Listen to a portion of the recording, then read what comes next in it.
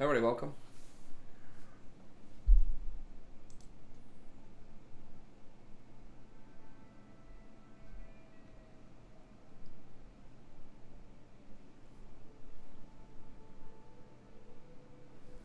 Sorry for the late start. It's the usual. Crazy sleep schedule. Daughter. I took my phone plug elsewhere. Sadie, watch out.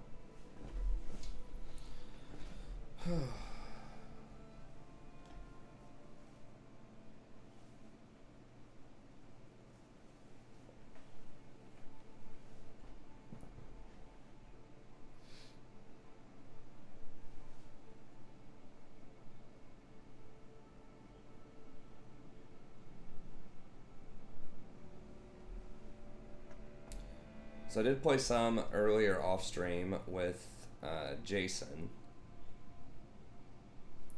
We won quite a few games. We ended up losing kind of near the end, but I'm really trying to help him make that push towards Diamond. There were a few games that were definitely winnable down the stretch there, but we had been running pretty hot. So for pretty much most of today, we won like, 5 in a row? That one would have been a win.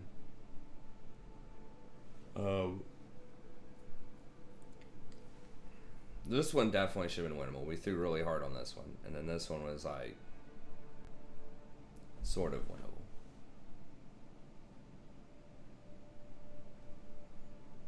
Man, Trinomir is really annoying to deal with, though.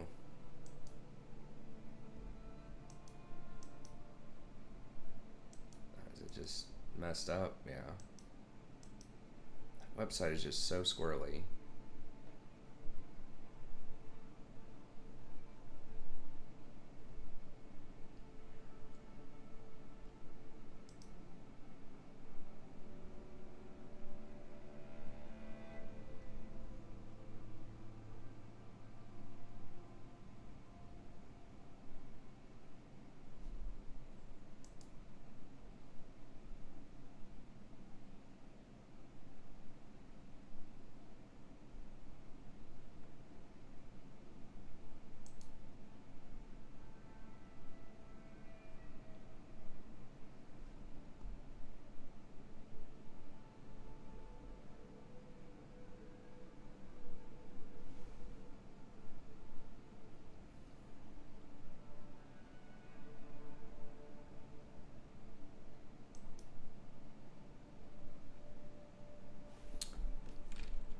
Let's see what's going on with the. I know the number one person in Europe is Jana right now. See if there's any sort of new builds or anything.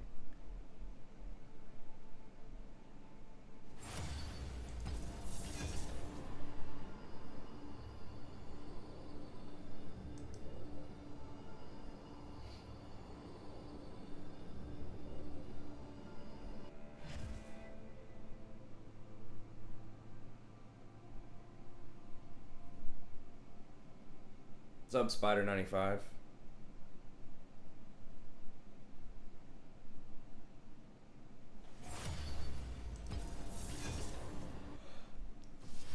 Nothing that new.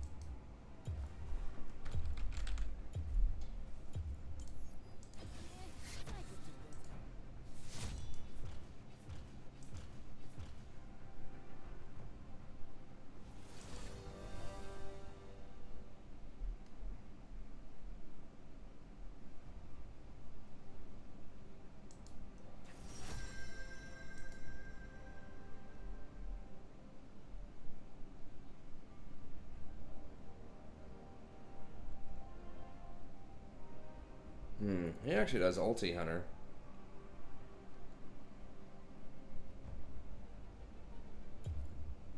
It is unusual.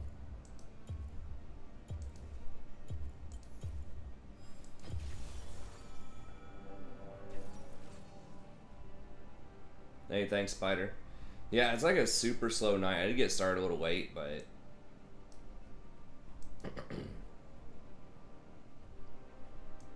it's like 6 minutes in and only two two viewers. Oh, hopefully it'll pick up a bit more.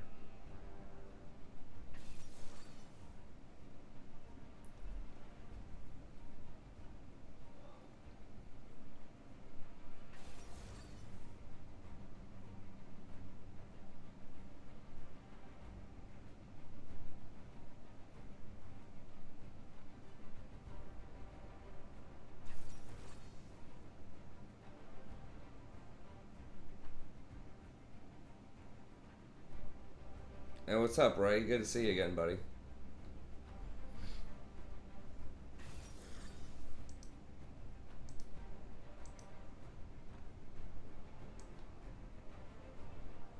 Good as always.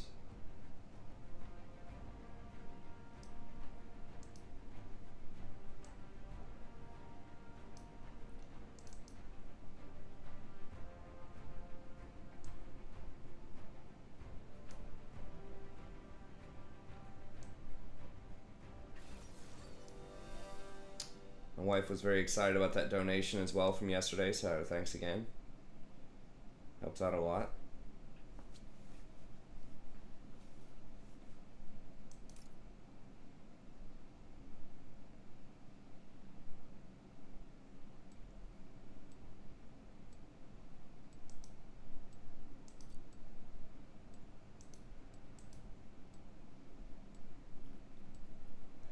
I guess we'll run it this way. Yeah, he likes the Dead Man Shirelias as well.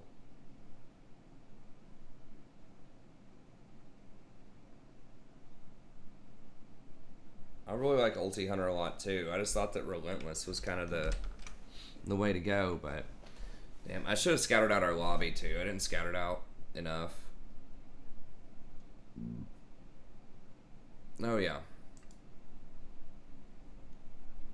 I mean, Bard's the only champ I've been winning on consistently.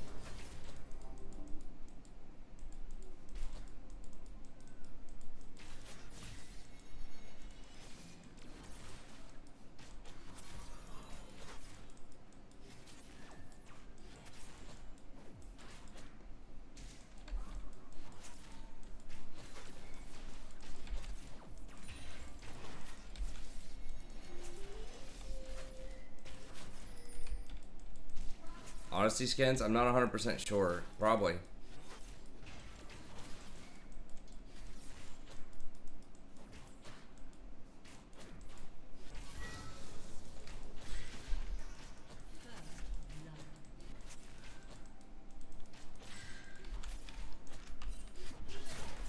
I didn't see where he was. I mean, he's most likely somewhere around there.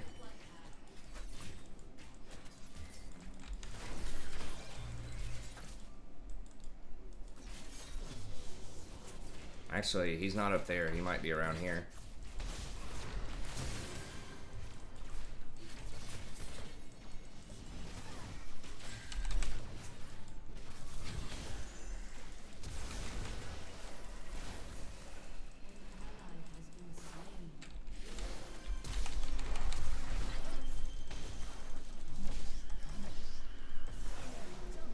How the fuck was I not able to click on that?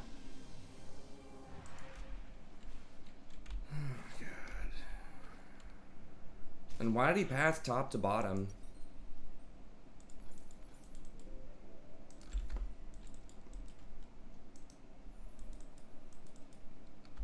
What's up, Pontiff?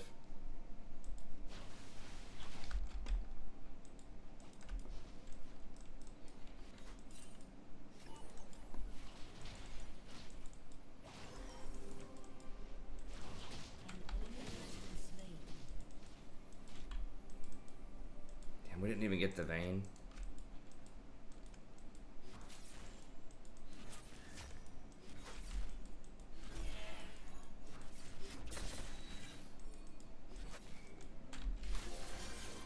Dude, just let it crash, man. That's too many. The fuck?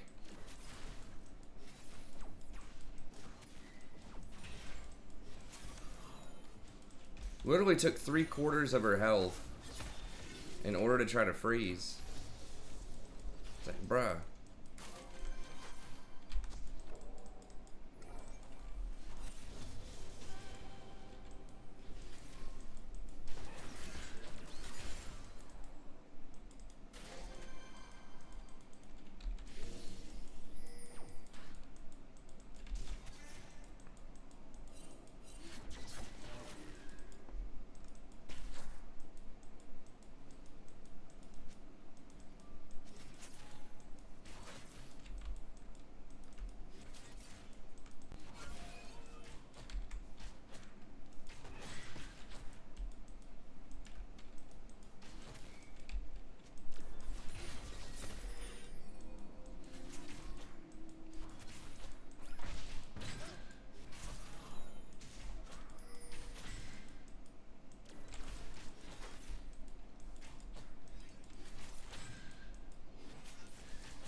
Graves was in their jungle. I didn't see where he went after that.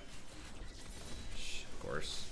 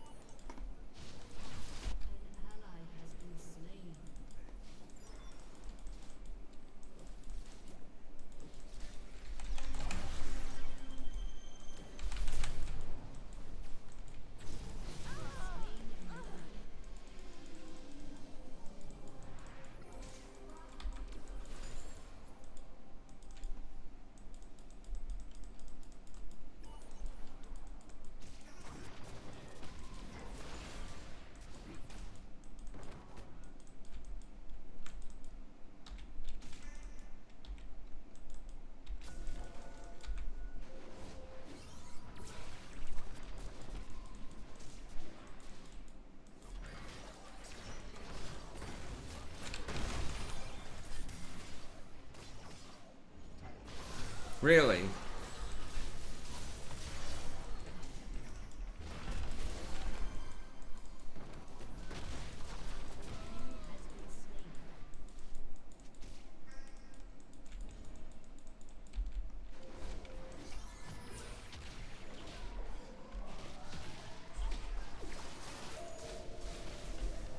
This Akali is massacring him bottom.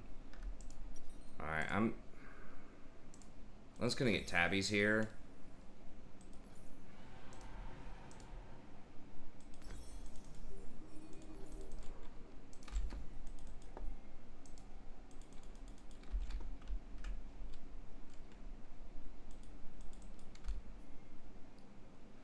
No, it's bad. The spooky ghost item's a trap.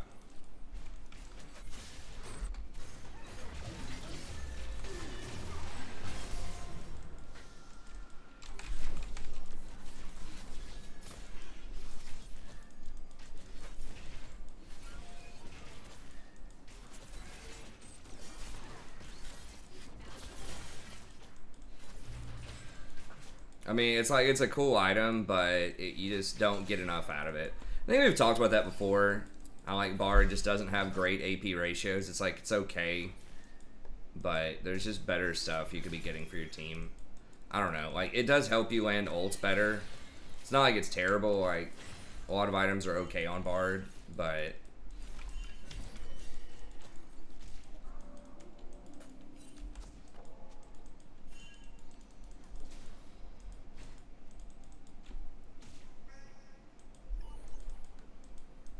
as with most supports, you want to get the stuff that's either good for your team or is going to give you some better, like, personal tankiness. I don't know.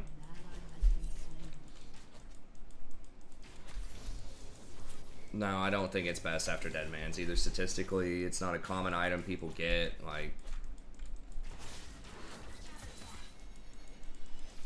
it's like, it's very situational. It's just to help you, like, land your ults, which, I mean, it's okay, but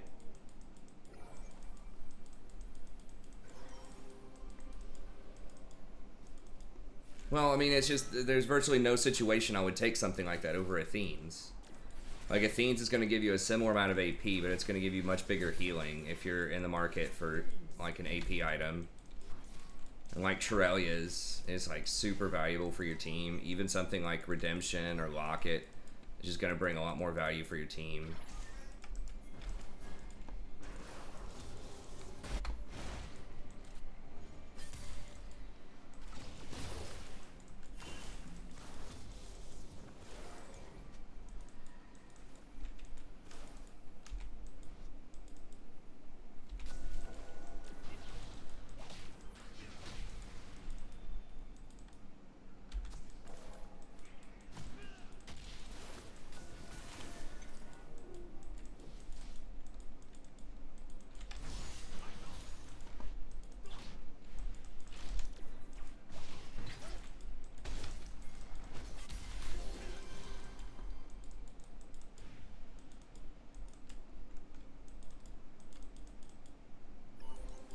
Yeah, I mean, like, you can't, but it's like, it's so expensive to pay for that. Like, it is nice, but it's like a minute and a half cooldown. You're alright. You should be pretty good to ward, you know?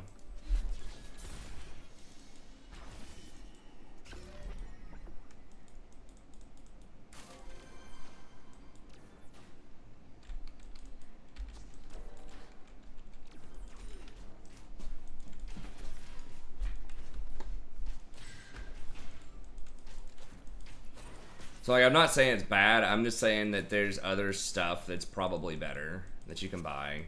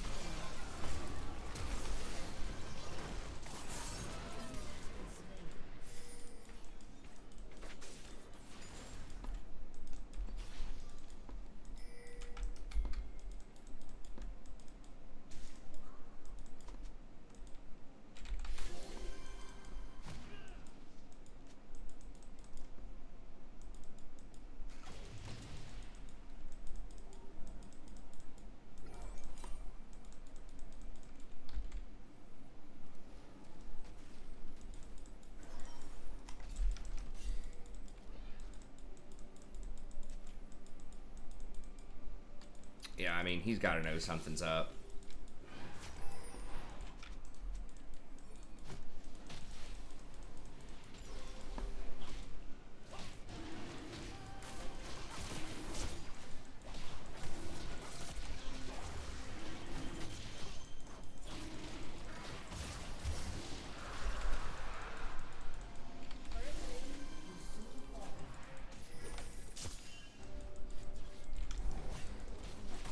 Oh, God.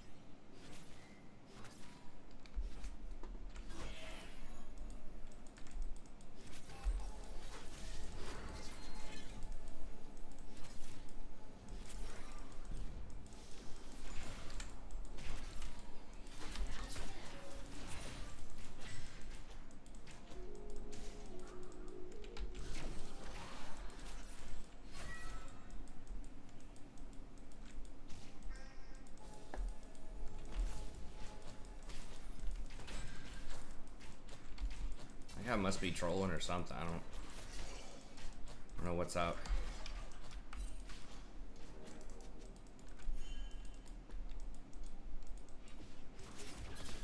Yeah, Shaco is annoying, but I'm okay with annoying as long as we win.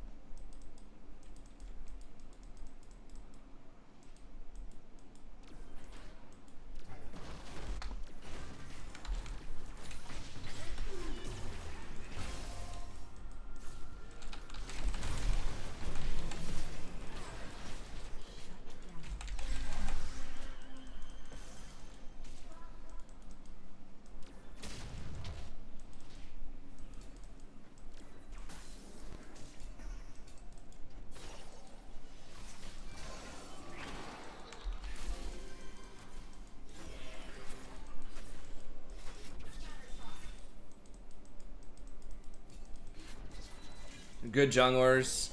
Nunu.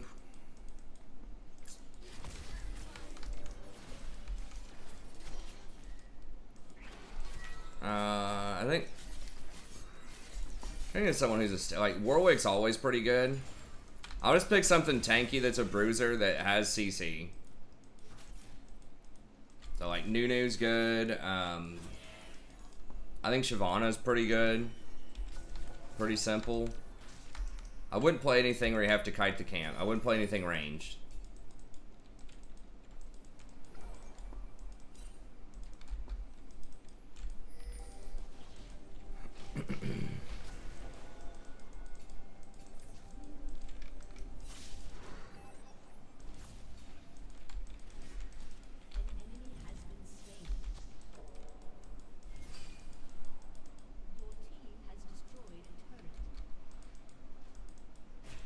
Warwick's pretty good. Olaf, you got to kind of know your all-ins.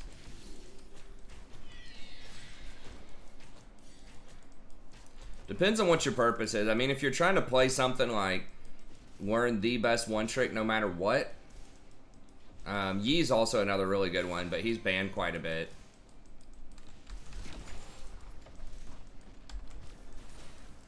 I mean, someone who's like always sort of in season, if you're really good on him, would be like Rengar.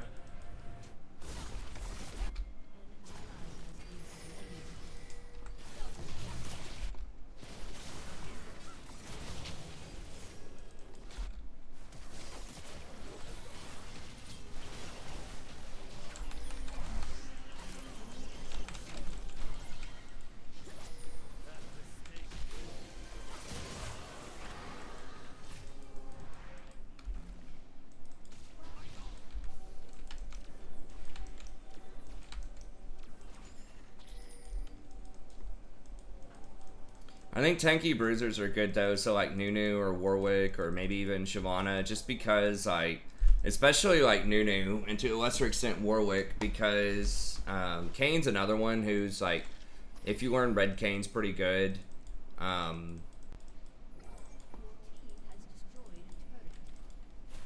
then even if you fall behind, like you can still do something useful, and there's just so many different ways like you can win with Nunu. Like he can really take over early through ganks.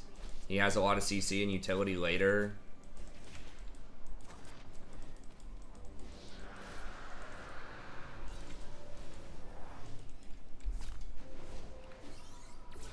Same is true of Shyvana. Like she doesn't have a lot of CC, but she can like hard carry. If you do get ahead, you can go AP or you can go on hit. So there are multiple options with her. I guess we'll just get a Shrelia's next.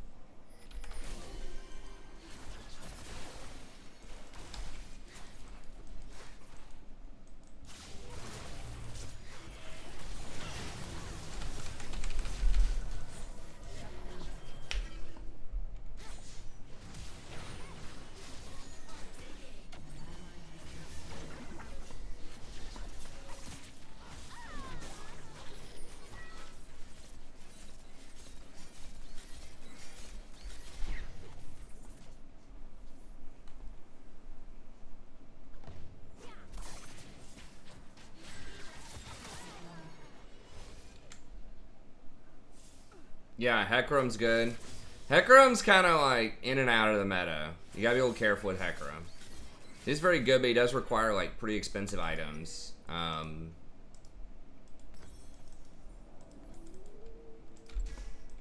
But yeah, he can definitely be solid.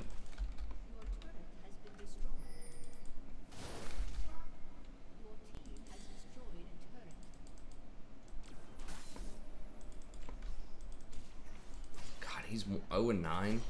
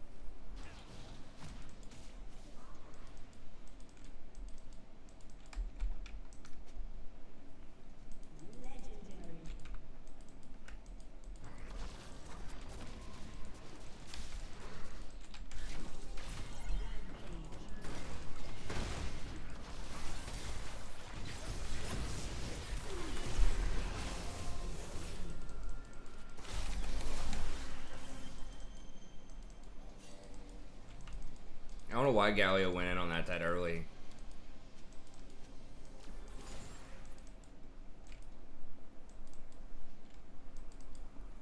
It's like we see all of them on wards.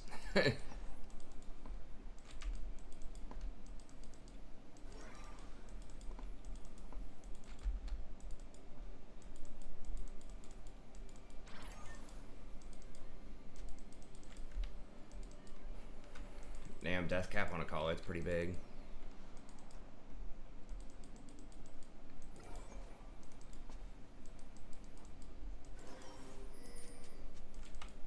A few of my chimes are about to go down soon.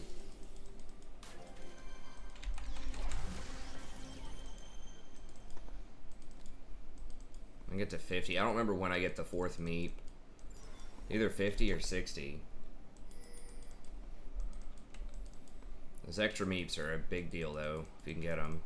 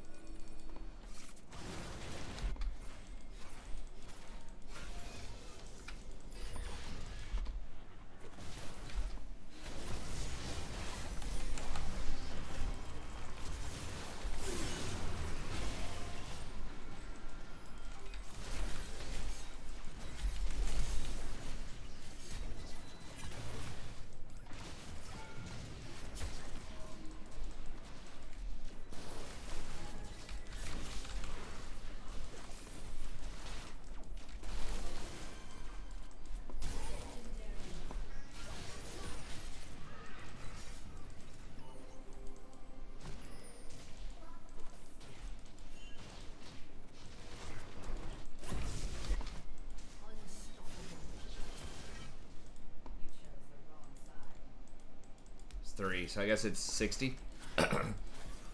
That was an int, right? I mean, Shaco has a really bad stat line. I don't know. It looks to me like he's trying, but its stat line is so bad on a champion that in theory could be so safe that I'm just not sure.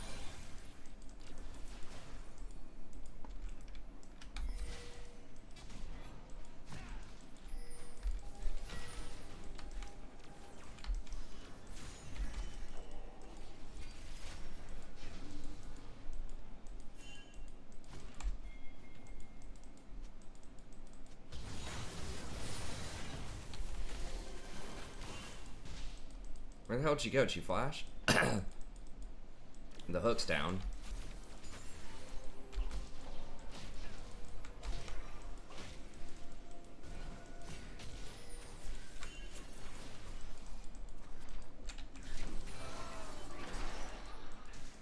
I mean, it looks to me like he's trying. He's not very good.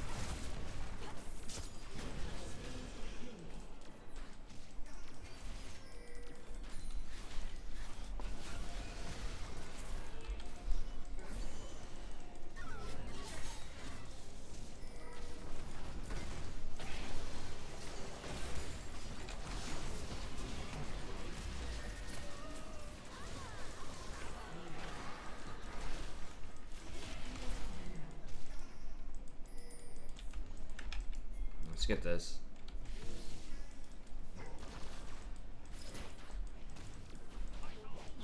We're just so close, and we already, like, we have a collie. I think we just finished this up here. Because, yeah, they have to go get a collie.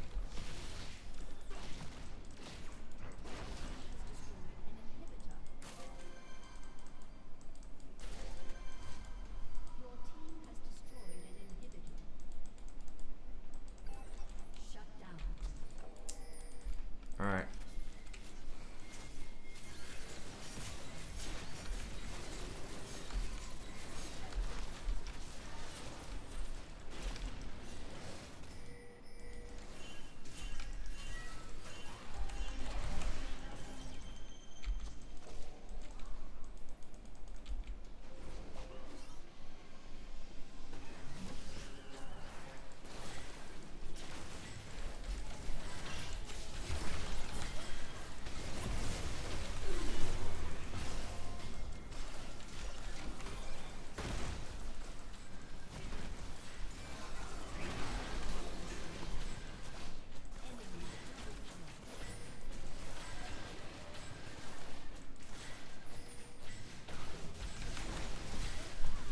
Seriously?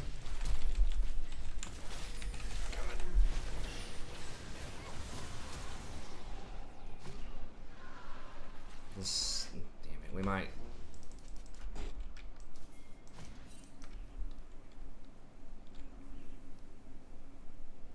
A pretty bad call from Ashe. I mean, we had to choose. I don't know. I guess if they didn't TP in immediately, we could have had it, but.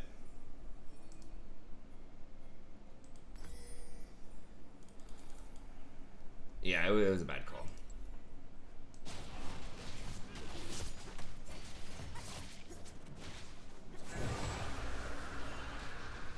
I think Lee had a smite at it. I mean, Graves came out of the pit to come kill me, so Lee just missed it, I guess. I don't know. But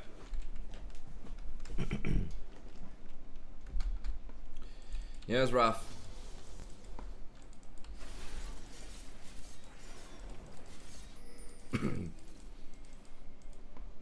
Okay, so 4 meeps is at 55, I guess.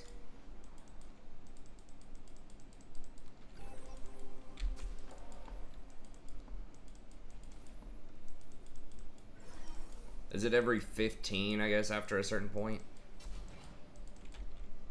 Get an extra meep at... I don't remember. You start with 1.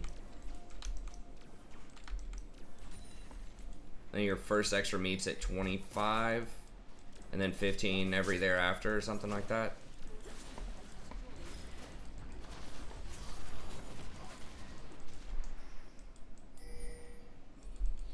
So 70 would be the next one.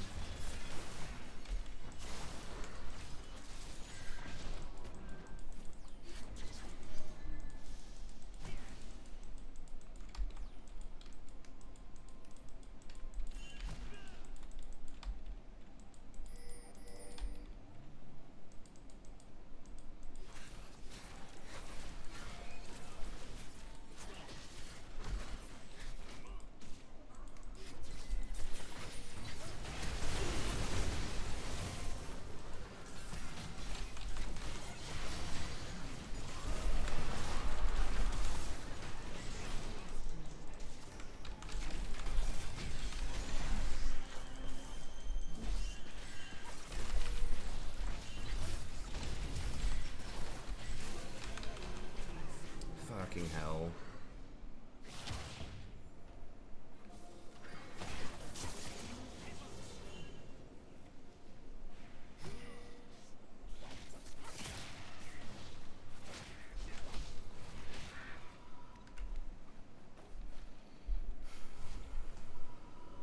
What's up, Enrique? Yeah, queuing the Baron would have been much better because then you could execute. Yes, that was a bad thing. Maybe he missed his queue or something.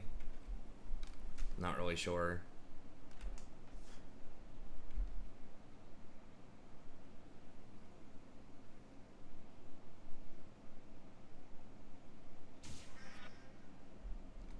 Huh.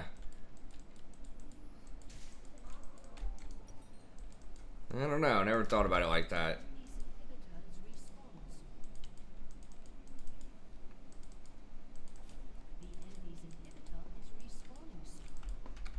If we lose off of that Baron throw, it's gonna be a sad day.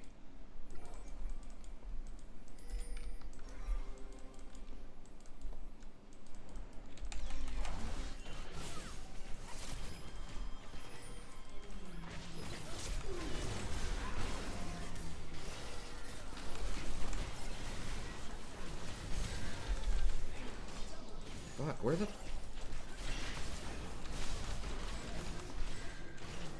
Okay, we gotta stop.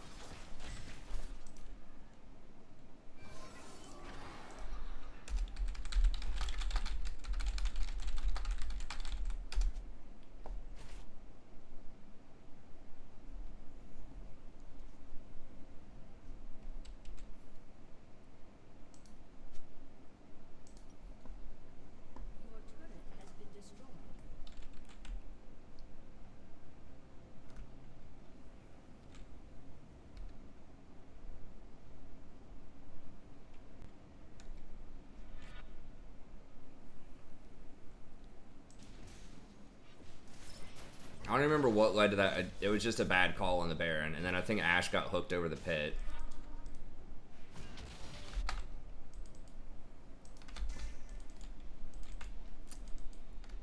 Now Vayne's got like 3 items. She's gonna be very difficult to kill.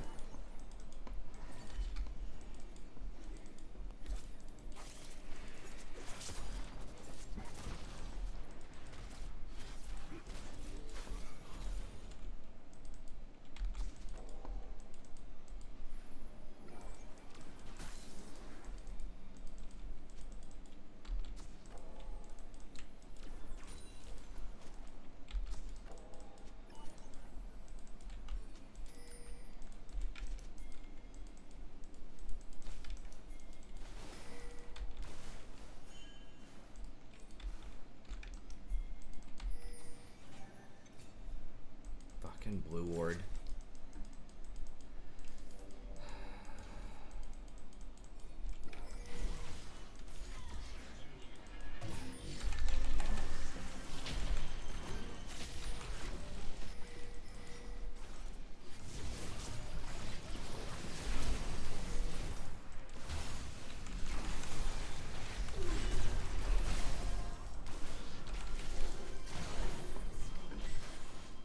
Why did no one fucking rotate on the Graves? He was alone. I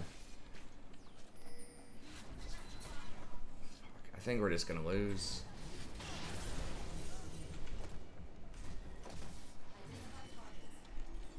That guy's really gonna win going 0-14 to start.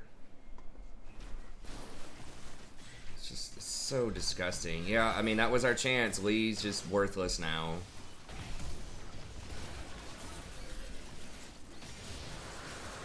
Okay.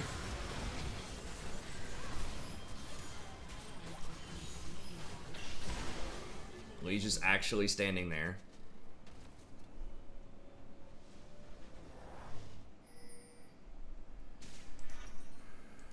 We just got outscaled.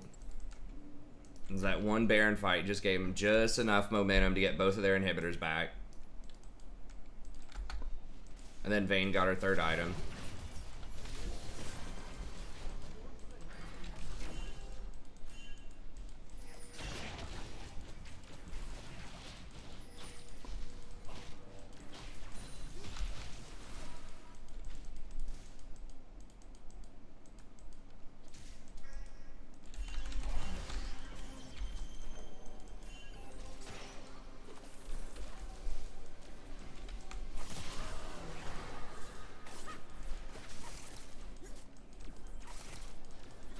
Okay, maybe.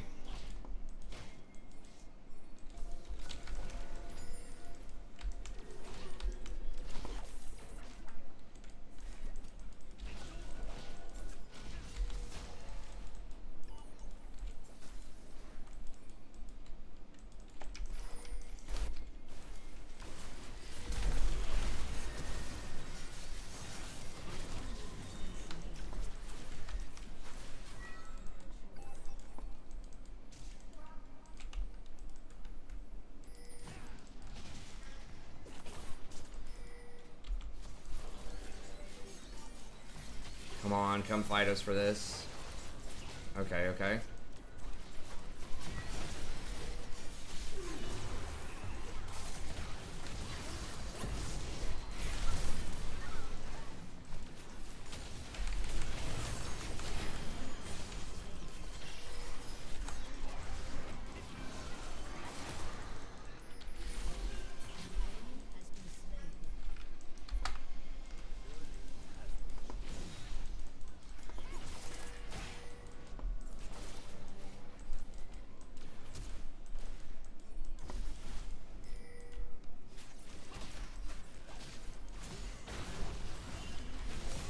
She does have TP.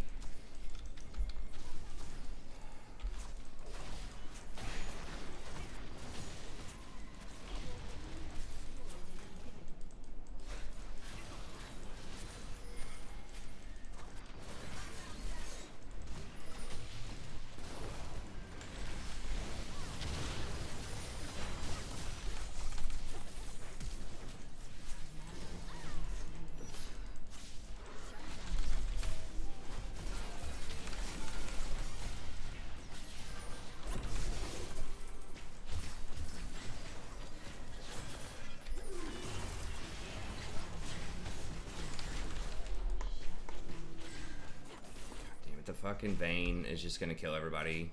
It's like impossible for me to hit. Well, it's not just even mentally imploding. They just statistically are a lot stronger at this point in the game. It's like kinda, but it's just like it's just Lee is so worthless at this point in the game, and then Vayne is just too strong.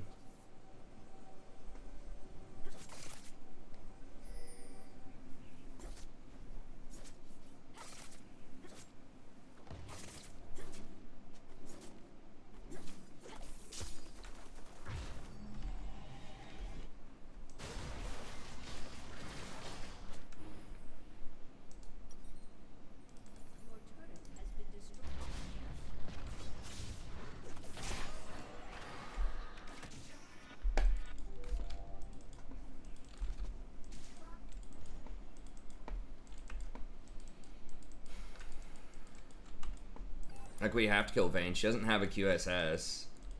So maybe we can get her.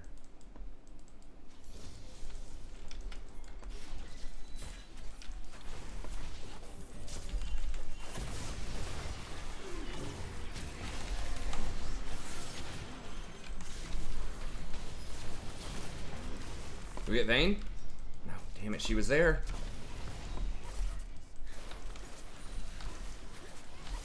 Alright, maybe if she can't push in.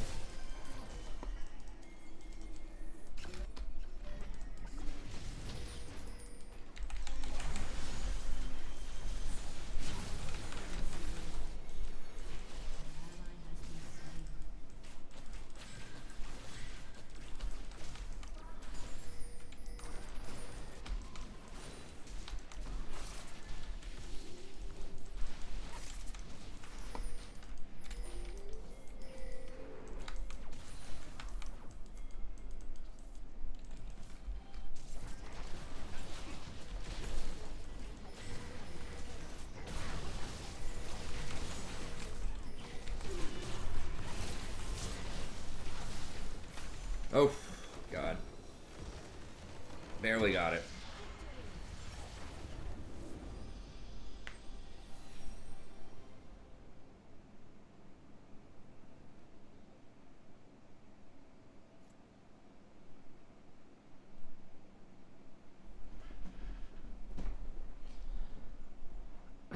I mean, Lee just is what he is. Like, he's a early game aggressive champion that's a high skill cap engager later, so it's like he's okay.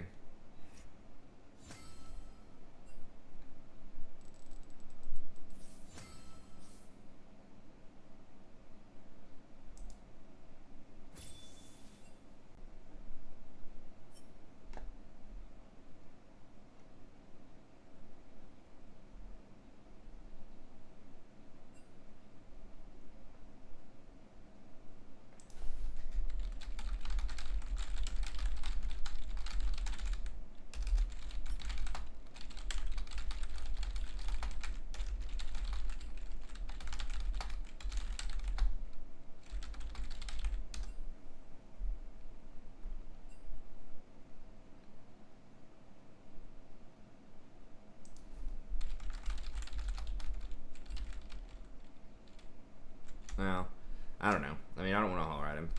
This is fine.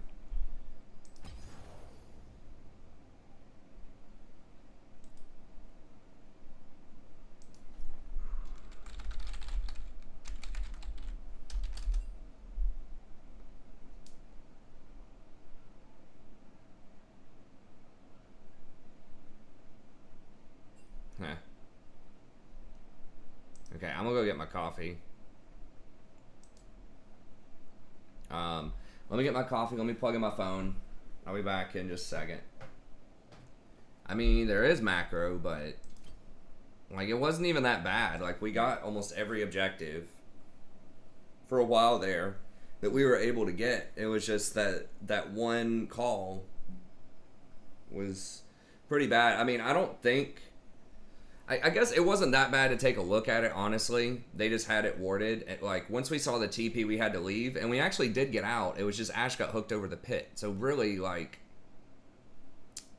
I don't think it was that bad.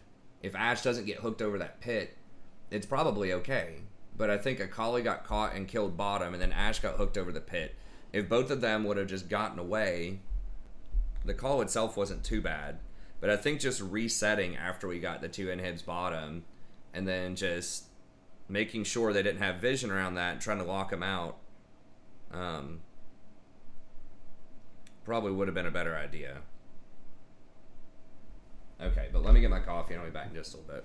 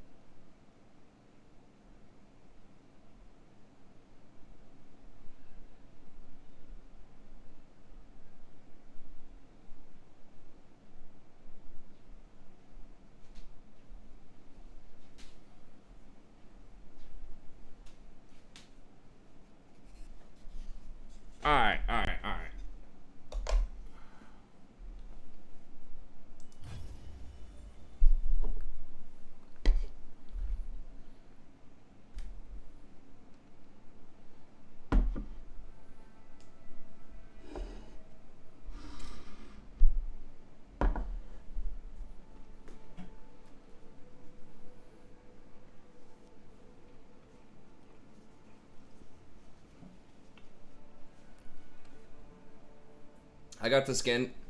I guess I got the Kindred and the Fizz skins from Donation Games. Someone donated for a Kindred jungle and a I know Dylan donated for a Fizz jungle.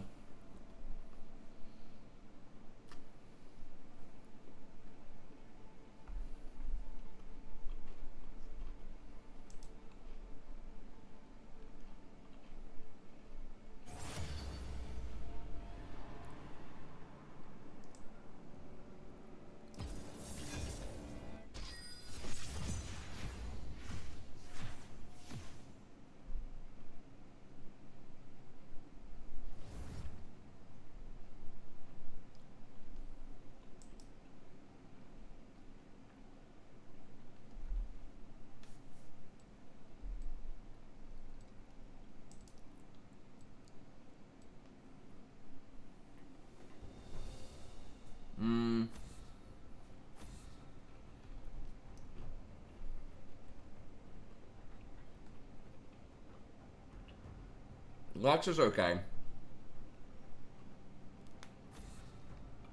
I don't think she's that great, personally. She's alright. He's pretty good with Jhin, and Jhin is strong and popular right now.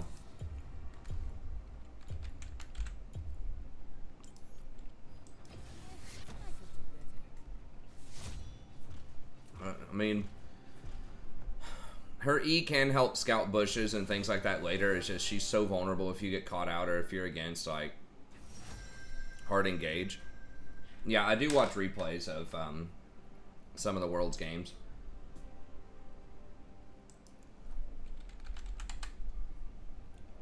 We might play something other than Bard on the main account. It's just Bard's one of the only things I've been winning with lately. Consistently. Nah, it's extremely rare for me to play off stream. I was playing some today off stream just because I'm trying to help Jason get to platinum. But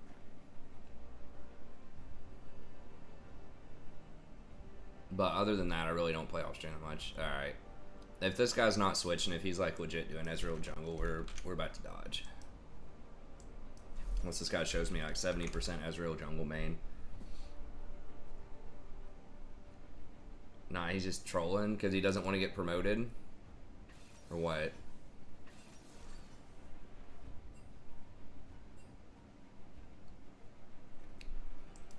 He's just trying to get some... Is it because Shaco got banned?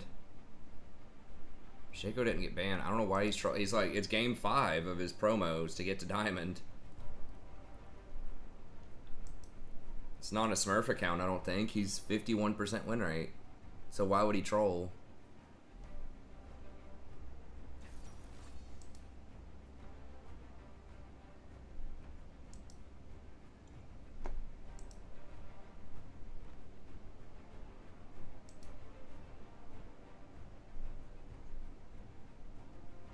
Oh, he is switching.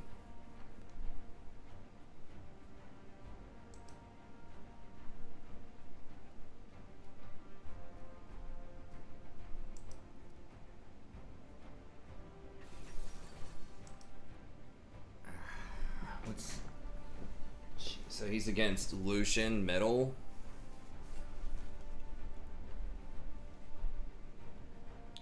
No.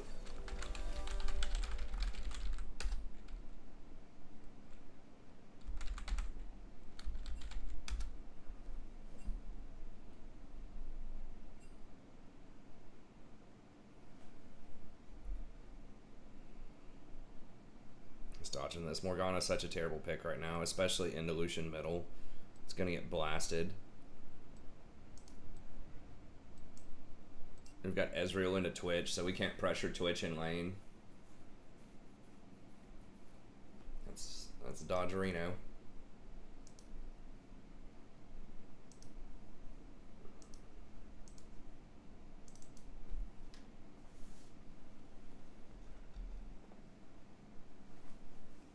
Absolute annihilation in that mid lane.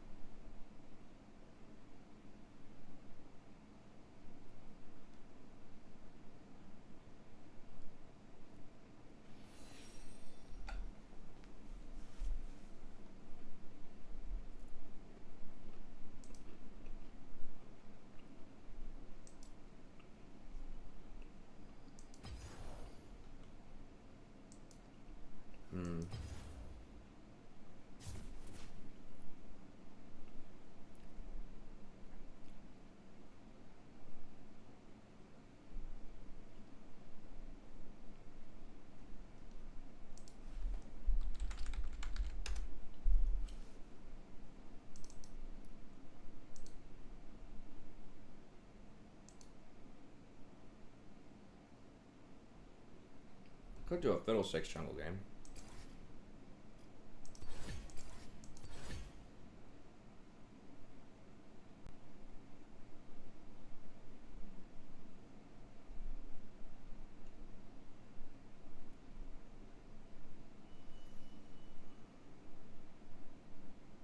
I don't know what else I would want to try to support. I mean, I could try out something like Lulu. Thresh is good.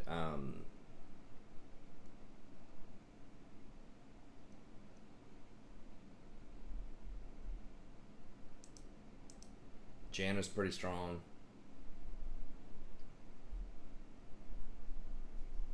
We'll do a jungle game.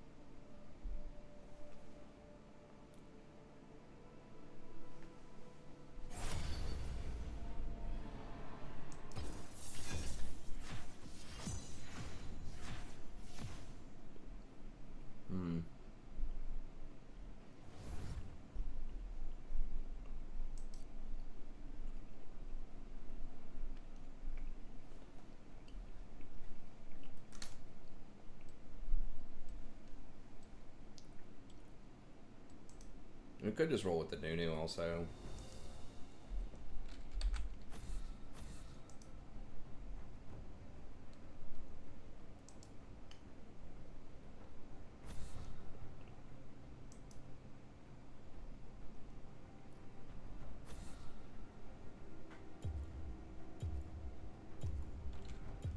Phase rush Nunu.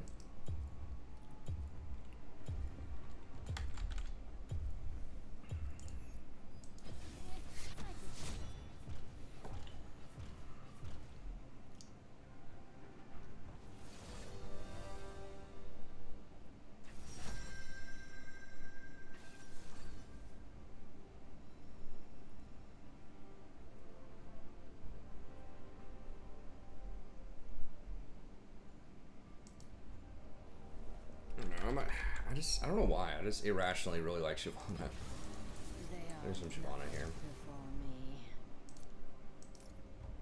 I guess I could have tried Rakan a little bit more.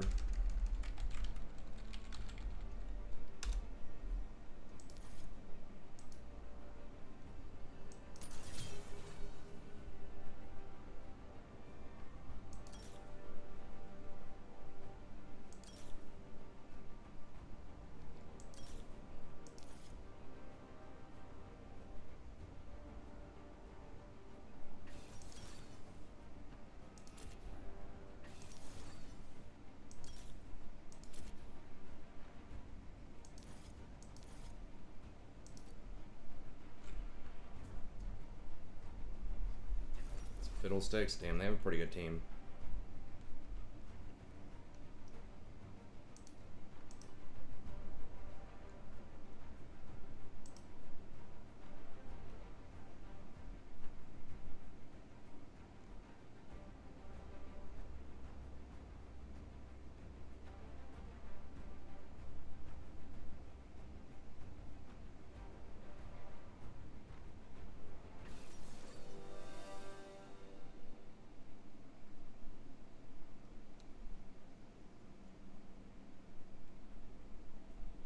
We also do like AP Shiv, but we don't really have any tanks. Well, I mean, I guess we have Renekton, but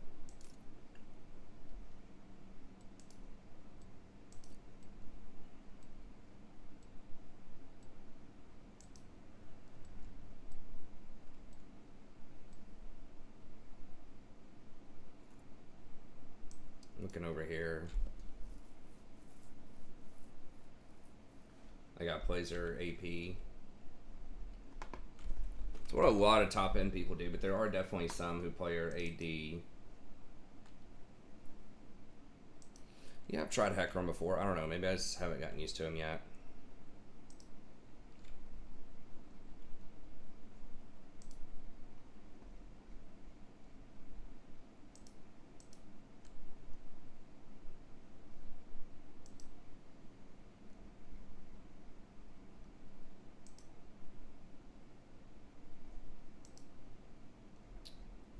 Which everybody's going AP on her right now.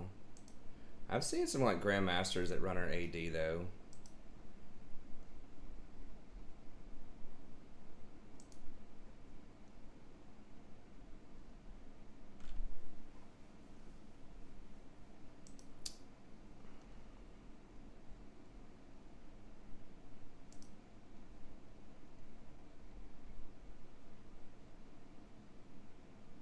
Here we go.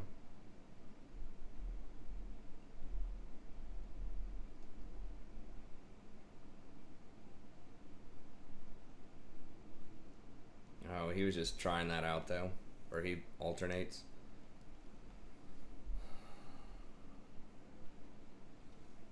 It actually has a higher win rate with the AD. It's 55%. It's like 3% higher than the AP version, at least off of first item.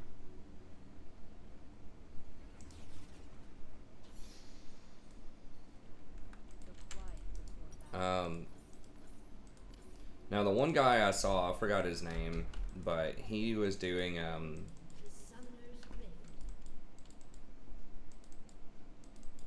I like Wit's End a lot. I know Trinity is something, if you're gonna split push, that can be okay. They have a really good spread of different kinds of damage.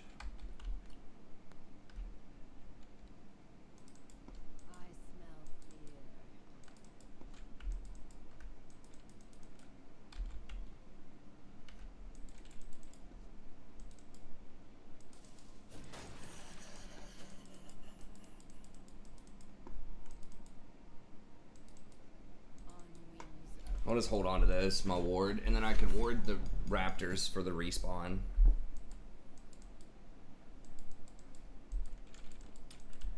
So I definitely want Mercs here. What else? Wit's End could be good. Trinity's good for like burst damage and then splitting. I like Death's Dance a lot. A lot of other people don't get Death's Dance though, but I think it's just a good like tanky hybrid item.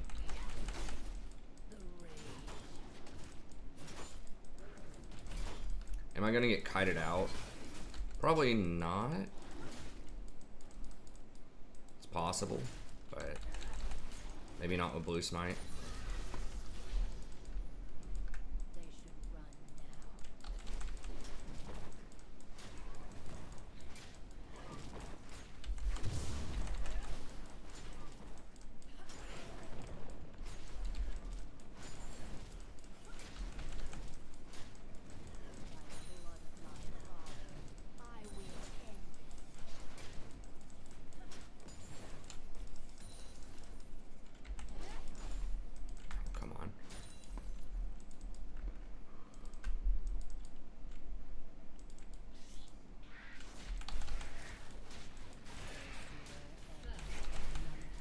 Okay, nice. I think Wit's End would be probably pretty good.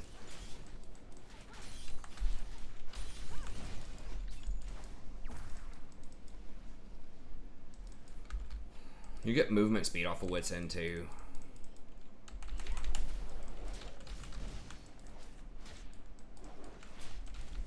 You can also get Spirit Visage, which is pretty decent.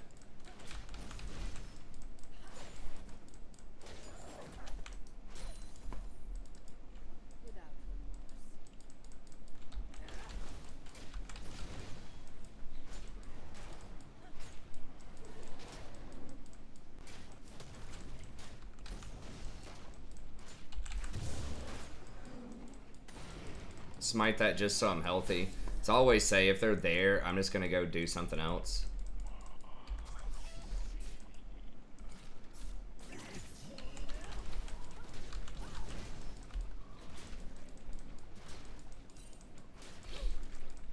Fiddle farms so fast.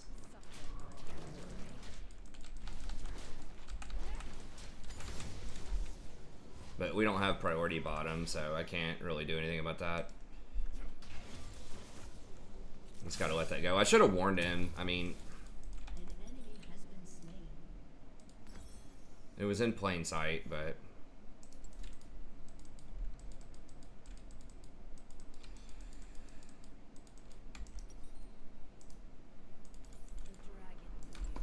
wow.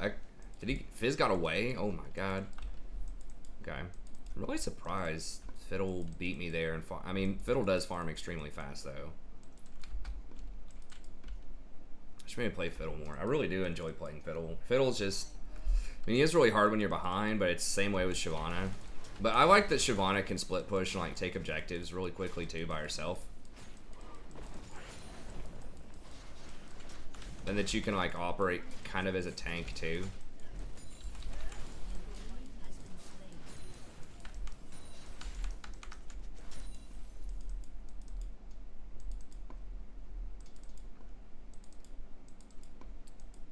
I don't know if he ended up getting both of the scuttles or not, but whatever. Scuttle, I mean, the scuttles are really good, but it's like they're a little overrated too. You know what I mean? This is gonna give me level 5.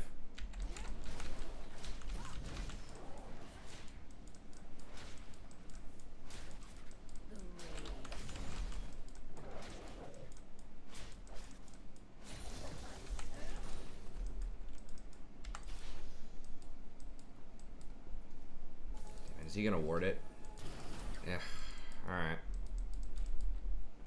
He's gonna ward. Where's he gonna ward? He's gonna ward right there.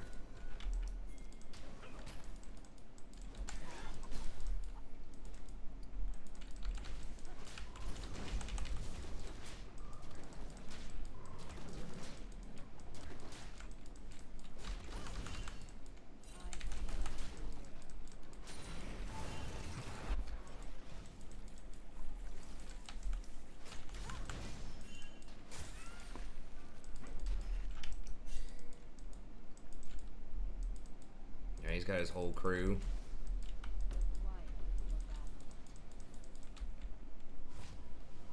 He's got his whole team warding for him.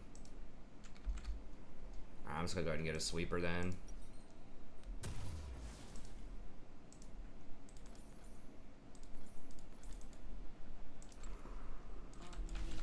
I'm not gonna try to force it. He's got a lot more power right now off his lanes, and he might get dragon. He's probably gonna get dragon right here, but I just can't do anything about it.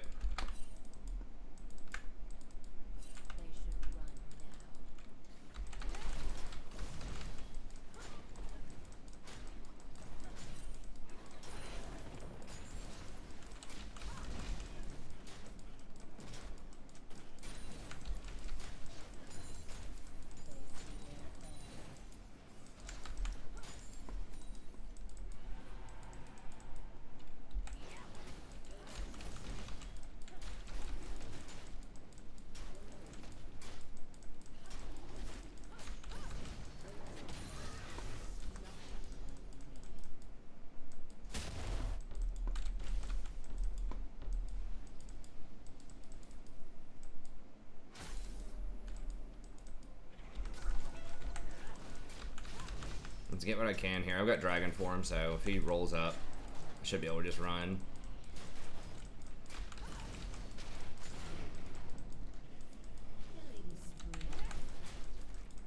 We got top side help if we need it. Sometimes you just gotta learn how to lay stuff down.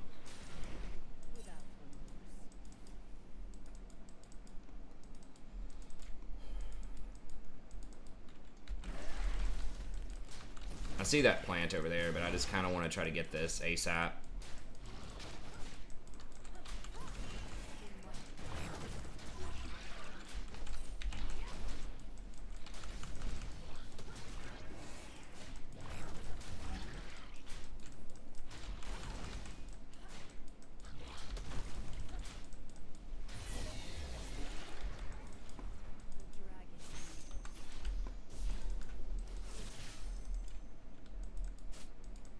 He may... Did he take my entire bot side? He may have. It's weird that he hasn't looked at his top yet.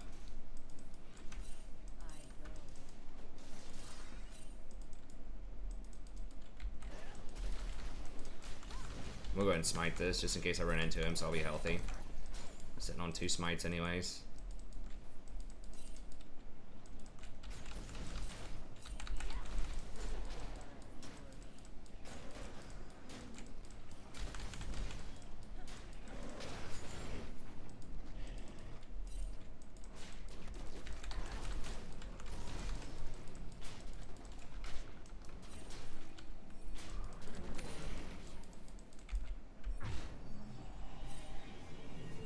Yeah, it's Ubera.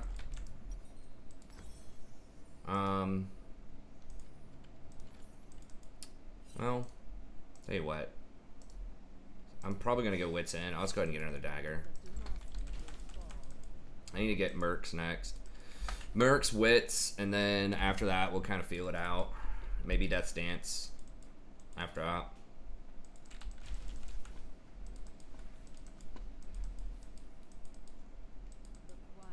See if we can kill top, possibly. Smells like Fiddlestick's gonna roll up there here in a second.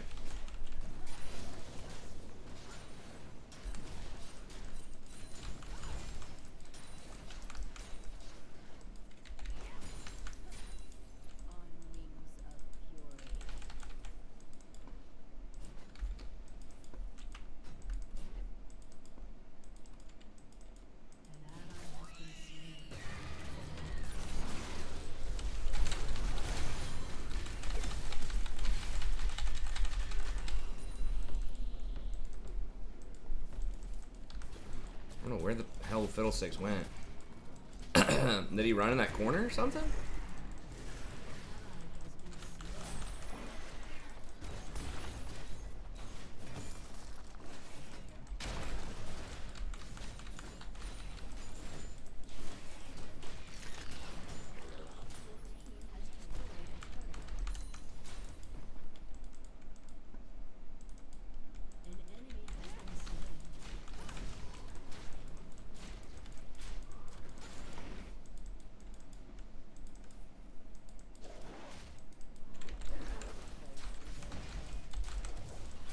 Could be a little dangerous if Echo's rotating on me. I don't think he is, though. It's possible, but...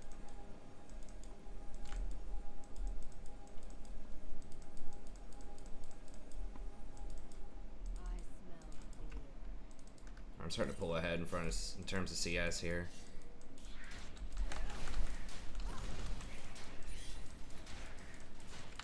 I'm still not sure how Fiddle got out of that. Maybe he just flashed away.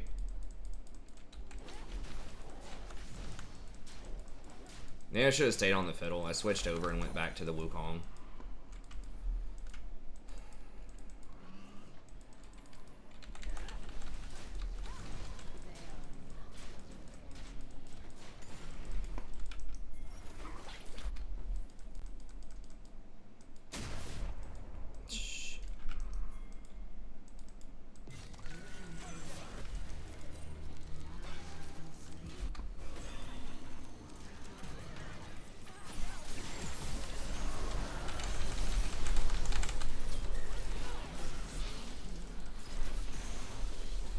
Kaisa, dude, cast spells, use your ult.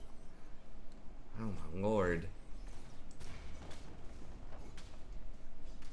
And that was brutal.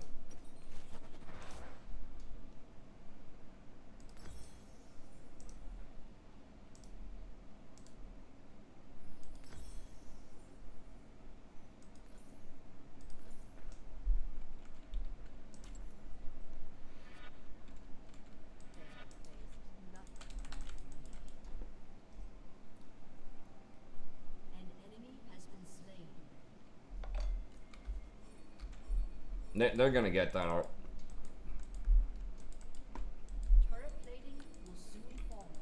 They should already have that, I think. But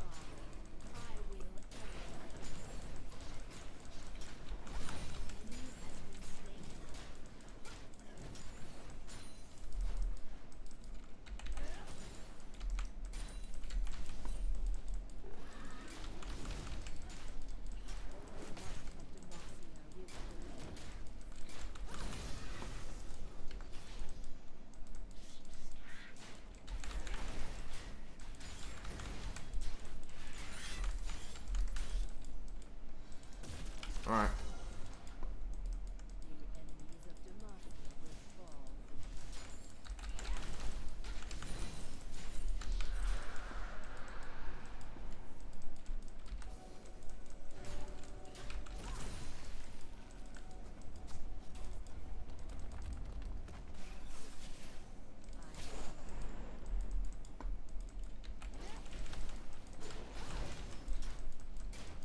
Well, when I went top, I was already kind of committed to it. I just thought they were just automatically, after they killed us bottom, they're going to do dragon, and it would have just been a waste of time to go down there. So then they could have invaded my jungle also.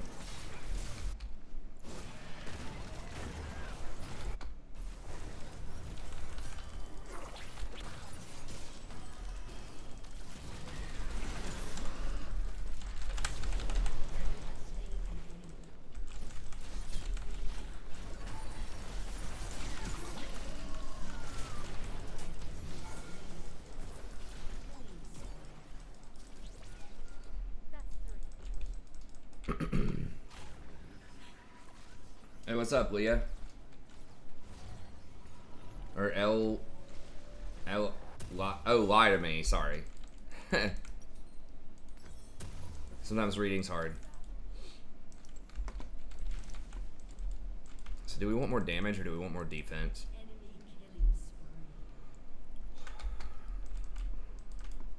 Probably just both. Just Death's Dance, I think.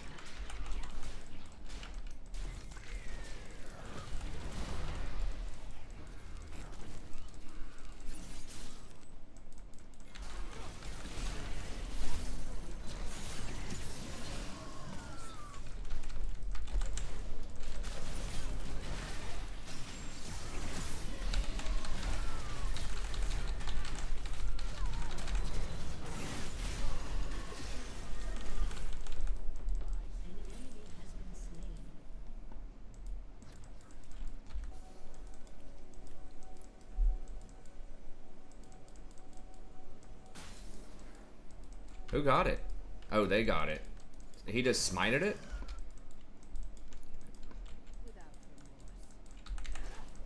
No, I'm not sure how he got smoked. Renekton had his ult? Question mark?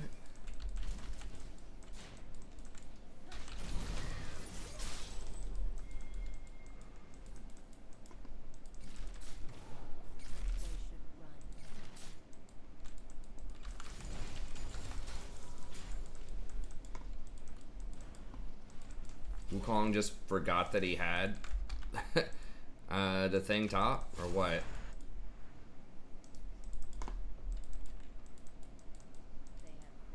Does he really have all of this farmed? Ugh, gross.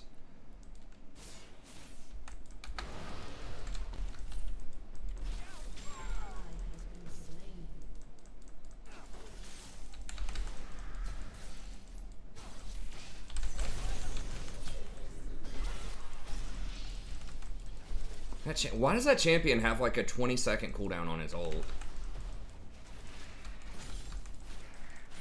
It's so frustrating. Alright.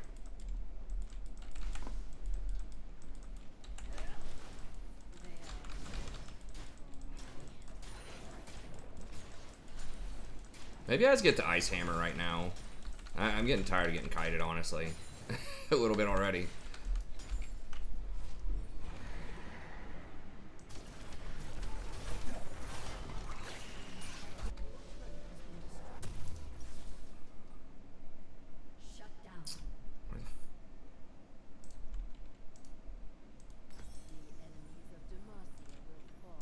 Should have gotten a control word, but my hotkeys are all messed up.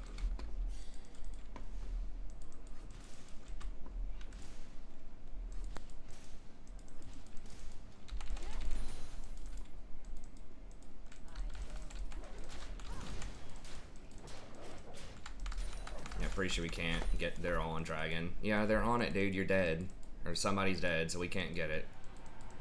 You have deaths, you lose dragon.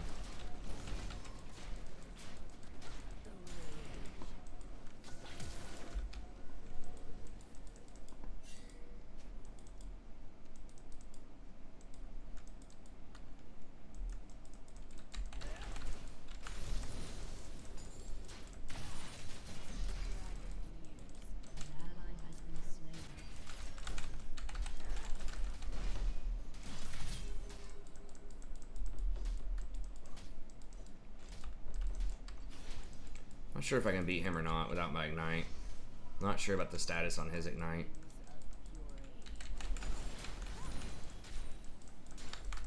Because I'm indexed mostly towards Magic Resist right now.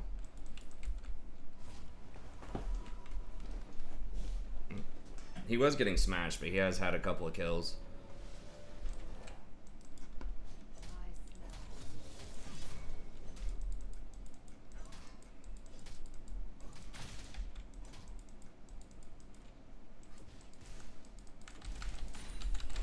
If I had Death Stance, I'm almost positive I could crush him, but...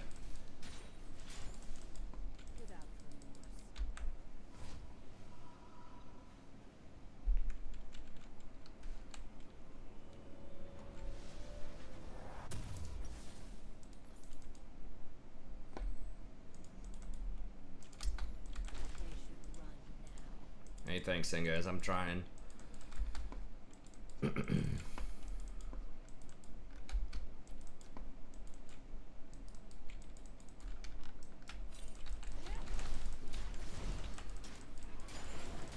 Okay, so we just saw a Fiddle bottom. We might be able to get Baron here in a second.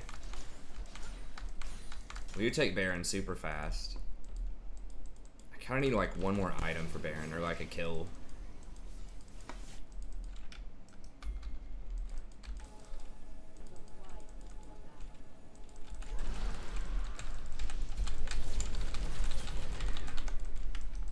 Shit, really?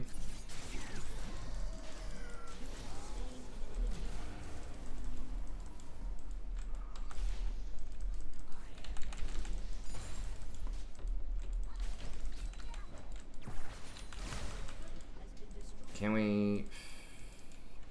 We don't have our DPS.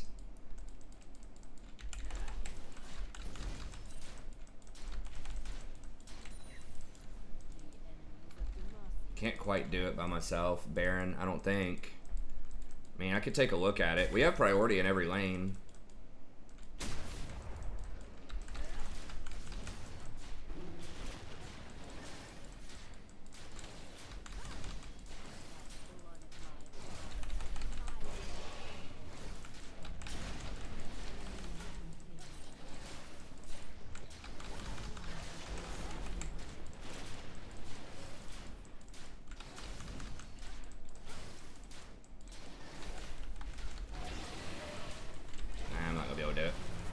I need one more person.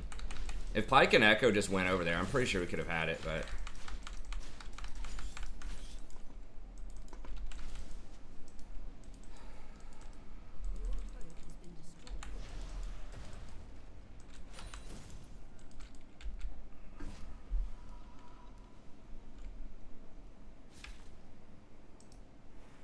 Or if I had like Death Stance, maybe. But I went for this item, so I wouldn't get kited as hard by the Echo, especially.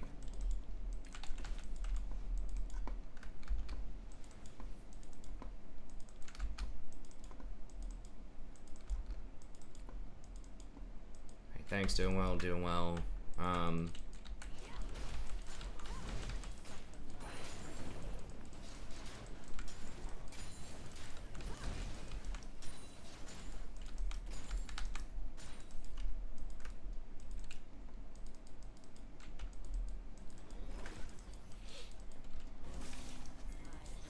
I'm up almost 100 CS on the Fiddle.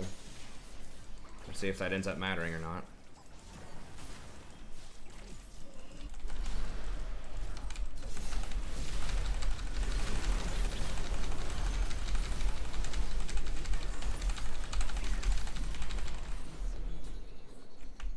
Dude, how is everyone dead?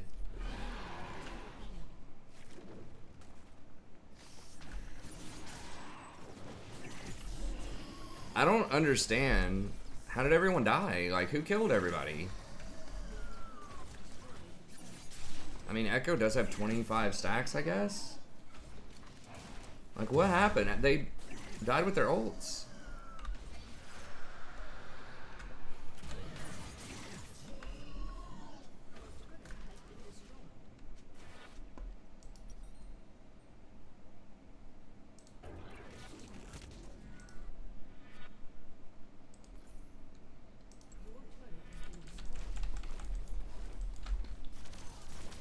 I do think you should respawn with 100 rage. It does really suck that you start with 0 all over again, especially if you're trying to defend your base.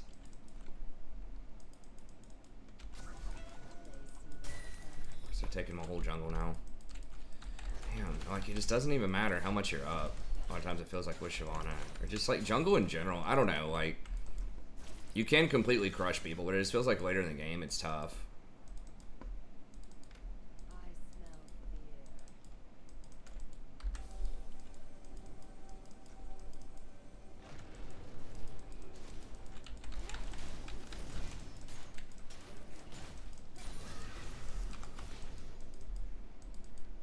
Like I'm actually up 7 ECS. In 2 levels, but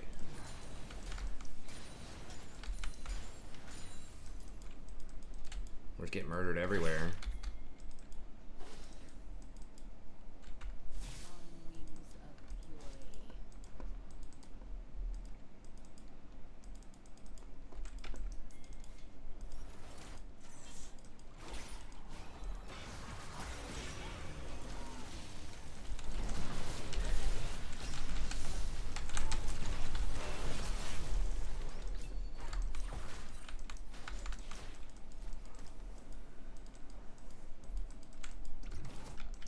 We just like I think we gotta try this, man.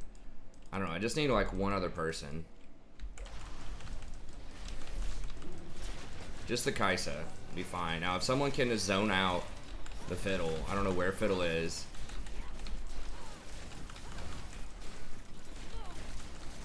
If he's not here on time.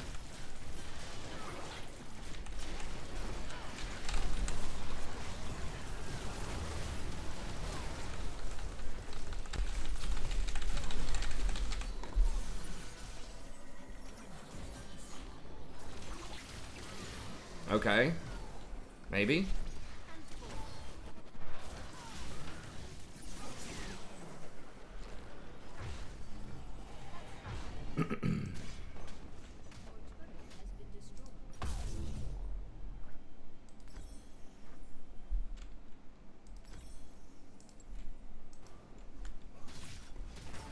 Alright, maybe. Maybe there's hope.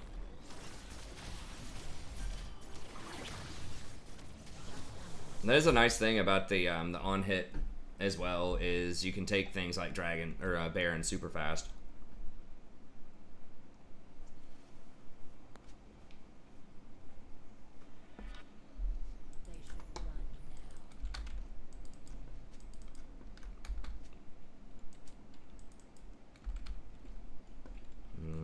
Probably taking my golems.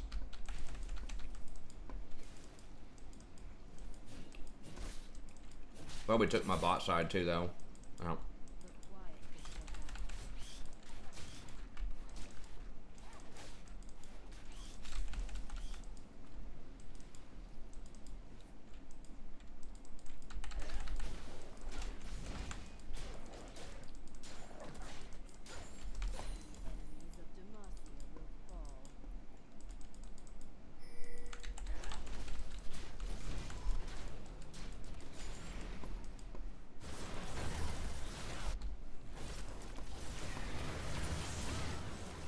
Can I even go into that?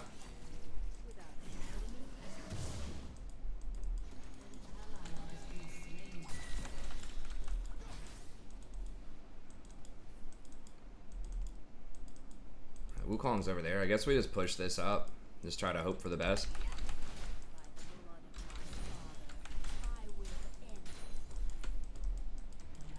Dragon is up soon. They're probably going to come down for Dragon, but maybe they try to push middle instead or something. Oh god, that's for soul too.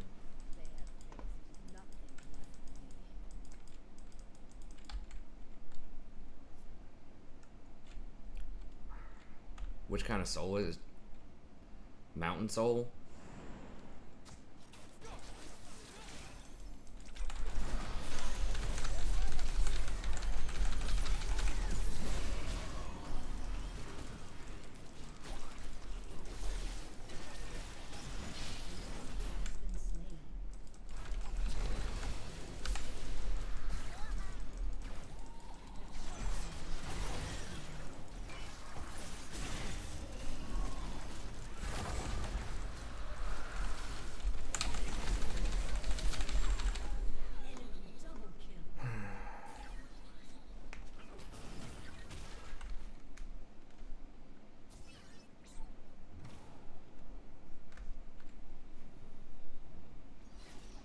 I don't think the meta really needs to get fixed. I mean, if you look statistically, I think League is...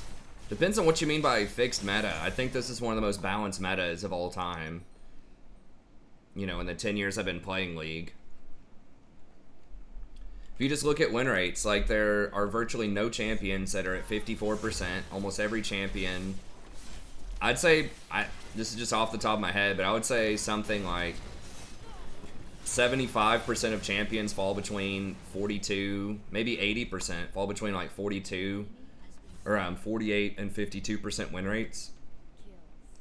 There are very few that aren't extremely off meta that are like substantially low or like substantially OP in the meta. So first of all, I don't think the meta needs to like that the game's that imbalanced right now as far as champions go. I mean, the main thing that causes imbalance is autofills and one tricks. And they're trying to work on that. There's only so much they can do without telling you who's on the enemy team. I mean, that's the ultimate way to fix it, but they're not going to do that. So that if you have an autofill top laner, you can ban out the enemy top laner and give your autofill a chance. Like, that's the only thing that I think that makes games feel lopsided. Like, there are some champs that do definitely feel stronger than others. Like Samira, obviously, is a little on the strong side. I think a lot of people would say, but by and large, I think it's fine. But I think it will add. No, I'm not watching Worlds. I mean, Worlds isn't even on right now, is it? I thought it comes on at 4. I just watched the replays of it. I don't really care too much for watching it live. Don't have to wait about commercials. Don't have to wait about the downtime. And I like to speed it up to like 2x so that I can watch more games faster. I watch it on YouTube at twice speed.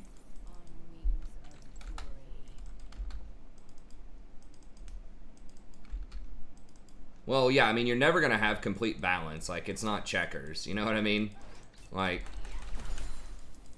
certain champs, I mean, out of 160 champs, certain champs are just going to do certain things better than others.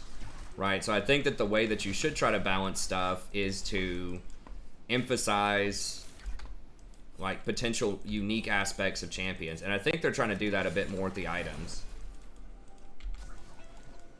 They're trying to add in a few more, like, win conditions. But yes, I think it will increase diversity and itemization.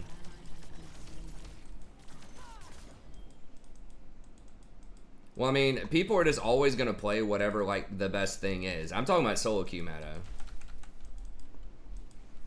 Pro meta, there's not enough data to matter in terms of statistical stuff. Like certain champions, like, having a 0% win rate or something that are played, like, twice at Worlds. It's such a narrow amount of games.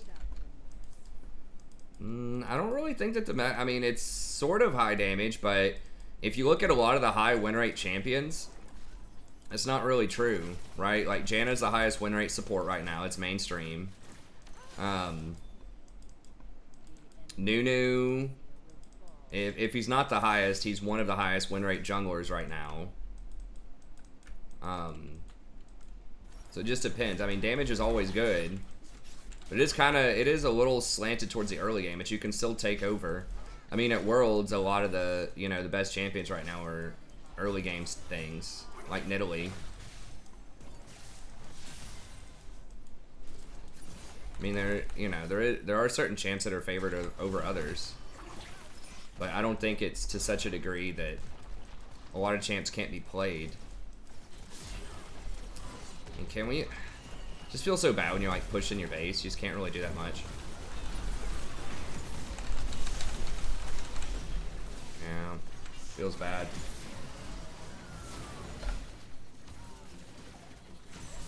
Well, I mean, I don't know what you mean. Like, what do you want me to say about Pro? Like, there's an extremely low amount sample size of things right now. And I mean, Pro is always that way. There's always, like, a smaller pool of champions in Pro that are viable. Because they're going to play, like, the absolute best most of the time. It depends. It depends on which champions, Curdy.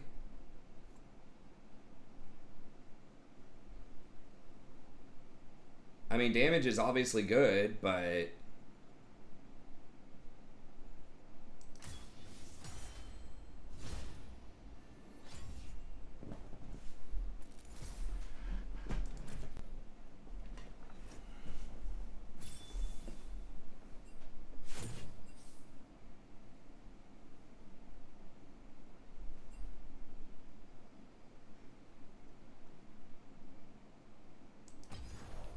um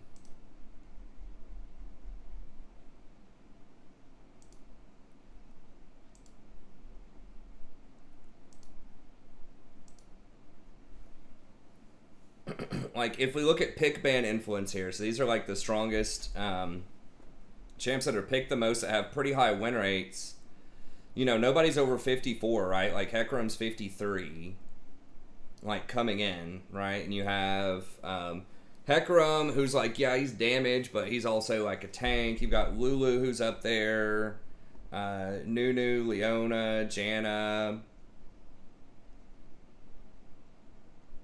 Shin's really good right now. So I mean, yeah, damage is obviously good, and some stuff is bad. Like I don't like peeler tanks that much. Like I don't necessarily like Tarek and Tom Kench and stuff like that. But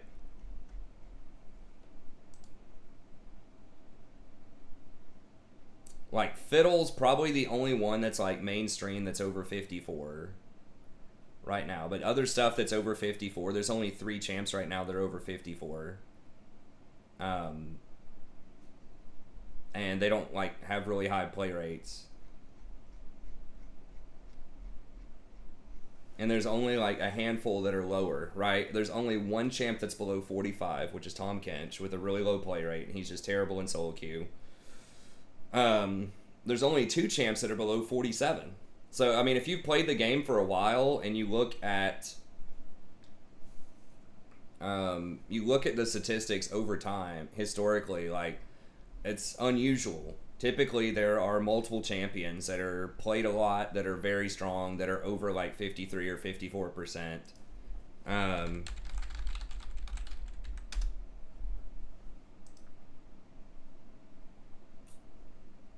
mean, we can see what's going on here.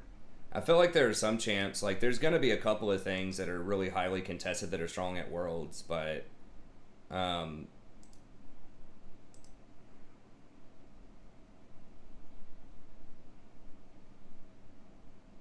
like Lucian strong, that's only 7 games though.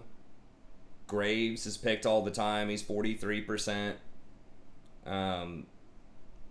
Where's the highest pick rates? So like the highest played stuff doesn't even have that high of a win rate. So the stuff that everyone feels like, oh, it's OP because everyone's playing it, right? Like Graves is 43%, Senna's 48, you know, Syndra is 36, Ashe is 40, Oriana's 44. You know, Renekton's 33. So I don't think there's that many things that are out of line. Like there are some things that are really good. I mean, Bard's 73%. So there are definitely things that are good, but I feel like there aren't that many champs that are picked a ton that also have a really high win rate. I mean, as close as it's going to get is Volibear at 61, and Nidalee's like at 60. So there's a couple that are sort of outliers there. Like the Nidalee, Ornn's pretty high up there as far as presence goes. But as far as like things that are over 80%, that also like 80% presence mean pick ban, and then also have a positive win rate. There's not that much that are actually picked a lot. Like it's okay, and you look at like how many champs have been played, even in this bracket. How is it? 1, 2, 3, 4, 5, 6, 7, 8, 9, 10, 11, 12, 13, 14, 15, 16, 17, 18, 19, 20, 21, 22, 23, 24, 5, 6, 7, 8, 9, 30, 1, 2, 3, 4, 5, 6, 7, 8, 9, 40, 1, 2, 3, 4, 5, 6, 7, 8, 9, 50,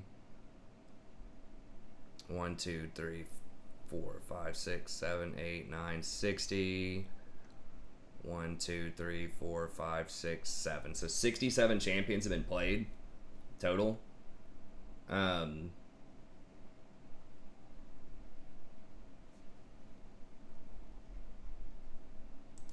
So like I don't know, that's approaching like half of the champions being played, even at like the highest level.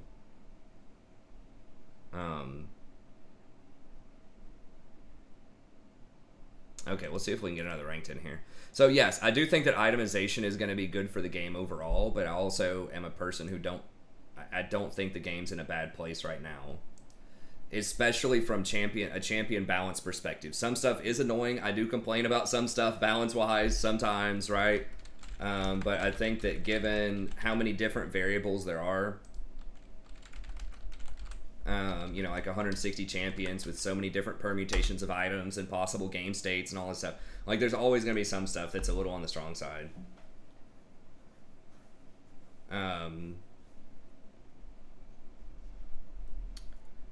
But I think so. I think the game's fine overall. I mean, I think the biggest problems, like I said, as far as stuff contributing to imbalanced games, are like matchmaking related. And I think it's going to be extremely difficult to fix that because the community doesn't want to do what it needs to do to fix it. Oh, I signed back in as that. So, you know, like I've been saying, the biggest problem is autofill, or like people not on their main role. Sometimes people call it like autofill is a technical term for getting like your third role. It's not getting one of your main roles. So if you pick top and mid for, like, let's say you're a mid main and you pick mid and top and you get top, that's not autofilled. That's getting your off role as far as Riot is classifying that term. Most people just use that interchangeably, off role and autofill.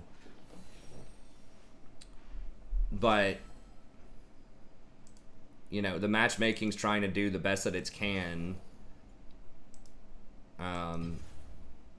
In terms of giving people games at a reasonable amount of time. A lot of people are not going to be patient enough to want to wait like 15 minutes in queue to get a perfectly matched game. Some people might, for sure.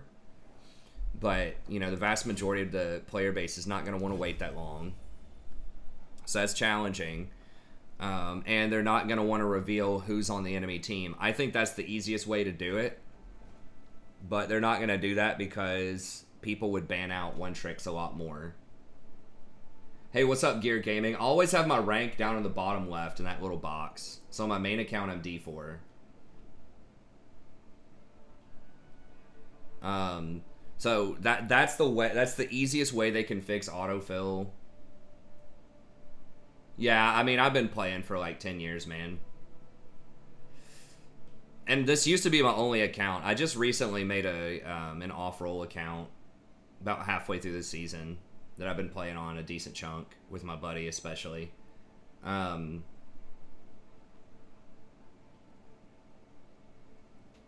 they're not gonna do a premium account. But yeah, like you just reveal who's on the other side. That's it, and then your team can choose to ban them. So if you have someone that's off-roll top and they say, "Hey, can y'all help me out? I'm off-roll top," and then we could just look and see who is their top laner. Let's ban them out, and that would help, right? Then you could say, like, if you have this guy who is playing Darius, but he only has 10 games on Darius, and he's matched up against a guy that has 1,000 games on Riven, you could at least take the Riven off the table so that it would be a more fair matchup. Because that's what leads to the biggest disparities right now, is when you get someone that is off-rolled against someone who is on their main role, particularly if they're playing a one-trick champion that they have, which is extremely common as you go up in rank. Like, once you get into like high platinum and diamond, a lot of people have a lot of games on just a handful of champions. But you know, they're not going to do that because they don't want people to get their one tricks banned. But it, like, one tricking is like bad for the balance of the game. Like, it's good for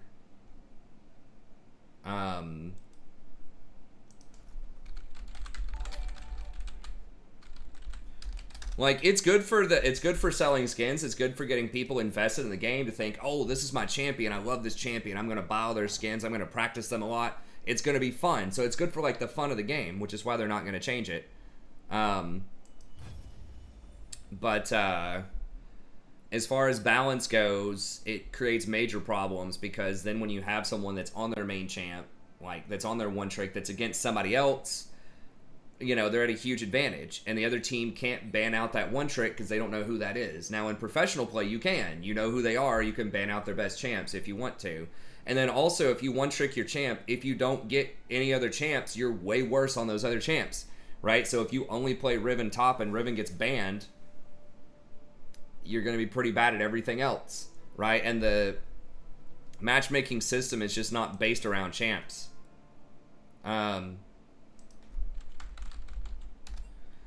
The matchmaking system's just not based around specific champions. It's based around roles. So, you know, that's the major issue. That's what it, and if you could just ban out what's on the other side, it would force people to have to diversify a little bit. So they'd be like better, well-rounded players overall. And you could help somebody out who's auto-filled on your team by banning out that role.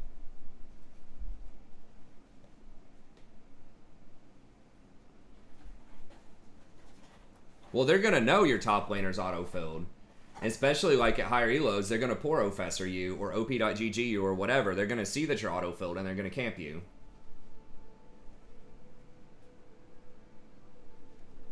Well, it's not, because everyone else would have to do that, Singez, right? Like, it would be fair for everybody else. Like, everybody would, like, you know, in theory, be less experienced on their champs. Now, it's not saying that just because you one-trick a champ that you would get banned every game. Maybe you don't. Maybe the enemy team decides they want to ban...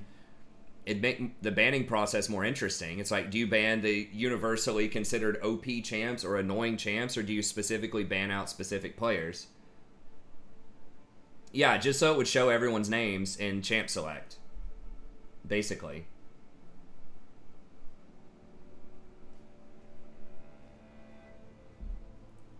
I mean, you could use barcodes, but you could just copy it. Like right now, even if there's someone barcoded on your team, you can just copy paste it. Or I could just type in my name into Professor and it tells you all the people. So you don't have to like be able to type out their name. Like the barcoding doesn't do anything with the way the client is right now. Hey, what's up, Kevin? Sorry, I can't read that.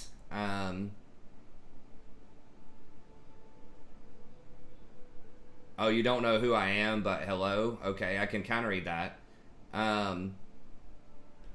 Support is difficult because you have to be something with the team.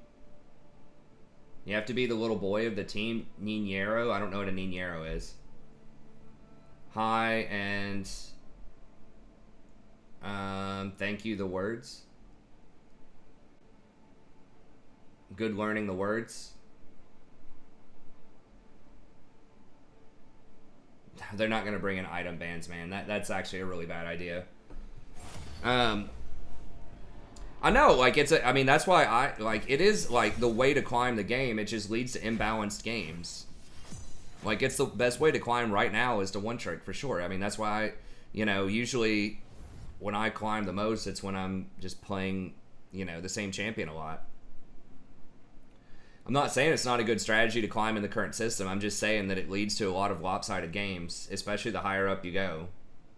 Oh, a babysitter. You have to babysit your team. Sort of, yeah. I mean... Usually a lot of the top-end supports are, like, you're starting the fights for your team and you can roam around. So it's like you're the sort of safety of your team. Pornhub teach me that? Why would it? Someone just told me that.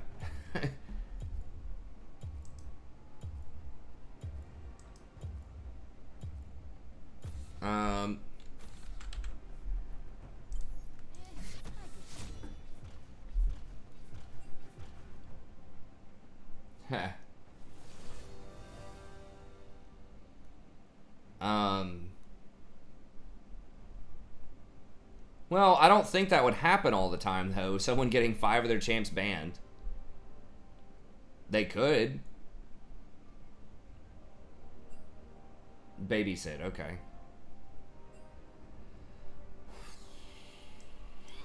Dodging is also becoming a huge problem. I've been an advocate for dodging to help you climb for a long time.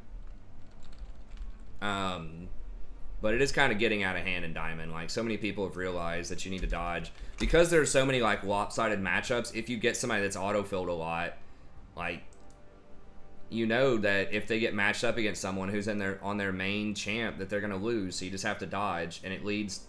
I mean, it de facto leads, once you get into Diamond, you're going to basically have a 15 or 20 minute queue anyways.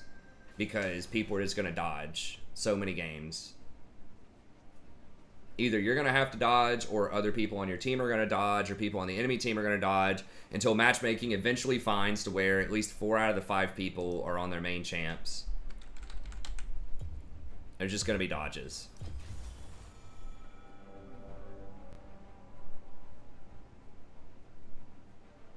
Well, it is like tournament, yeah.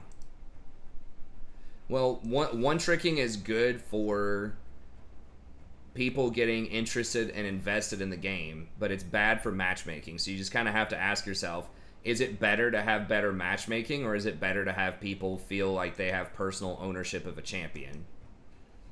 If you're like thinking about it from Riot's perspective, and they've decided that they just want the ownership. And just let people complain about matchmaking, pretty much. Let them buy the skins and then complain about matchmaking is kind of how it is.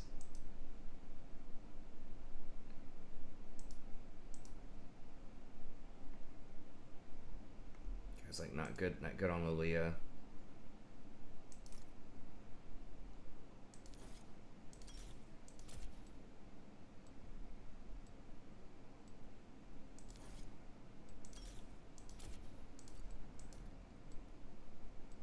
Feel great about this, but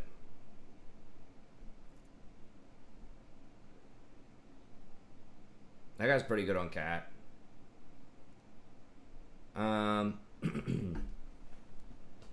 Yeah, I do have a wording guide. I can link it for you later. Sorry, let me catch up on everything else.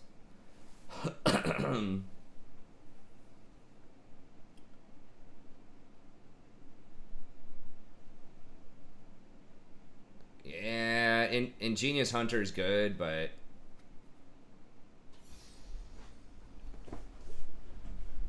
I do like Ingenious Hunter a lot. Ingenious Hunter plus Zombie Ward, but unfortunately it's difficult to go for that. They were going to make it a 60% cooldown on item actives, which would be really nice, but they scrapped that a few patches ago. When that first came out, when Zombie Ward used to be much stronger.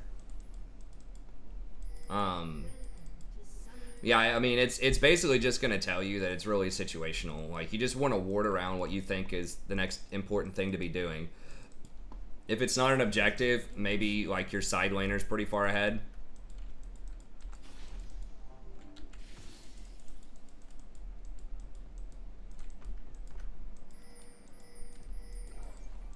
If your side laner's really far ahead, you know, giving them vision to help them split can be better.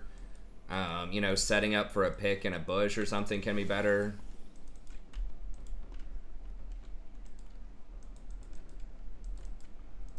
Minions have spawned.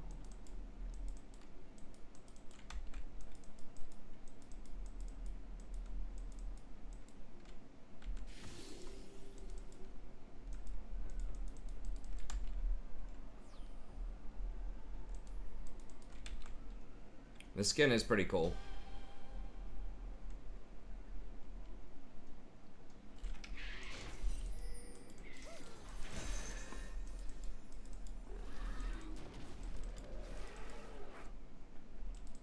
Damn, I didn't get that last chime.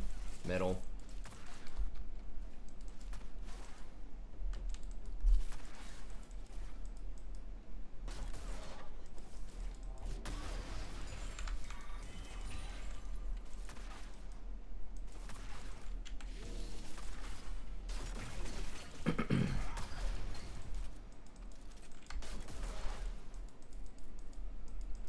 I guess I could have set up a little bit more for Lilia. Could have given away, because she has kind of a dangerous clear on her first clear.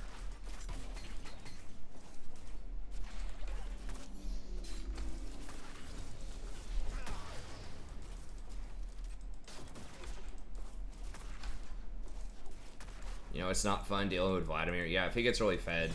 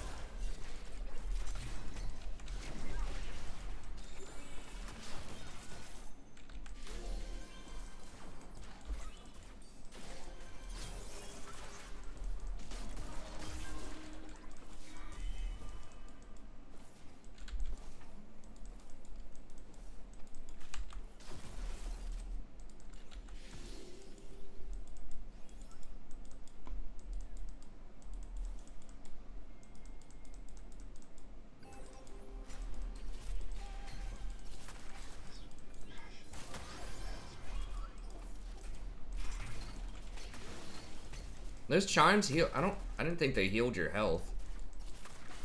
Maybe they did. It felt like I got healed a lot right there, but maybe, I don't know. I took a bad trade there.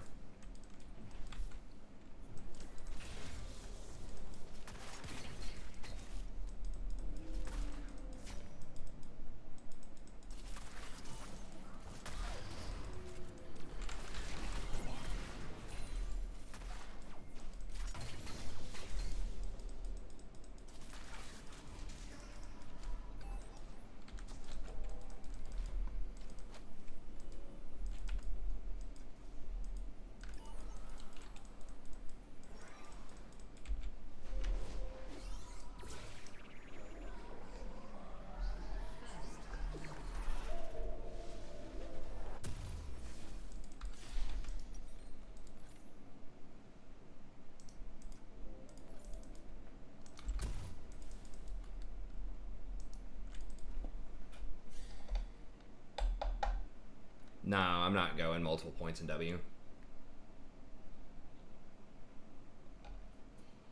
Yeah, just protect your power too with vision. You know, if you're pushed into tower, for example. Sorry, I'm kind of eating a cookie here too. If you're pushed into tower, go ward, like, donate your control ward to mid lane. Right? If they're doing really well and you want to help protect them.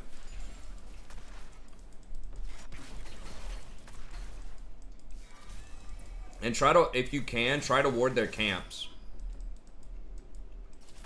So instead of just warding like river entrances, if you can just take one more step and just ward where their camps are. Because they have to go farm their camps, right? So you're going to know where they are. And you also get the timers on the camps if you do that, which helps your jungler sort of figure out where they are and what they should be doing.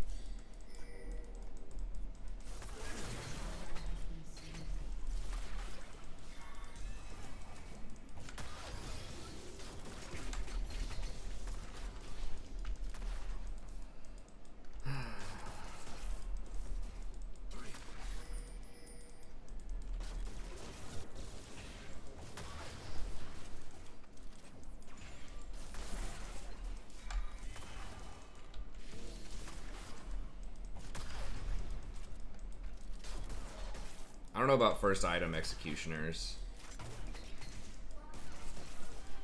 I mean, it's nice against Yumi, but she can just wait until the executioners falls off, probably. Especially because I still have Ignite up. I don't know. I would have just gone for a BF. Maybe he didn't have enough for a BF, but...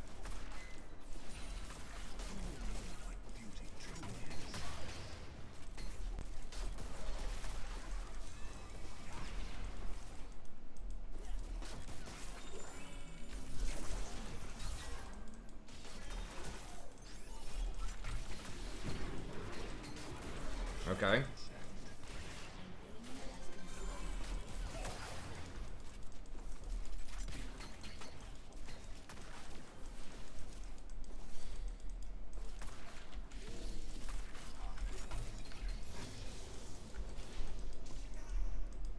I don't know where Fiddle is, but... Was he not? Damn it. I would have just taken that. I didn't know he was not going to do that.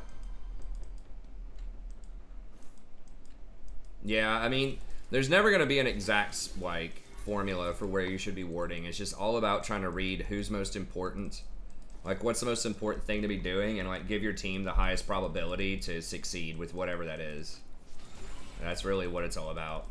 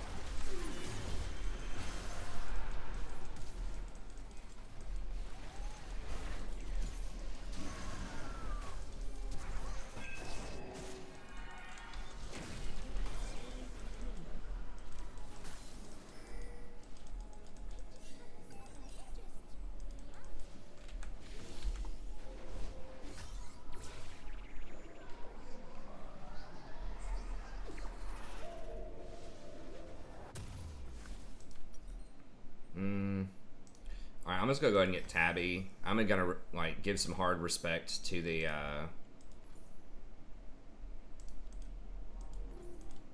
Talon.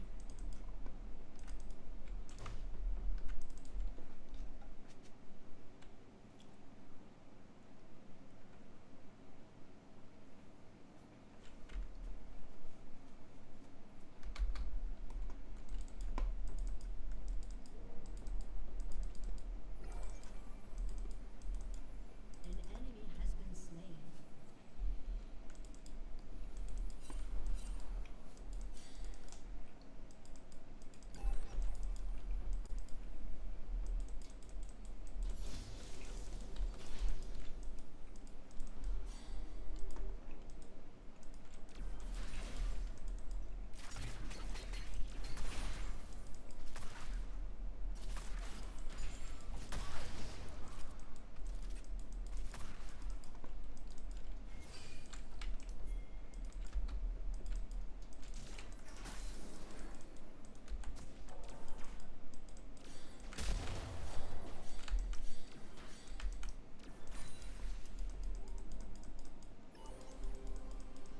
Damn, I'm about to lose a chime middle.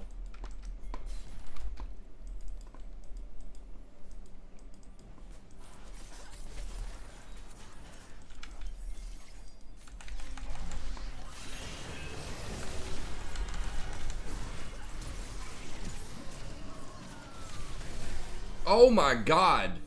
Enemy double kill. Dude. What? I cannot believe that.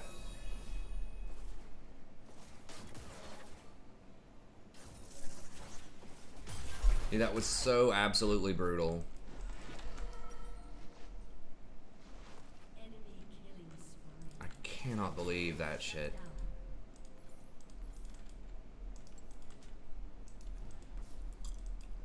Because Cat would have had 2 kills, clean kills, if that Ezreal didn't hit right at that moment. I could have ulted and saved us from the Ezreal, probably. It would have interrupted Cat. I wasn't expecting Fiddle to be there. I could have ulted immediately, I guess. If I would have known he was going to be there. It's absolutely catastrophic. Because not only did it get the kills for him, but it stopped Katarina from getting 2 kills. Well, that might have been like the game-winning ult right there, honestly.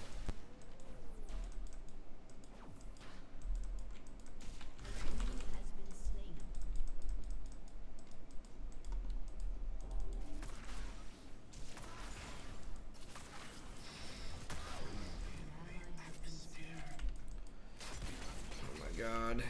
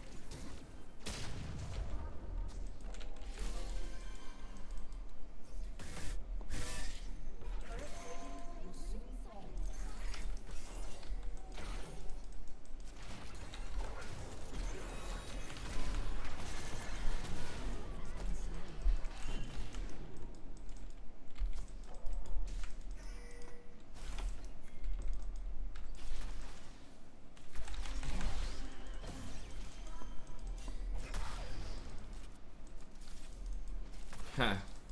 Revenge. Yeah. Not worth. I mean, not quite worth it though. We need to get Katarina some kills. She snowballs so hard if we can get her kills, but then, you know, she's so worthless if she doesn't have any kills, so that's rough.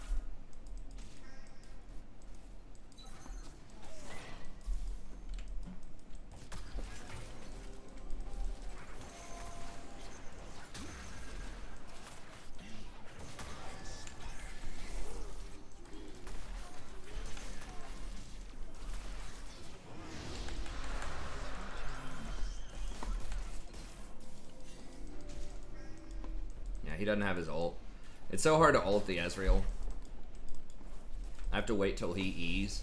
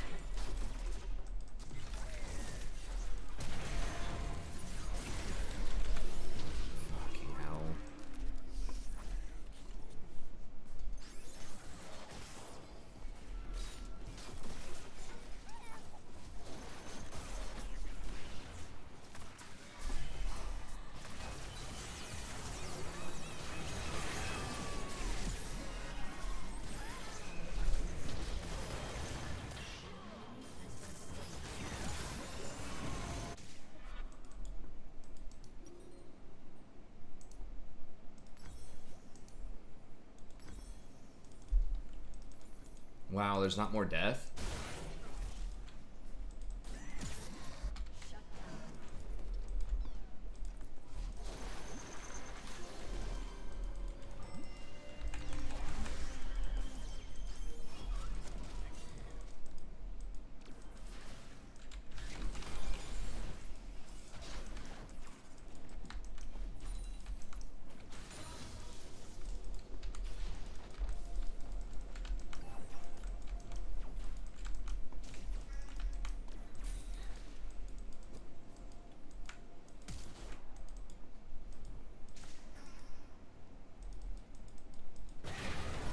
What the fuck?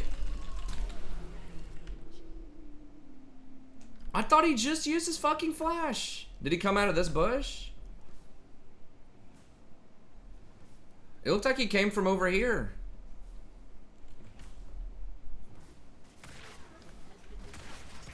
Like literally, it's so annoying. When there's like one damage type on the enemy team, right? Like they have one AP champion, and that's champion that gets fed.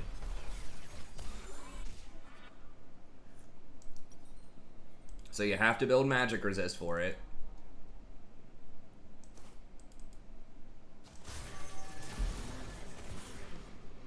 We can still win. I just gotta quit dying. Particularly to the fiddlesticks.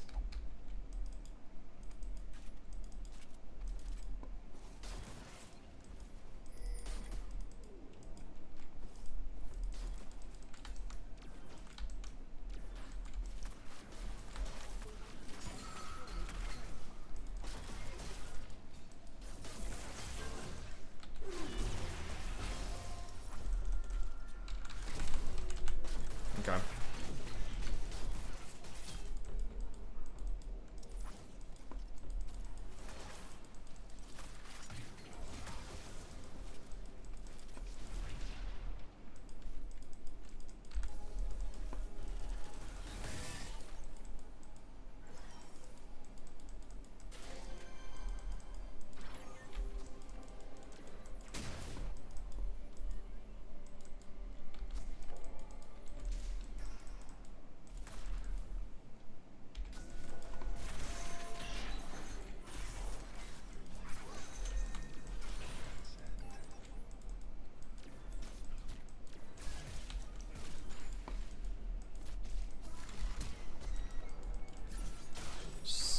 Wait, why the fuck is he there?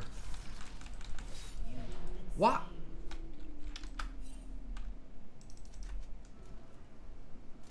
Why is he in our jungle?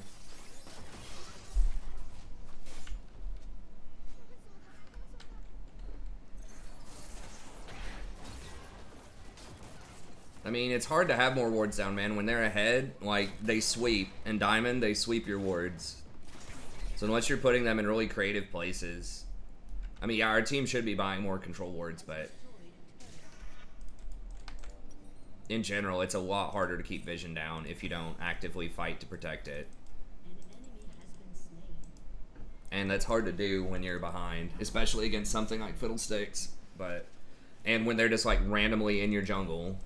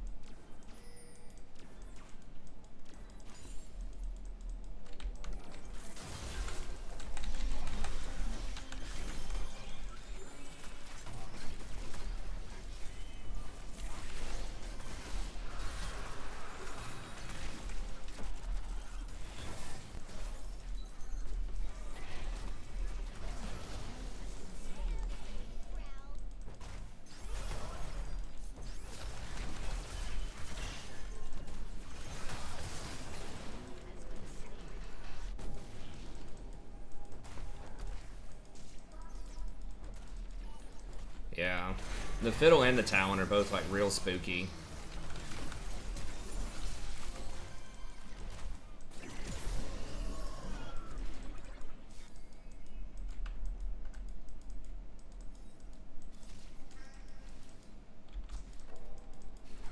Like, Fiddle's little effigies cleanse your wards. Like, Fiddle's so good at vision control. It's like his little scarecrows not only give you the vision, but they also, like, serve as extra pink wards, pretty much. So he just, like, he has a ton of vision control. He probably has more vision control than any other character in the game. It's pretty damn close with those effigies.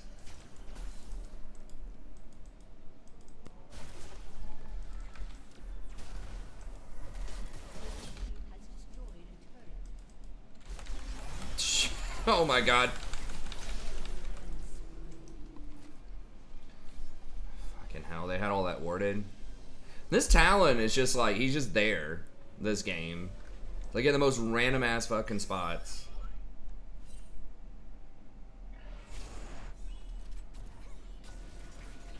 I mean, he was on his side of the jungle, so I'm assuming I walked over a ward probably to get there. Okay.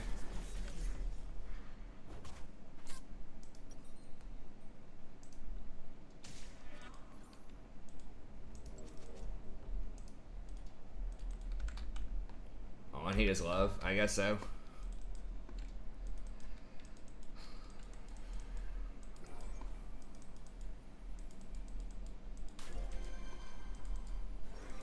Well, nah, it was just a bad play. I didn't like Yumi and Talon just both showed up right there. Even if it was just Yumi, I still could have killed the Ezreal. Yeah, they're just like sitting around in random areas.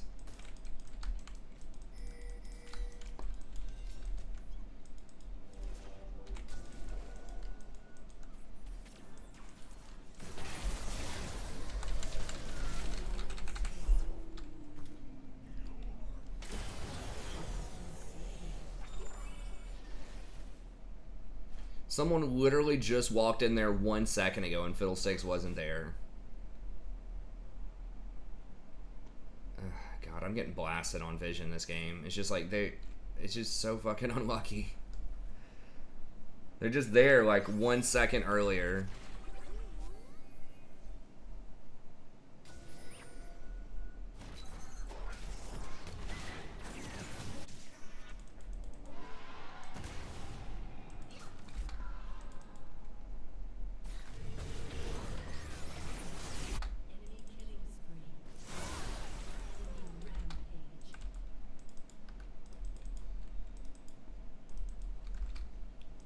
What's up, Slayer Rules? God, I was having a pretty good game too until like the last 4 deaths.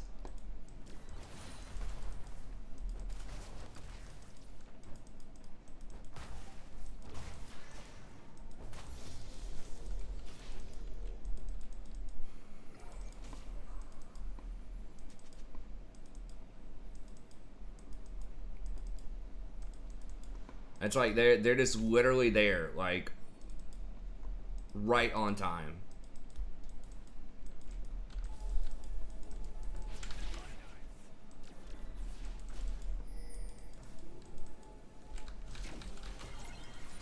The Talon in the jungle, I really don't understand that at all. He was like counter jungling our wolves and just giving up priority middle or something, just like randomly.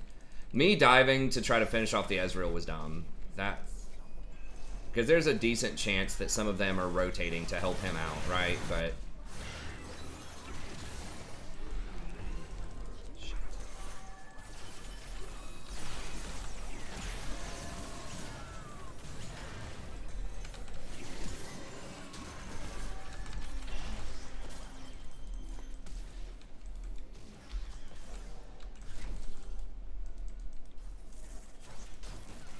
and that last one, like, I knew there was a control ward there. You know, it was going to be risky to try to clear that out either way. I knew we had people there, and I didn't see Fiddle, but even if Fiddle wasn't there, he could have been on the other side of the wall. So it was a bad idea to try to go for that. Even if he wasn't literally in the bush, he could have just ulted me over the wall or something, so. Fiddle's just, like, extremely obnoxious to deal with if they get ahead and they have vision.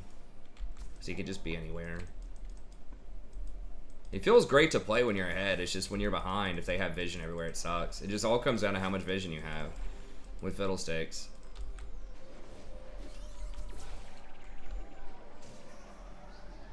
He's not a Bard player. I mean, I don't think that came down to which champs I was playing. It was just... The Talon one was just legit unlucky, I think. But the, I mean, I guess Talon, maybe Talon was top or something and rotated down, but the one near there, top tier 2, and the one in River was just dumb. And I don't remember the other 3 times I've died, but I don't think we can win at this point. The Fiddlesticks just, like, one-shots everybody.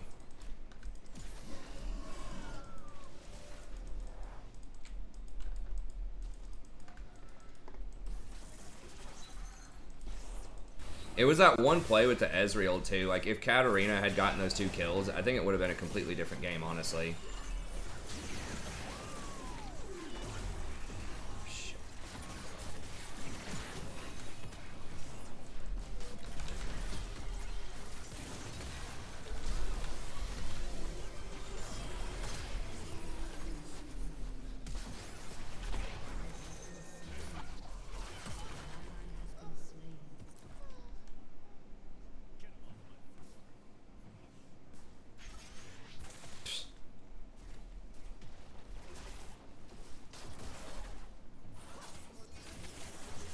Hey, what's up, Hot Like Robot? I remember your thumbnail. I think you had a different name back in the day.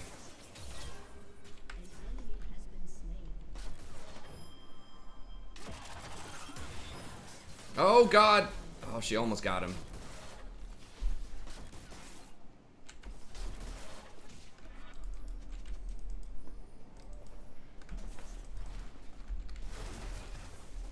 Yeah, I had a bad game. I got caught out by their vision shenanigans. I should have been able to play,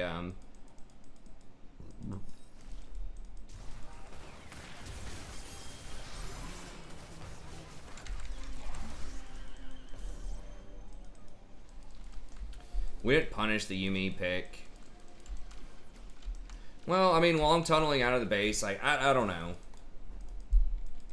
Could do that more, but it's like a 22-second cooldown. And if you need to, like, go through the jungle to rotate or grab chimes or whatever, I don't know. I just like leaving it up and available just in case something comes up. Like, a lot of times I'm either going to take a look at middle or get chimes or, you know, ward or something, right? So, can we, like... I mean, I know that it's likely someone on their team's going to be around, right?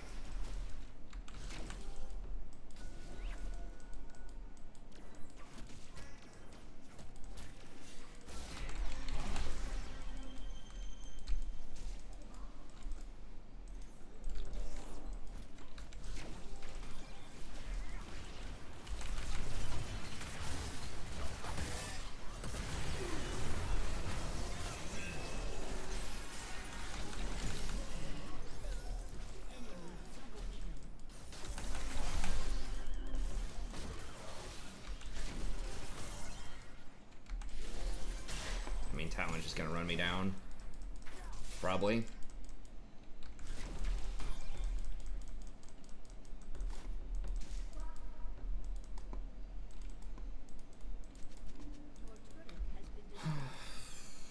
Yeah, we're just too far behind.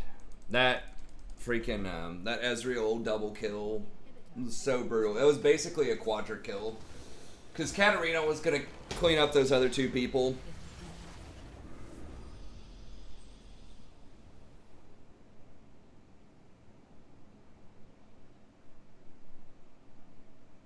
There you go. Yeah, I think some kind of tag is probably better than full name. It just depends on who you are and sort of what your thing is, but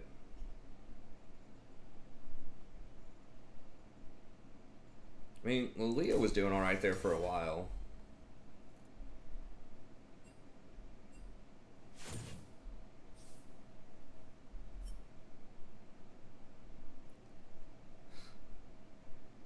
I don't know, man. I don't think the jungler was the reason Katarina got dumpstered. I think she just got outplayed pretty hard. It's like, dude, you're 1-7. Like, you did bad things, man. You did not play well. I don't know. I didn't play well, but I'm not trying to say, oh, well, there's a jungle diff. It's like, no, dude, I just made stupid decisions and died. Like, why can't people just admit that? I don't know what's so hard about that.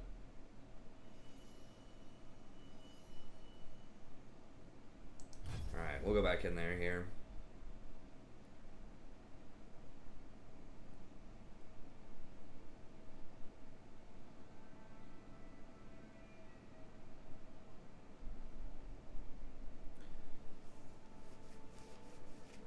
Yeah, I mean, If I ult right when Fiddle ults, maybe. But it doesn't even cancel out his damage unless I ult people that are in his ult. I don't know. It's just rough.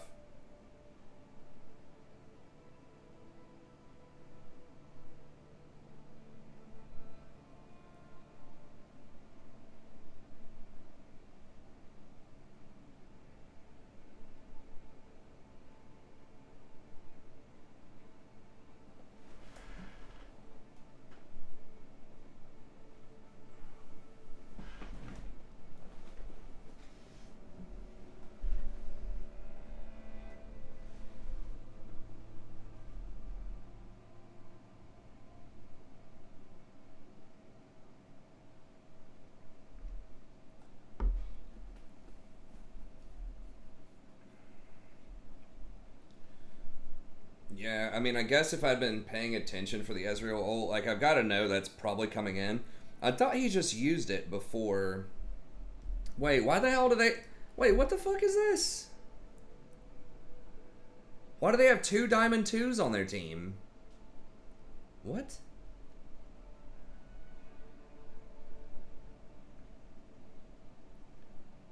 I guess we have two Diamond 3s, but.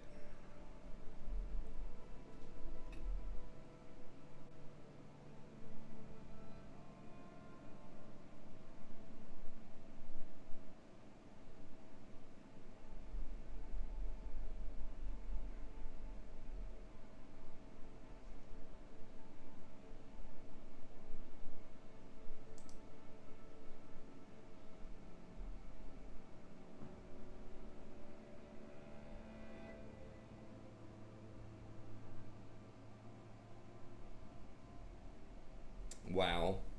That guy gets tilted so hard. Should have noticed that.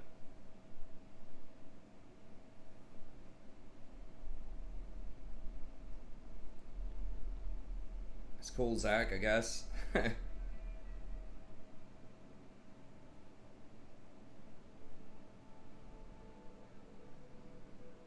should have researched that. I didn't see that. We had two people on cold streaks.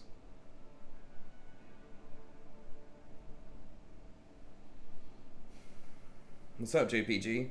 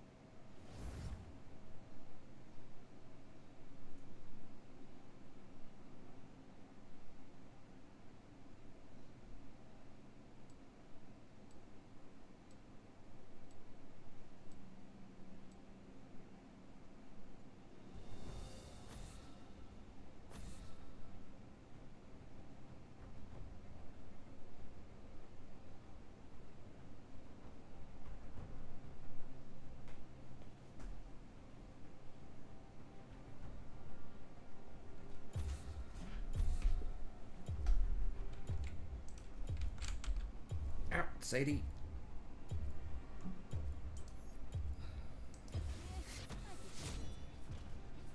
I mean, that's just what I play. I mean, why not?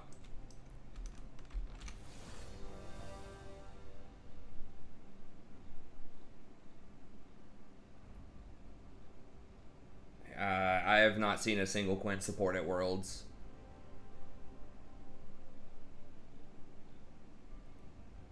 I don't think it's good. I mean, if somebody wins with it, more power to them, but I think there are better choices.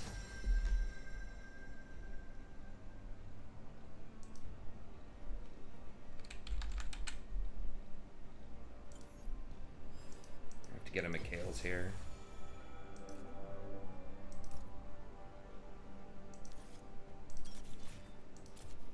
Well, I mean, she can just take the bone plating off of you with the E, but...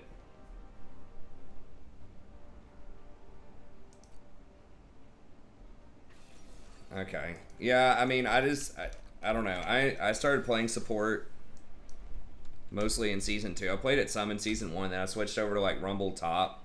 And I just got tired of everyone being bad at support, pretty much. Because back then, everyone would just argue and complain, and you'd have half your supports just inting or trolling because they didn't want to play it.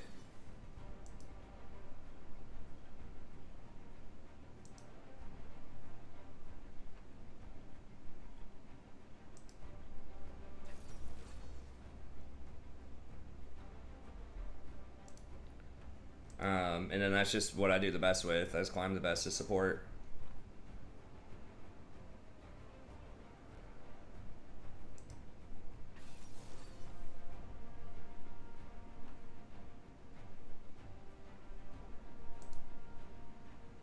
Oh, they're doing a booster special.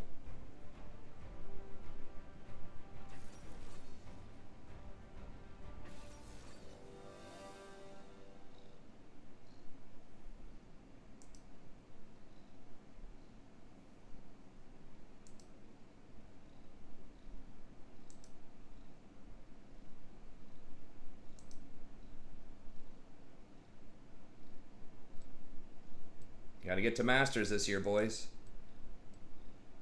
All right, we'll go one match cruise this room. We'll respect the Lux.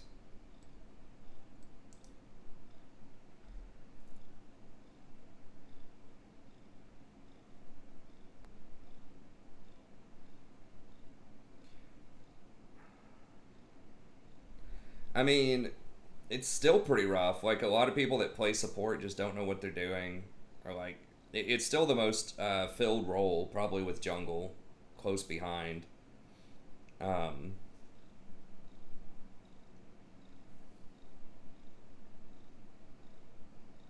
it has the least amount of people that main it, let's say that.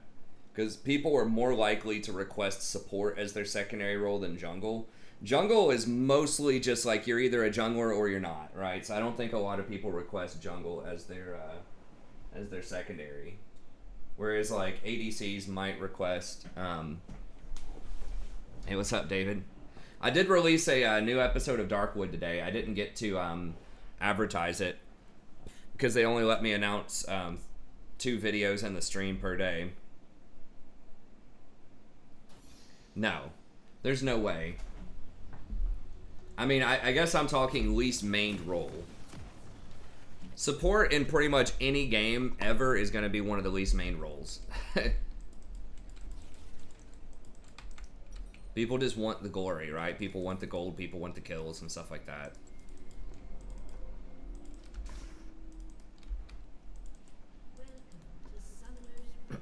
That's why support is the only one where you get autofill protection. Like, you're guaranteed one of your 2 main roles if you play support.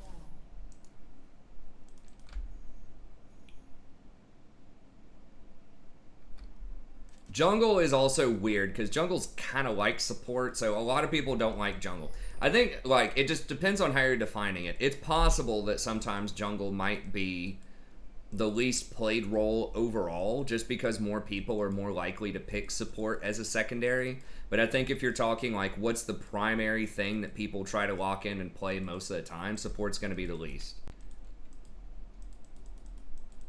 I mean, that was like a quad Tarek stun. If everyone else would have been there, like we seriously might have aced him. But we had some people that were late out of the gate.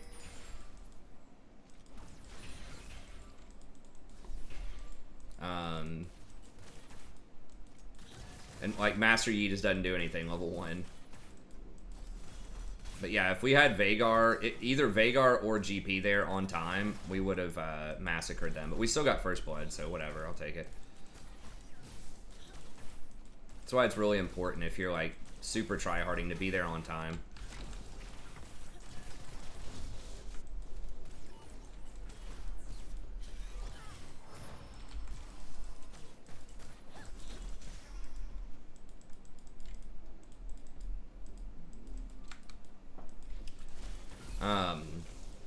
But yeah, it's definitely not a popular role, and that's why I like to play it. It's because if you can get rid of something that other people don't like, I mean, so much of League is mental.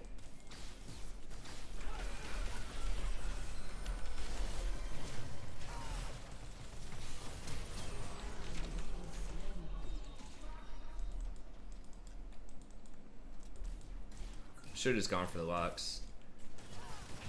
I mean, what do you want, dude? Like, I don't have Ignite, man. They do.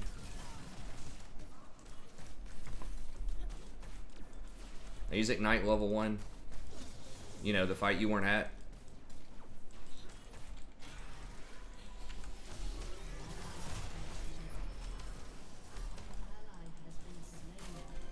Jesus Christ.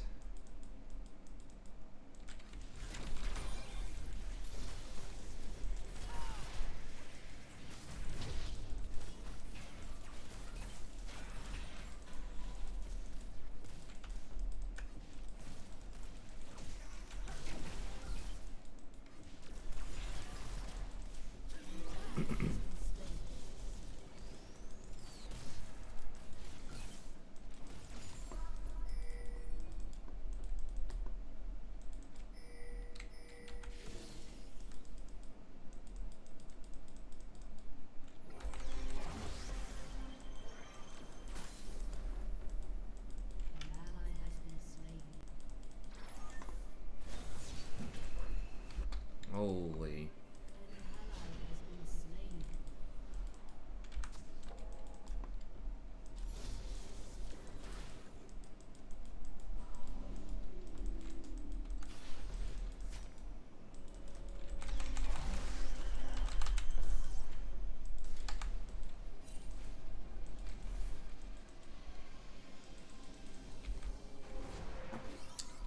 Damn, I was trying to ignite her. I think my ignite was still like 1 second on cooldown. I was like spamming my ignite while I was in the tunnel. I think I'm just gonna get a Mikhail's. Because they have like Charm, they have Hecarim Fear, they have Lux Bind.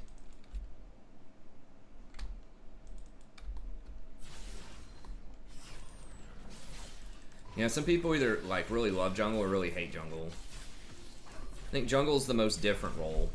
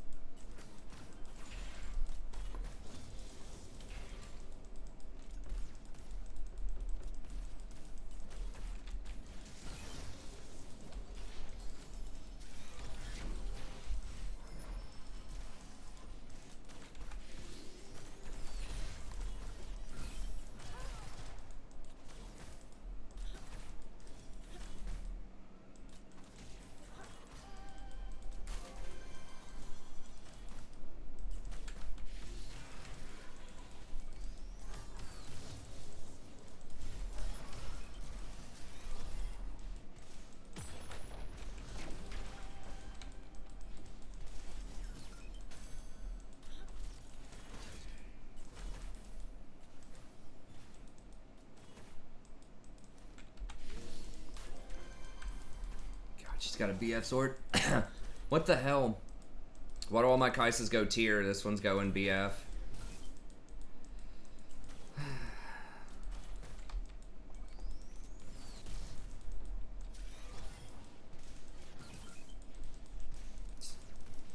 I don't want to tilt my own team, man. What?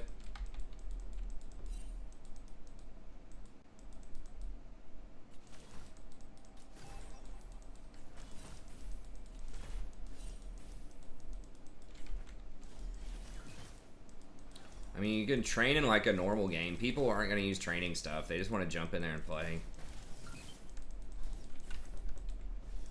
Like, we're a little behind in CS, but Vhagar obviously has his own sort of scaling mechanisms. How much evil does he have?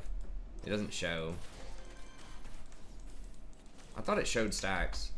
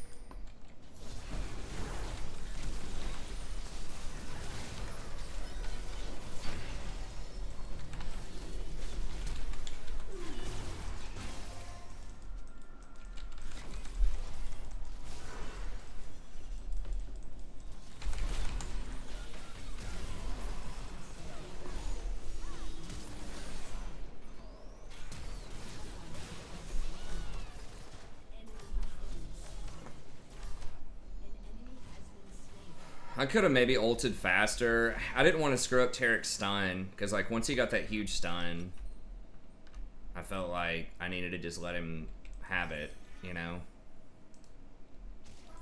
I wasn't sure what, like if Vhagar was going to chain together his cage with it or what, or like hit him with a huge W. I didn't want to mess that up.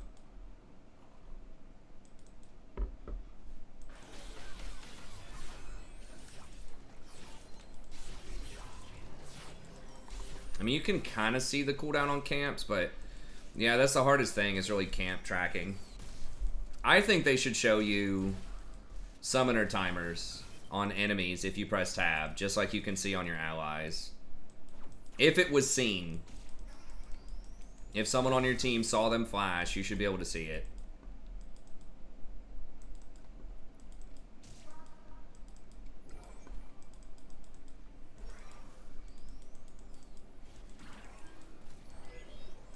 It should have a question mark by it if your team didn't see them use it.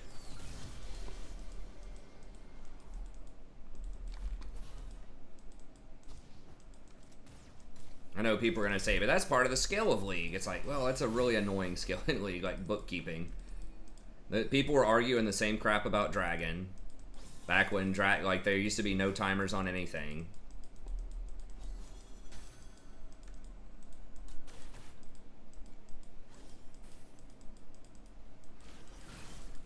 I think it just makes for a much better game if you don't have to do as much, like, meticulous bookkeeping. Come on, man. Can I please just get a charge? An ally has been slain. How is she getting? She's got serrated Dirk now? Just never gonna get wards.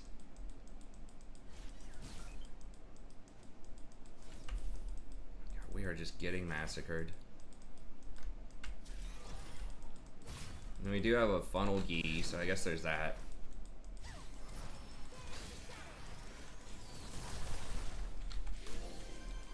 She actually hurts, because she has real items and not a tier of the goddess.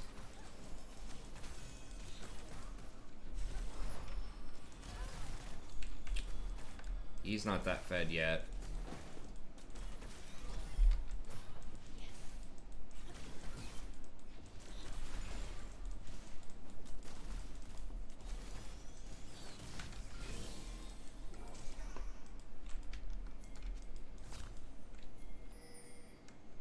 Now they're gonna Lux bind us. Oh my god. Yeah, dude, they fucking warded it. Like, what do you want, man? Bard, stop them from warding. Disable their wards, Bard.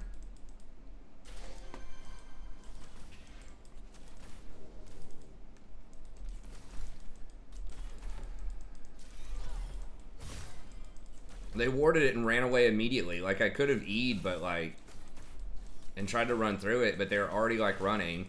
I mean, Lux is automatically gonna bind 2 people that come through that pipe. So it's already like kind of dicey. And definitely if they know.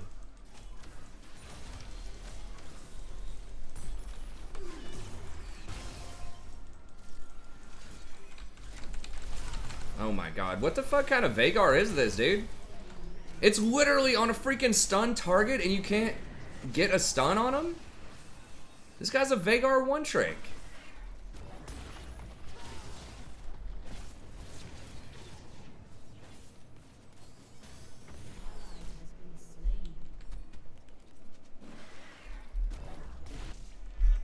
That's just sad, man. Like, I get it if it's like first time Vagar and you mess up your chain, but...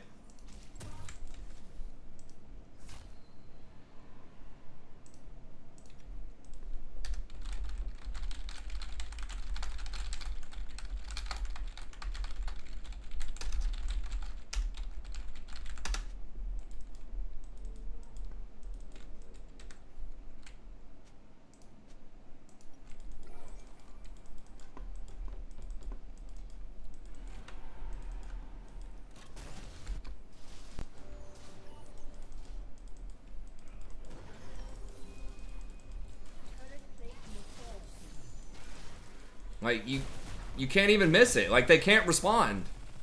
They can't even flash it. Because it stays up for like 2 seconds. You just put it up and they have to land on it.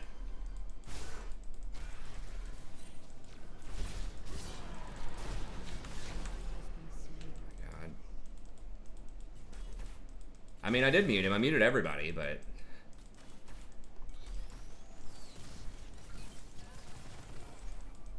I mean, I guess I could mute his pings. It's just sad.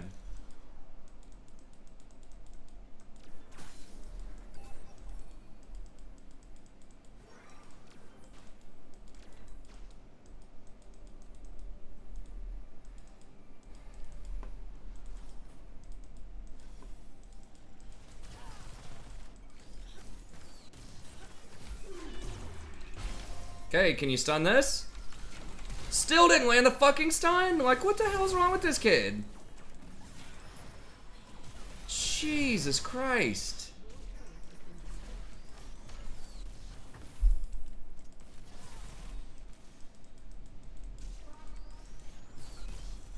Unfucking believable.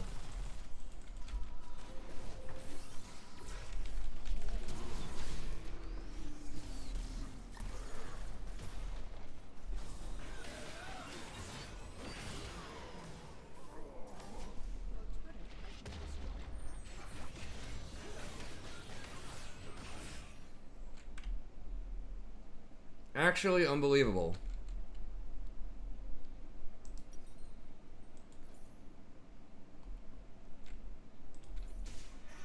He's putting it like in the middle of him. It's like, dude, you clip him with the ring. Well, the thing is, he didn't stun him immediately. Lux got to flash out. Like, if you're a good Vagar player, you're supposed to clip him with the stuns. You don't put him in the middle. Like, putting him in the middle is for, like, silver first-time playing Vagar players. Not one-trick, like, Diamond 3 Vagar players. Or whatever this guy is.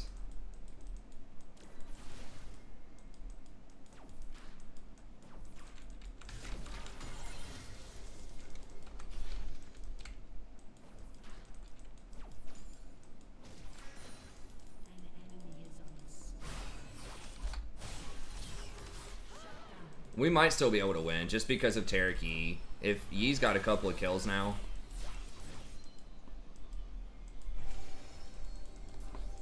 I mean, like, especially if there's stasis. Like, I know he's afraid he's gonna miss, but if you, like, put it in the middle, you missed.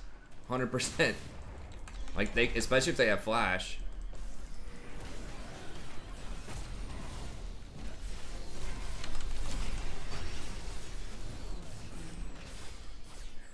almost got us killed again there. You can Vagar as ADC if you're good at it. I mean, you don't even have to be that good. Like, it's literally, I set it up perfectly.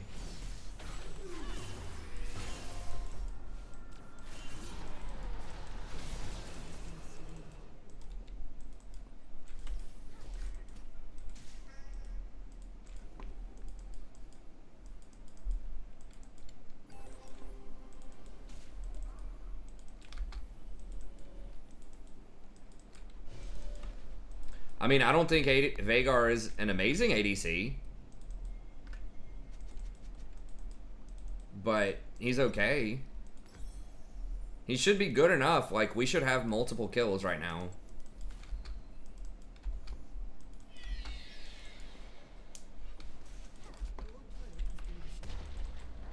But you gotta hit those stuns. Like...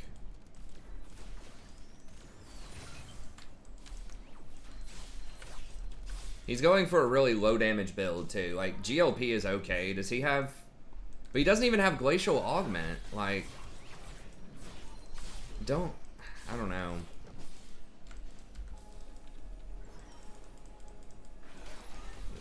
It just seems pretty weak to me, like, what's going on here with this Vagar, but... I mean, like I said, we might be able to overcome and win anyways. It's just gonna be really hard.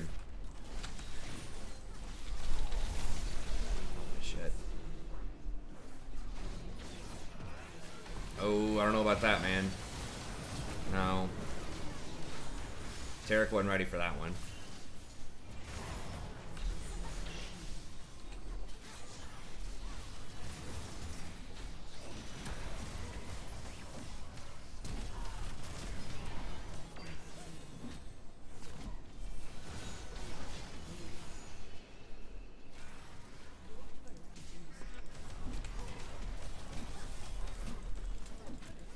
Maybe I could have stasis that and bought a second or two. I don't, it's not gonna matter.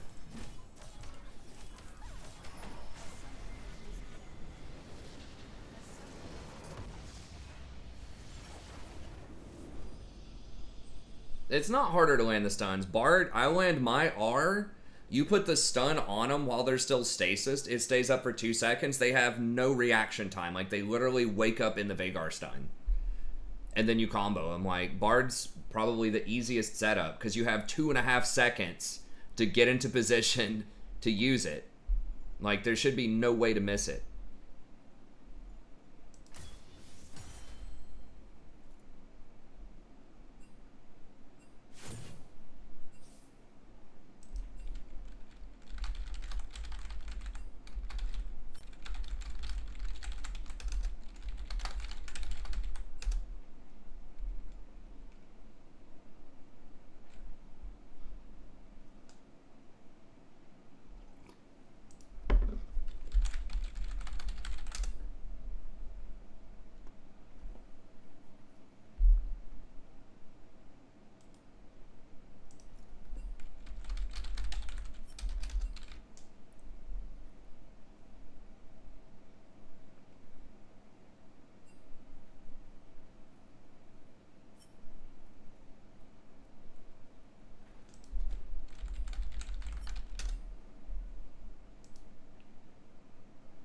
Cat in a box.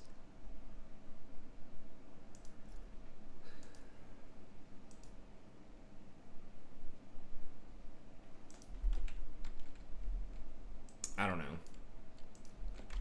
It was frustrating. And then he just like has the audacity to ping me. It's like, I get it if you're having a bad game. Like, just shut up and don't ping anybody. In general, but especially if you're like just terrible. Like, that shouldn't happen. This guy's a 73% win rate, 65 games Vagar. And you can't hit a stun, like, you can't chain stun a target. I don't know. GLP electrocutes bad. I mean, maybe it's someone else playing on that account.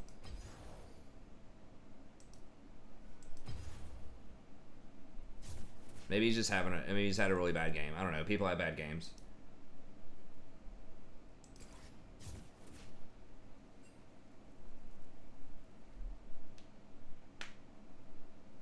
Yeah, I mean, we were probably going to lose that game, like, either way, but... Ugh.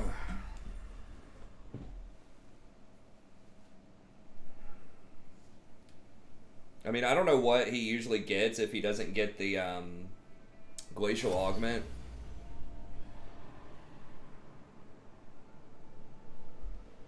Well, like Dark Harvest or something?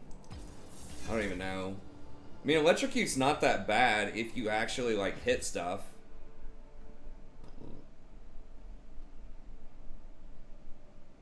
But, like, against double range champs, like, surrounding them with the cage is not as good as actually putting them in the cage because they can still attack you and kill you. Like, you gotta get the stun on them. I know it, like, it's hard to time it to clip and get the stun when someone's, like, you know, actually moving around. You know, when they're not stunned, you probably want to try to go for just putting them in the middle, just because if you try to clip them and you miss, it's going to be bad, you know? But if they're stunned, like, if they're 2.5 seconds, like, you know, stunned, then it should be, like, you should be able to put the cage on them. Especially where, like, that middle one where they were both standing together. God, that would have been so juicy. Just imagine if he stunned it. Hit them both with the W. Hit them both with the Q. Remember, Q can hit 2 targets. And then I chain my stun together. I mean, it just would have been glorious. But that's not how it went down. That's okay. Doubt is the greatest enemy.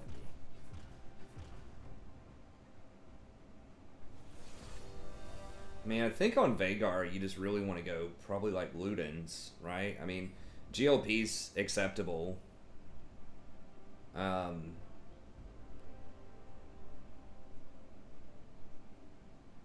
But you just want like Death Cap. Like, you just want big, I'm going to hit you really hard items. Like, Death Cap is extremely powerful on him because you have the stacking AP off your passive. It's a pain in the ass to buy that item, but it's so good on Vagar. I mean, the way he was, like, getting hit by stuff, too, like, probably should just go, like, Banshees or something, but... Well, Lux flashed out of that kill.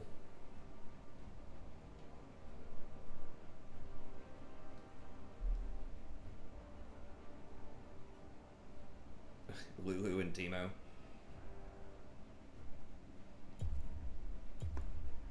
What kind of play that's engaged? I mean, I could just do, like...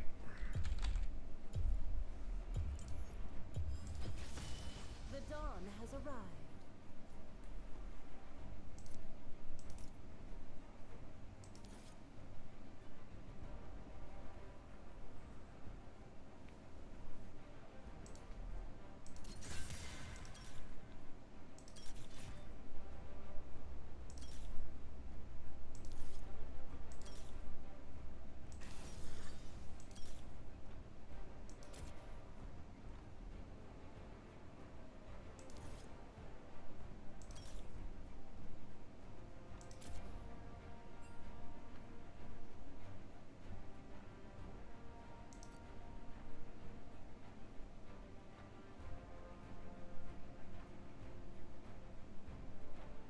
I mean, who cares? They have no tanks.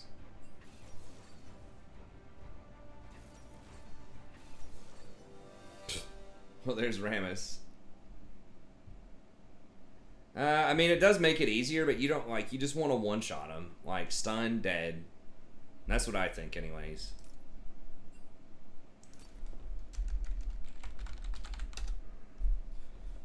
Maybe Rod, but...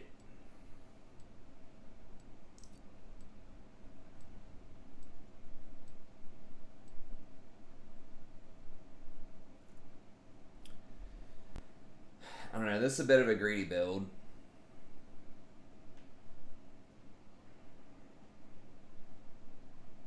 Hey, if someone wants to donate me a legendary skin, I'll take it. I don't know what her legendary skin is.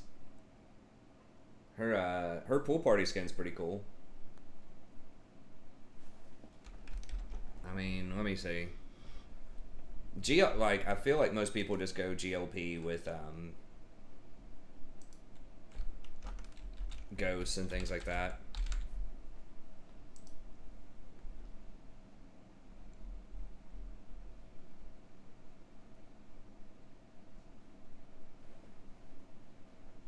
Highest win rate first item by like 8% is Death Cap, which has a lower overall pick rate, but still it's 8% higher win rate. Highest second item win rate is Death Cap. It's like 4% higher than either Twin Shadows or Zanya's. Third item is Death Cap. It's pretty much like at 1, 2, or 3 items that's giving you your highest chance to win. Like Death Cap, I mean, that's the thing, is a lot of people just kind of overthink it. I think on a lot of champions, you just, if it's a DPS champion, you just get the big damage and you kill him. Like,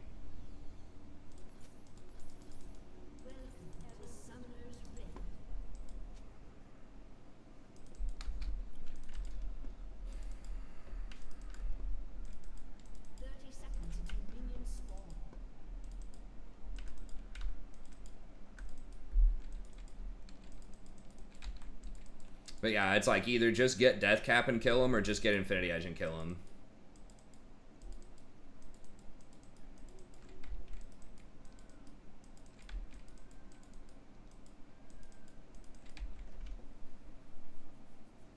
Oh, he switched over to Graves at the Echo at the last minute. I thought he had Graves.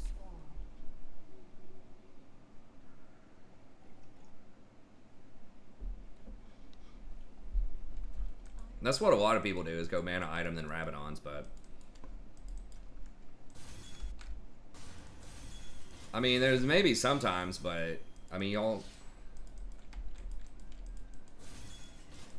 I don't, unless you're support Vagar, I don't think you want to max Cage first. I'm almost positive you max the Q first, but I'm not sure second if it's W or Cage. It probably depends on the situation.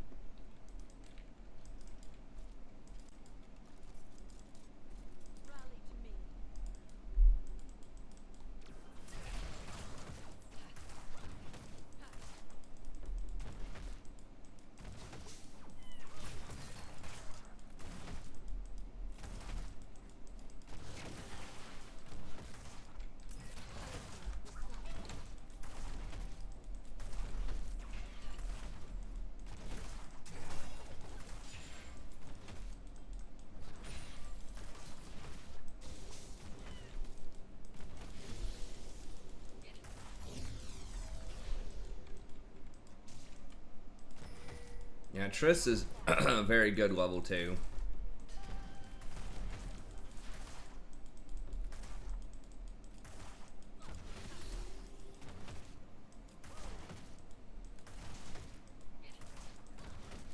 And get this wave thinned out.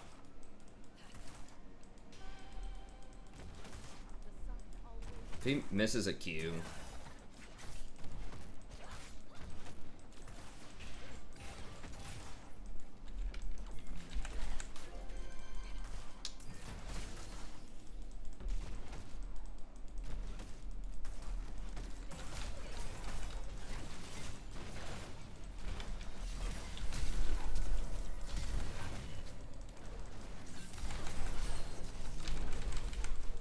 What the fuck? Seriously?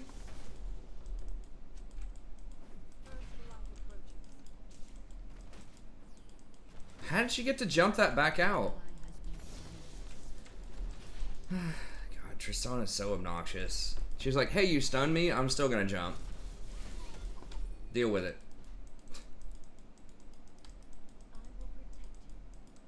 You like the sun or the moon more? I don't know. I haven't seen him. I'm not sure. I have too many minions.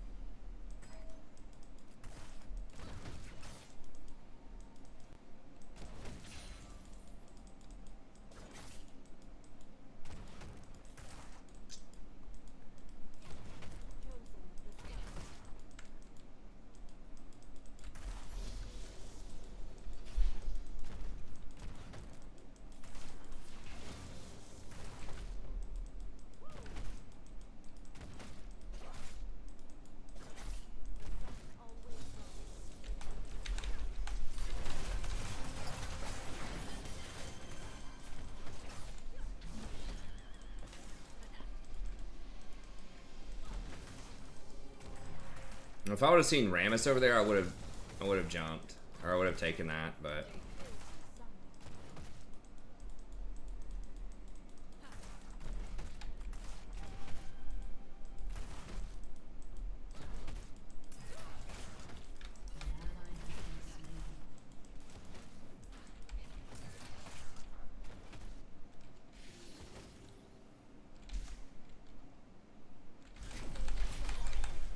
fucking hell.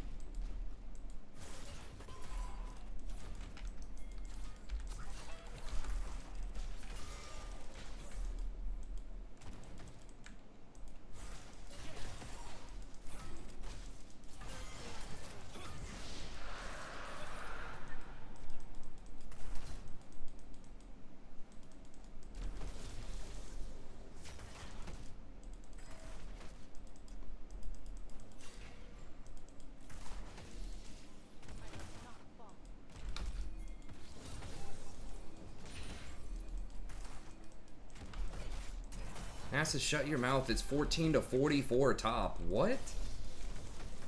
Help, guys!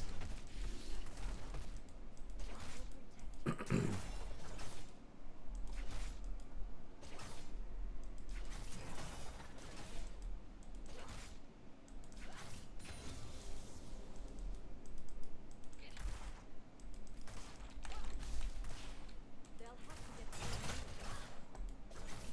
An enemy has been slain.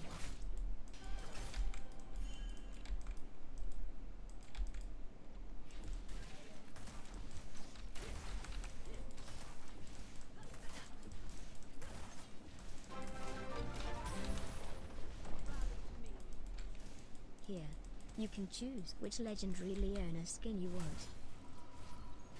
Hey, thanks so much.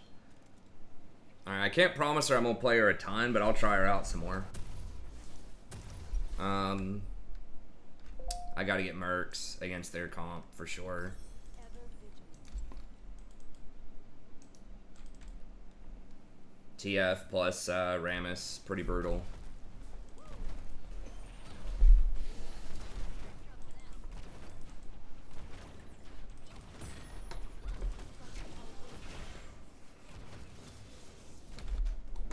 I do think she has a ton of potential, though. If I can just, like, roam with her correctly.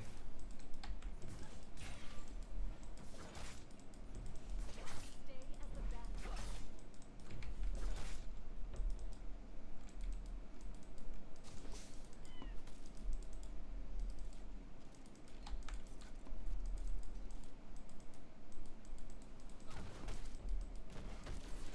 Chosen of the sun.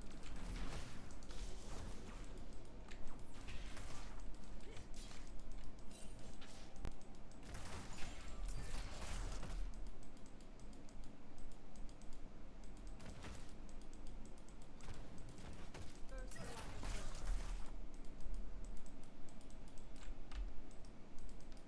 Why aren't they up on us on levels? They do have a kill, I guess.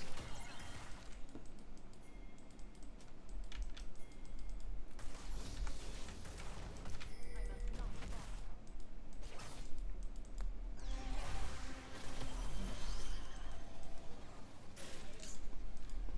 It's tough to gank that.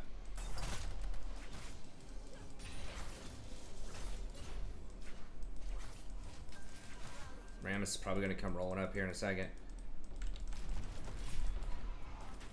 He's still got the damn cannon. I was hoping I could walk him off that cannon, but okay, Rammus is top.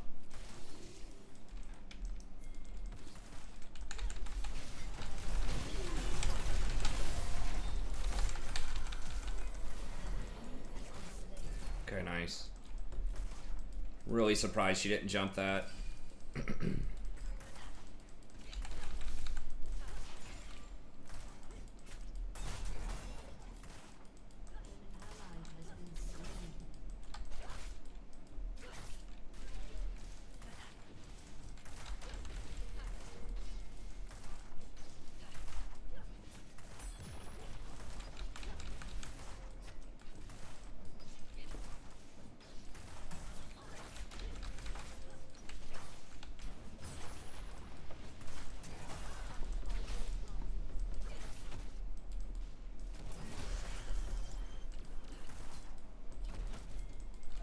I don't have any mana.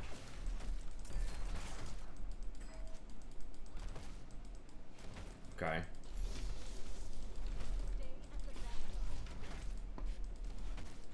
Let's see, 100. I need 205 for I can do anything.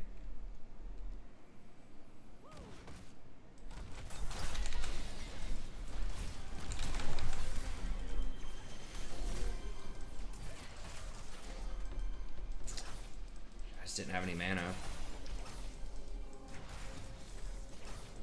If I hadn't used my W on the wave, I probably would have had enough. I thought we were just going to push and back, though. But it's fine. Okay, yeah, I'll play her maybe next game. I like playing her that type of stuff with Queen X.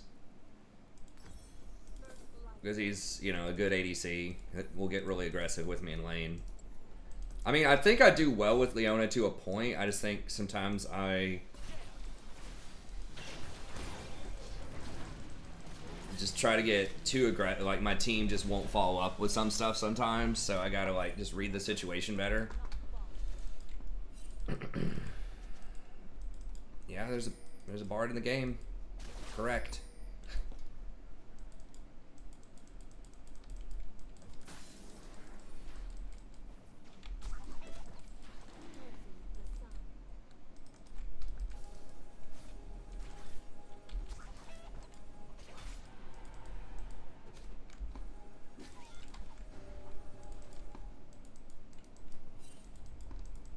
I think they backed. I'm gonna see if I can maybe get.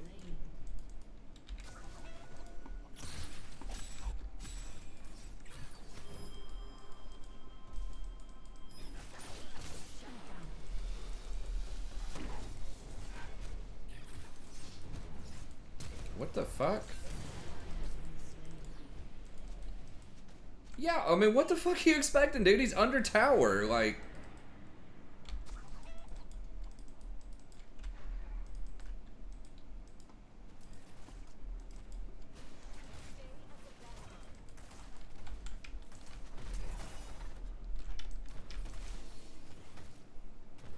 Oh, that was our rift. Okay, I thought they summoned rift for some reason up there.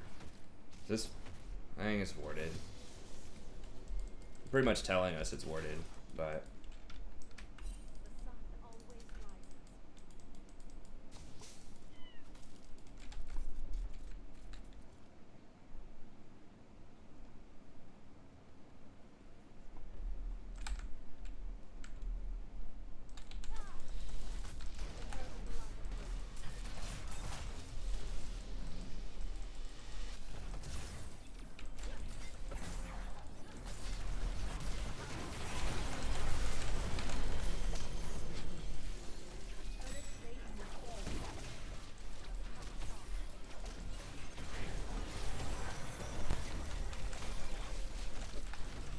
Yeah, it seems really bad. I don't know why you would go into that.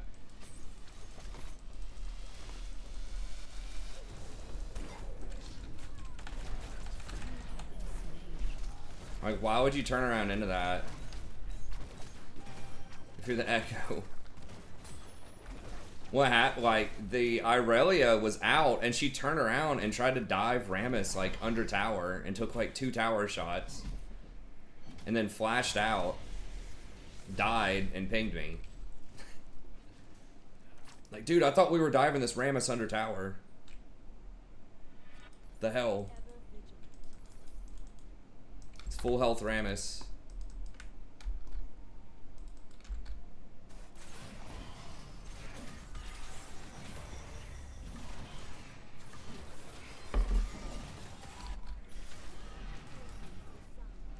Wait, why is Nasus down here? He's just like rage farming.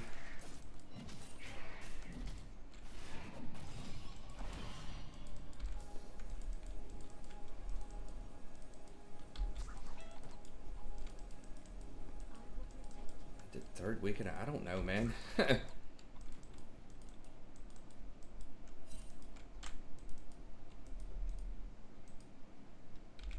We talking given my real life situation right now, or are we talking like if I'm just a single guy in Fantasyland?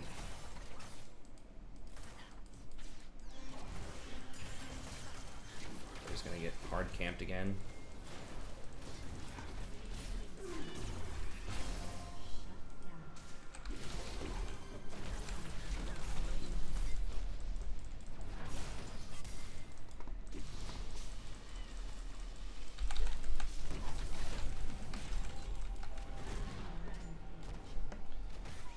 This is like a huge problem with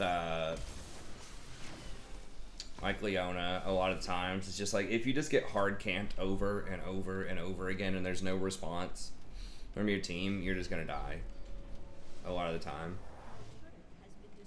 Hey, what's up, Belize? You need to know. I don't know. I'm not really the kind of guy who would fly out to Spain in the 3rd week of November if it's IRL, to be honest.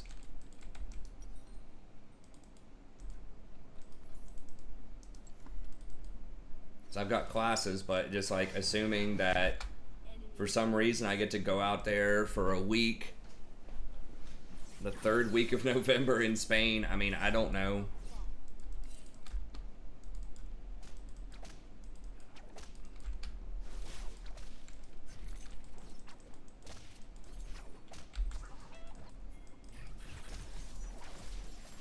Maybe Ezreal? I mean, I don't know.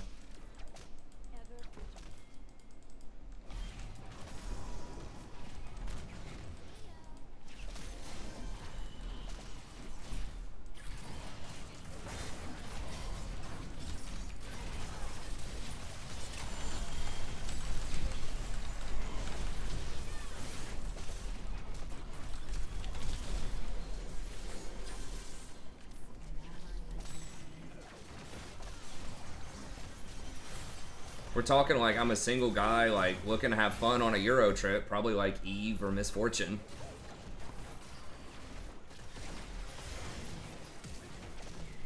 Just getting annihilated.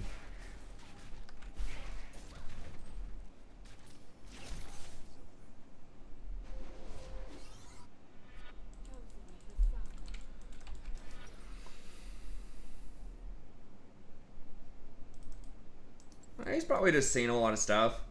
Seems like he'd be a cool person to hang out with and drink, and he could, you know, tell some fun stories about different shit that he's seen.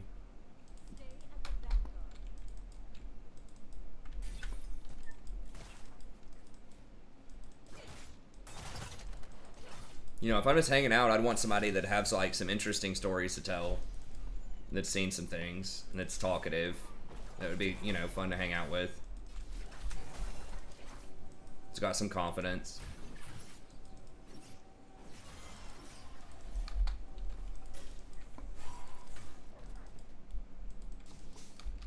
It's kind of happy-go-lucky, upbeat.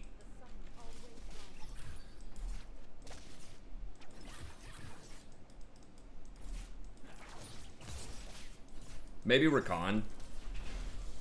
Rakan would probably be pretty fun. Either Rakan or Ezreal. My type of dudes to hang out with.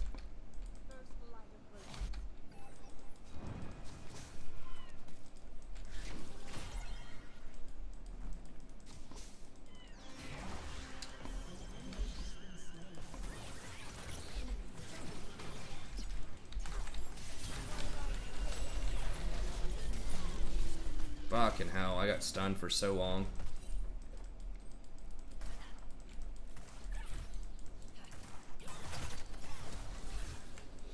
God, 2-second stun was brutal.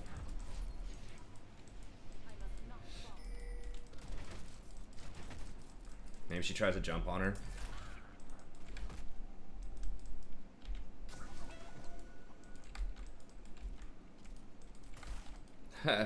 It's all good, man. I mean, it's just solo queue. It happens. It's got hard camped. No response. I'm not playing a champ that can get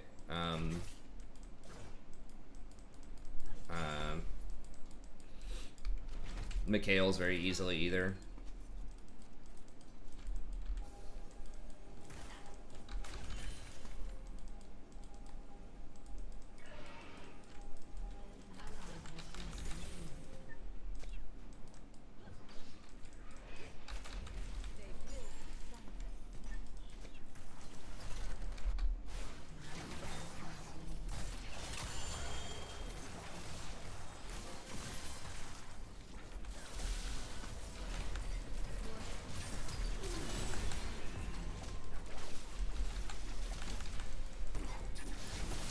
much just like hard ruins us.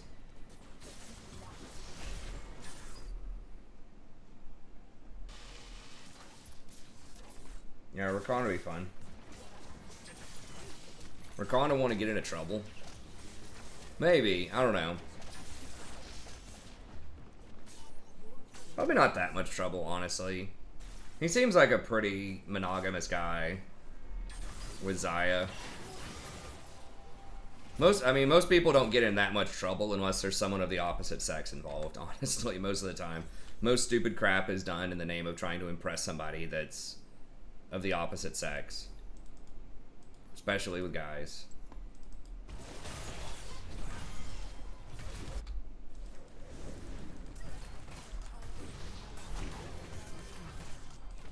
Just don't have enough people.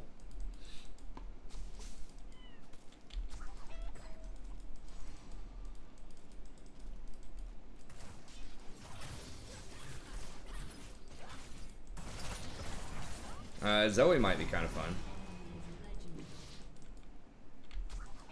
Just to kind of chat with the sort of godlike.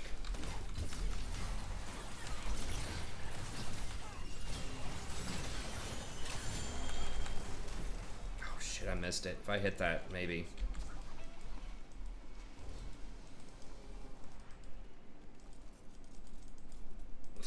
Dude, I don't know.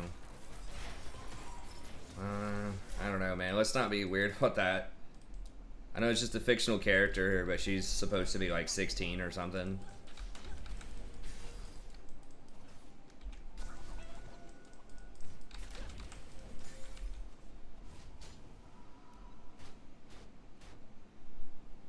Yeah, he might be FaceTiming Xayah the whole trip.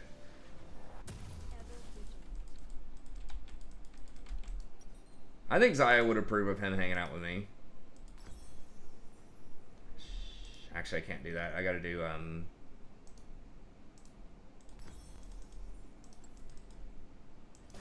to get through me. Chosen of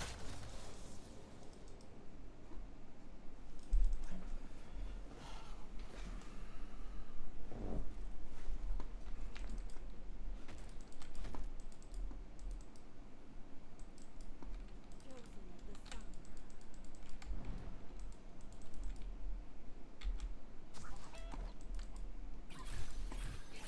sun. Are they on Baron or something? They're probably gonna be after they kill Nasus. Do we just trade Dragon for it? Okay, never mind. I don't know what the hell's going on. We're just like bleeding out everywhere on the map.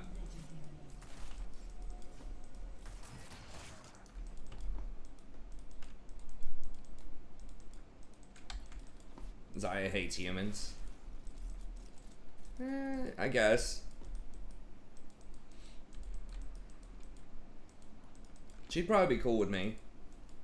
At least Rakan hanging out with me, maybe. I don't know. She seems like she could be a little possessive. The sun always rises.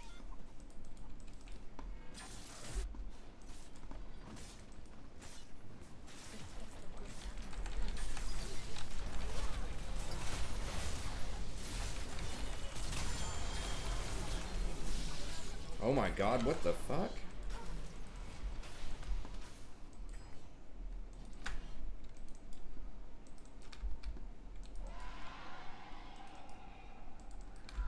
Nami or Xayah? Yeah, I would just want like the upbeat kind of fun people. I guess Eve, like if I was, like I said, if I was single and I was pretty certain she wouldn't kill me.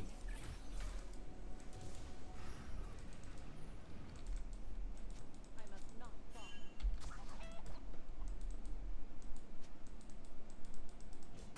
Eve would probably be pretty fun, but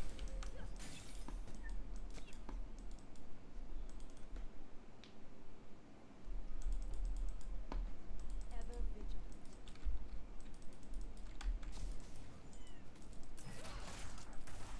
the whole boys weekend. That's right.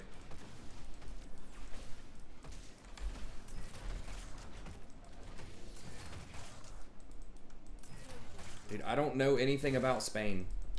I mean, you might as well say Mongolia. I mean, I barely know stuff about Spain. That's it. So I don't think that would influence my decision. I would probably take the same kind of people anywhere that I went.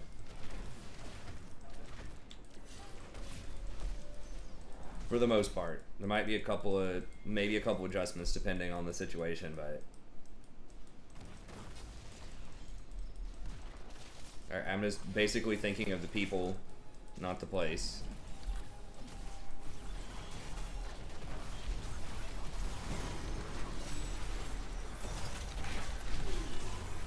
God, how did I not hit anybody? That's brutal.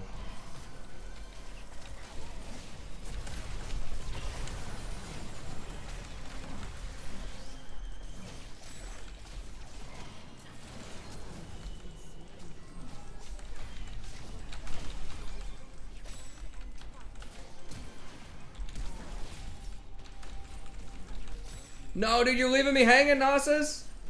Fuck. Oh my god. Spain is the south of France? Spain is a separate country from France.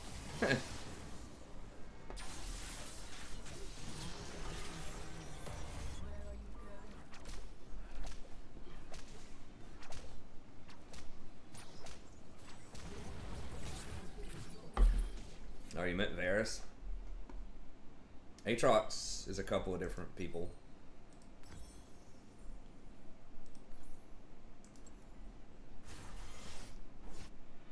The sun always rises. I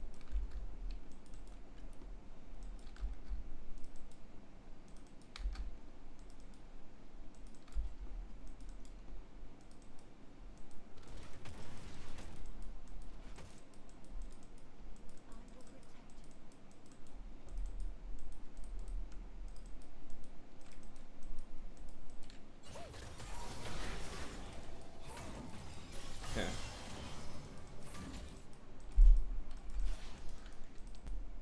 Ever vigilant. I mean, can they throw, like...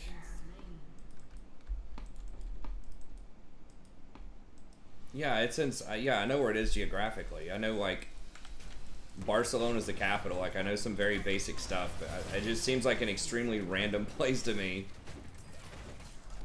to ask about, but I don't know.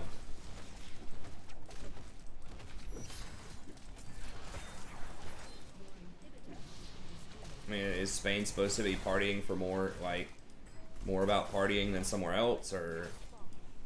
I don't know. I'll be thinking, what is it, Denmark would probably be the biggest party country in EU? I don't know. As far as, like, stereotype. What's, like, that red light district place? That's Denmark, right?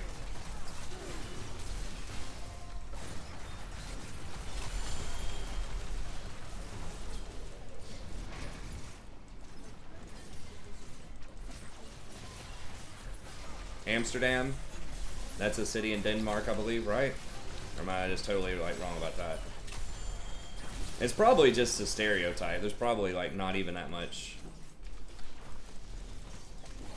I mean, I'm sure you can, like, find parties and have a good time in pretty much any country.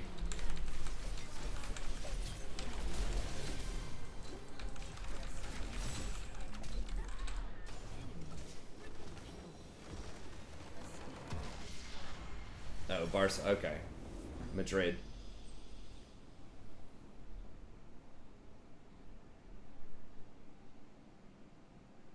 Is Amsterdam, is that its own country or is it a city within Denmark?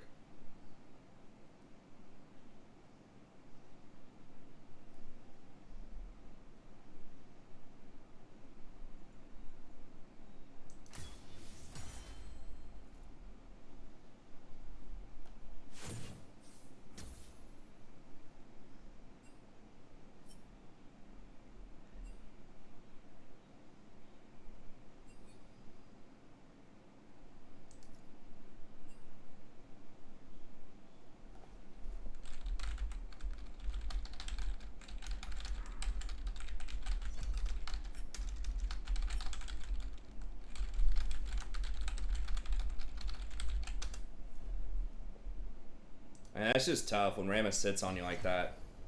Oh, it's in Holland. Okay, my bad. I don't know, man. Hold on, let me get one of those skins. Legendary Leona skin. Okay, let me see.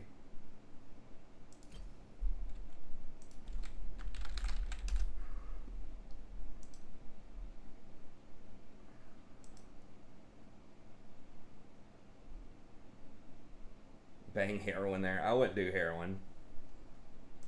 I mean, I wouldn't do any drugs. I mean, I wouldn't want to go, like, if I was thinking of a city, I don't know which city I'd want to go to. I'd probably want to go to, like, a smaller, more rural area. Maybe like somewhere in northern England or Scotland. Maybe Ireland.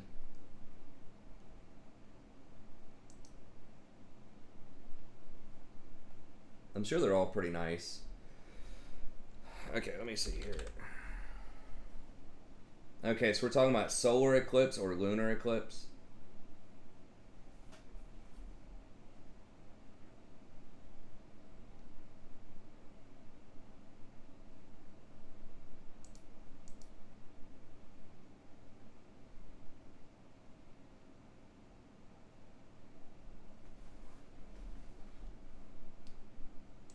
Okay, 1820.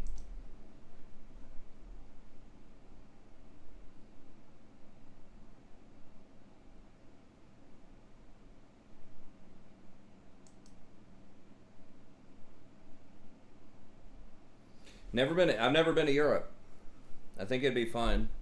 All right, hang on one second. I gotta go get my wallet to get this skin.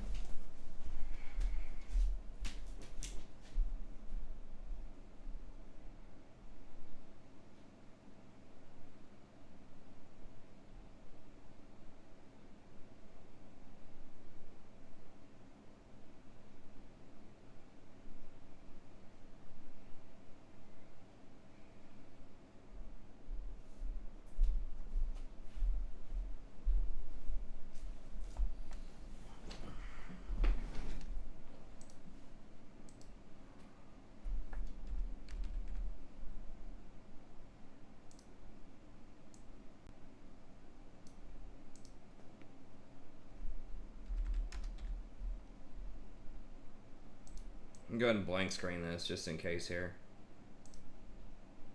Wait.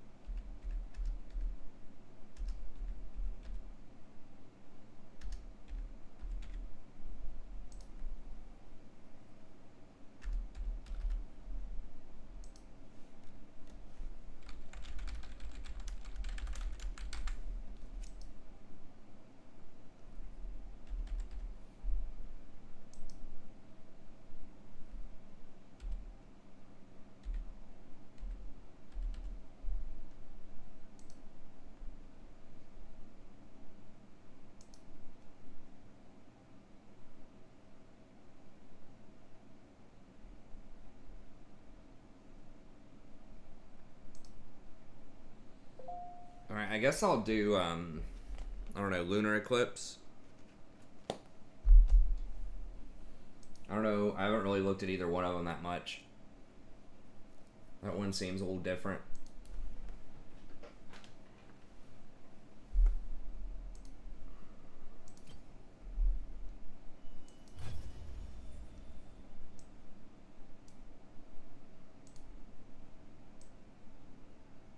Okay.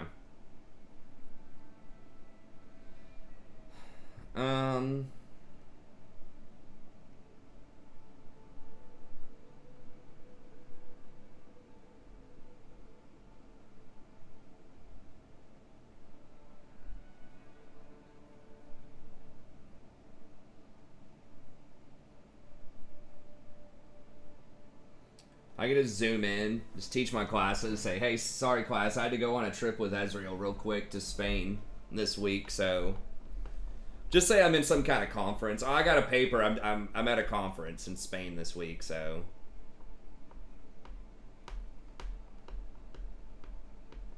Remember in grad school, there were a couple of grad students that would get go to these international conferences and present a paper in like England or something. I don't remember if they got free trips to go. They probably did not get free trips to go there. I don't even remember if they got like a free hotel room.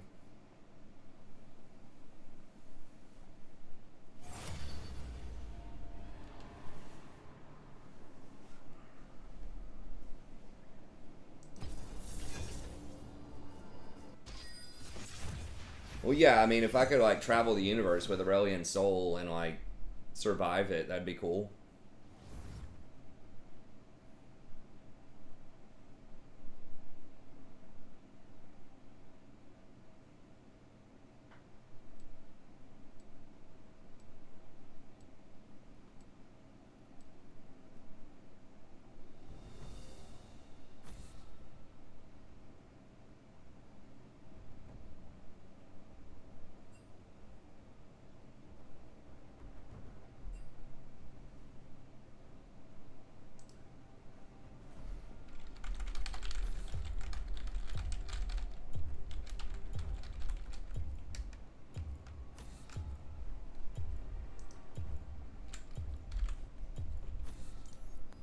Doubt is the greatest enemy.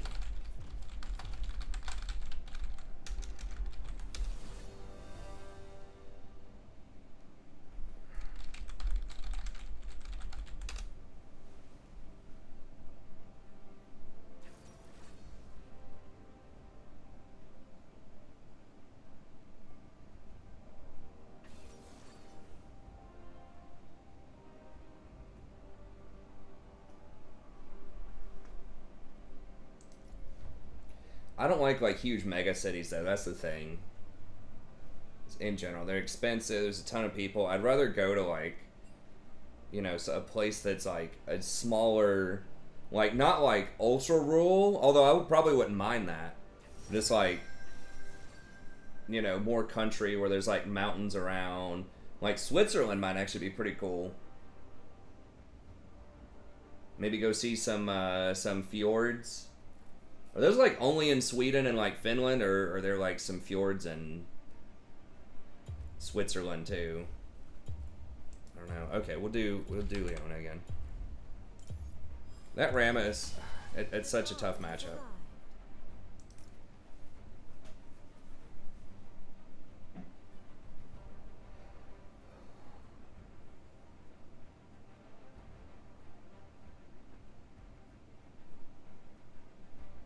A storm of Keck W's in the chat. That's right. That is a fun thing about this channel. Sometimes we just talk about random stuff.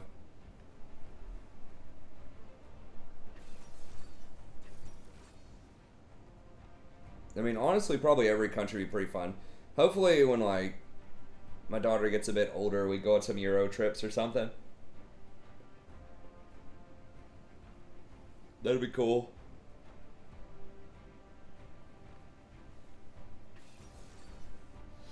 It is Victoria's Lucian? Okay.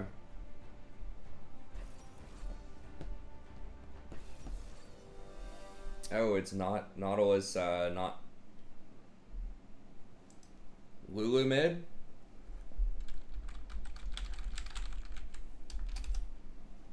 It's probably solo lane Lulu. Well, I mean, I'll play it at least one. You just gave me a $20 skin, so I can play it one game for you. I don't really care about the elo on this account that much. I actually don't want to win too much without Jason.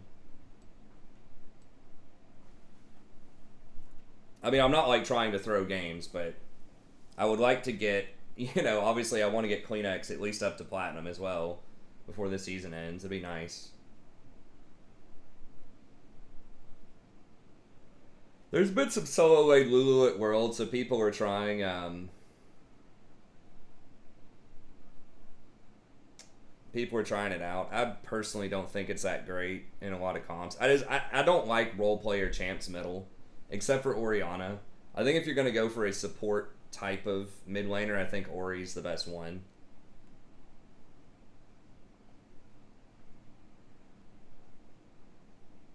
Budapest. Budapest probably would be pretty cool.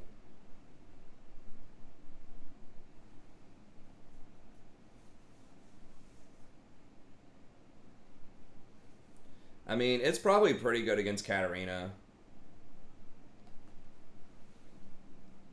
I remember LS, what was it? There was one game where he was just like going off. He's like, oh, their items are going to be so cheap with Lulu Middle and something else. And, you know, he was talking on and on about how it was such a great pick. And they just got absolutely annihilated. I don't remember which team it was or like what the matchup was. They got completely blown out. It was so funny because he was just talking about, yeah, they can even switch lanes or whatever. And then, because like Lulu was top against Renekton.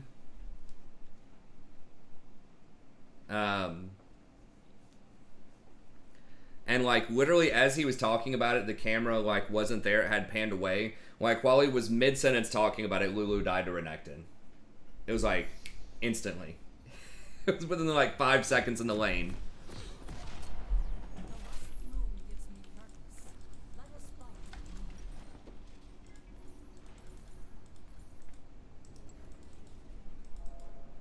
So I don't remember which teams were at stake, but it just got blown out. And it's just like literally the exact opposite of what he was saying. Paris is probably fine. I mean, I wouldn't mind it. I'm just not a big city kind of person. Like, I mean, I probably wouldn't mind visiting a big city. Like,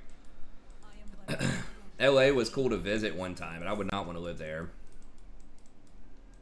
Like New York, same thing. I would just, it's just too much money. Like, I just could not get over the cost for what it is.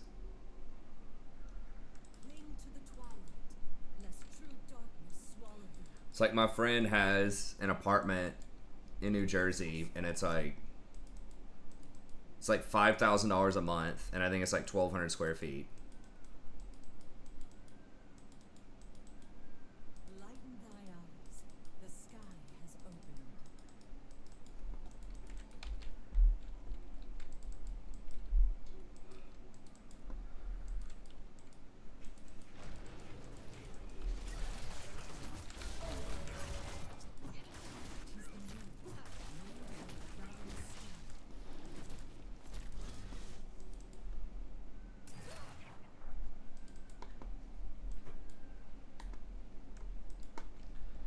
And I just like nature and stuff like that too. Like I'd much rather be in like a more quiet kind of. I'm not like a huge outdoorsman or anything, but I do like I'd much rather, you know, go hiking somewhere than,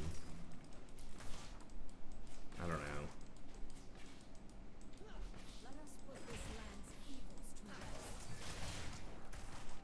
Go spend a bunch of money doing some indoor stuff, I guess.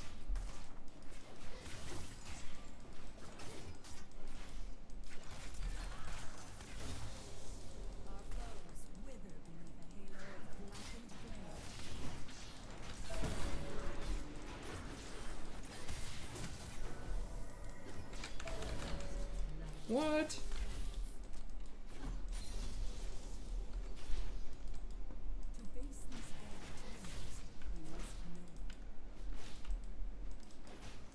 Oh, they have exhaust and ignite? Okay.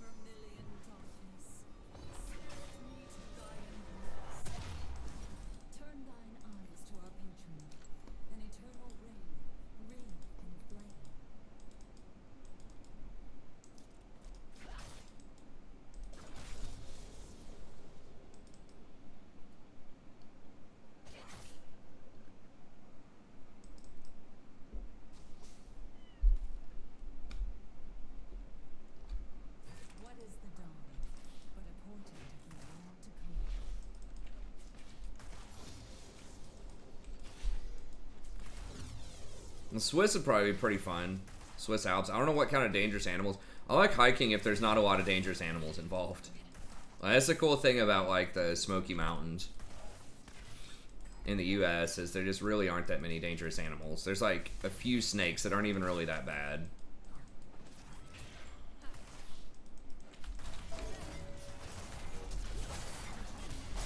Dude, we're just like getting chain ganked like every fucking game, man.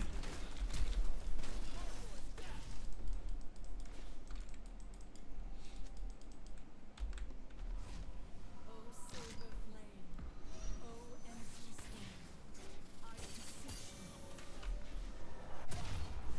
It is but a small thing to fight for good.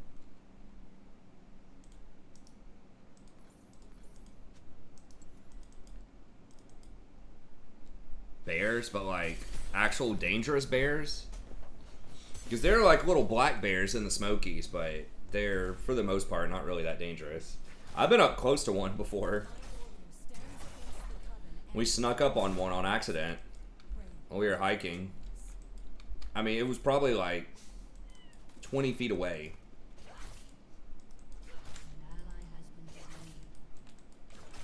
It ran away.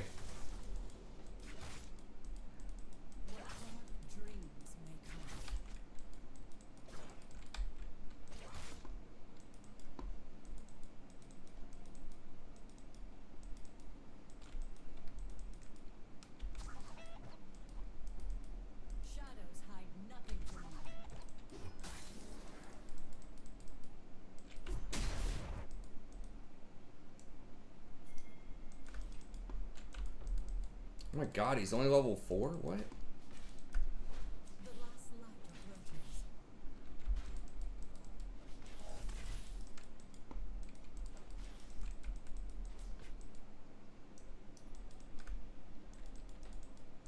They aren't dangerous until they are.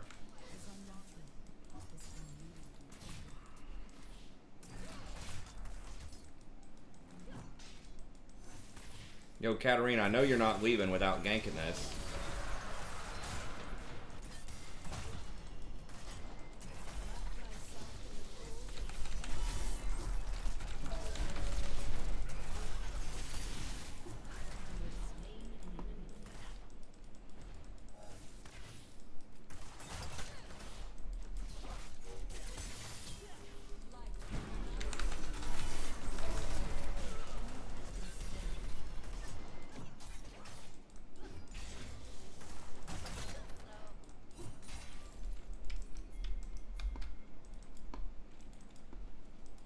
Low on mana.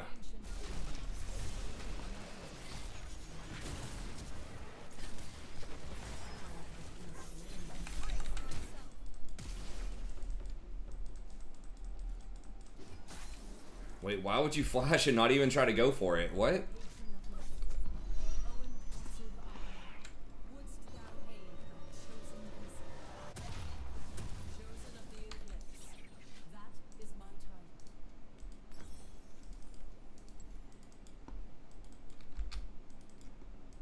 Damn, I'm still level 4.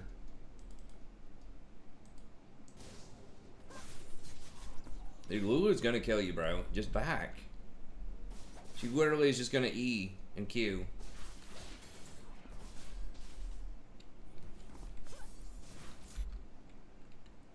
I have gazed beyond the heavens and know the horrors yet to come. Our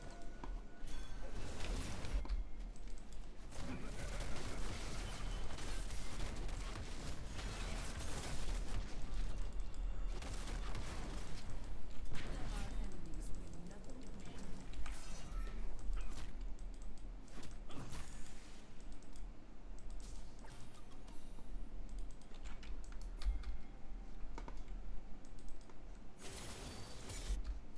Fear not the sunless sky.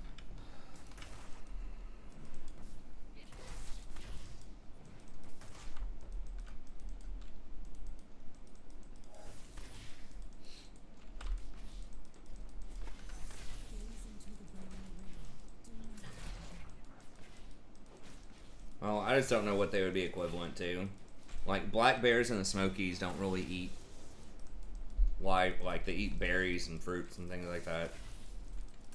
But like grizzly bears are a lot more dangerous. Brown bears in general.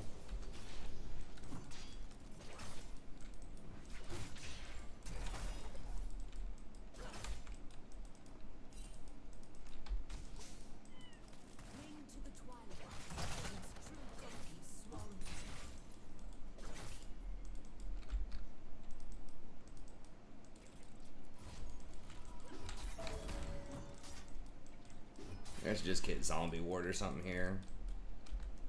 Lighten thy eyes. The sky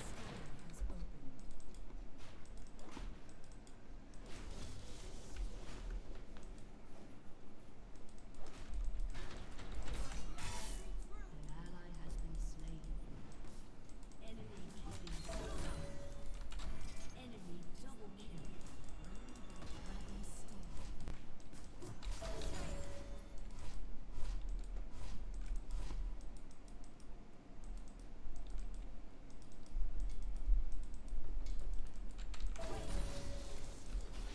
Long is the night. Let us put this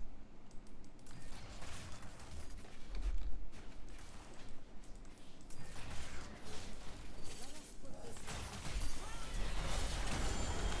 has been slain.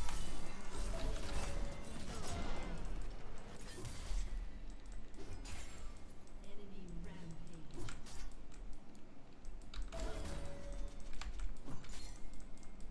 Dude, like every Nos is just hard feeds, it feels like. I don't know, it's like our top laner the last like 5 games has just been brutal.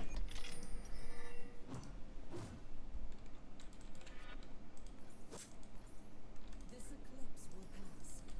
True darkness will not be sustained. Jesus.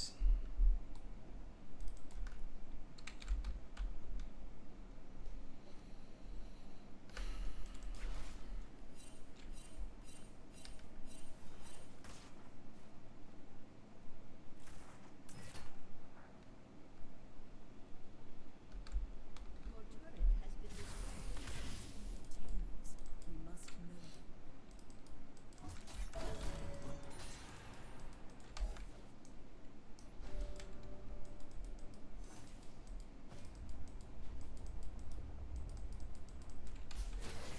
is the path to totality.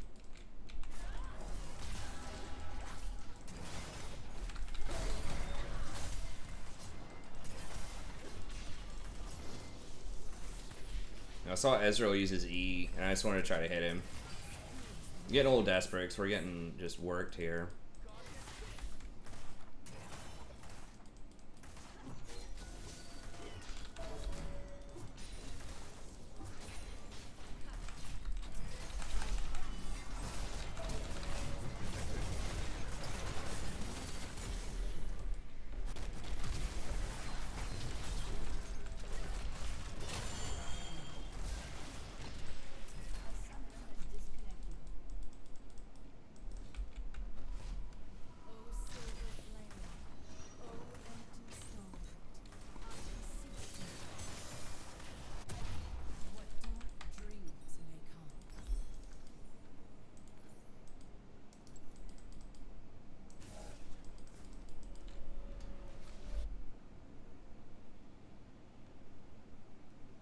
What is it with playing a late game champ and mental breakdown? People just, I mean, there's a lot of times those late game champs are the champs, you know, just attract people that have an ego. And then if they don't do well, they get their little ego shattered.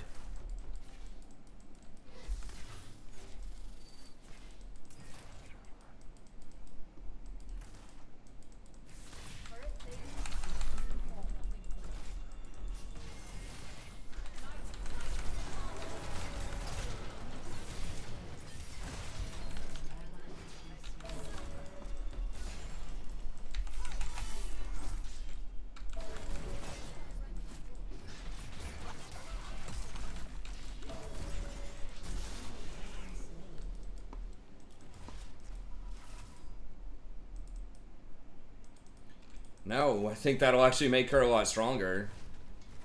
I mean, that's an interesting way of looking at it, but that just allows her to double down on what she's already really good at with the Kraken, the new item. I walk betwixt the shadow and the light. So I think that like the new on hit, like Kraken plus Gensu is gonna be extremely strong. Heh. Well, I mean it's not that bad. I still don't get that many DCs. I mean, it's the same in like every elo. I think that the more you go up, the more people are committed to winning. Like, you'll still have people that DC and that troll, but on average, there's going to be less the more you go up. People who do that consistently are...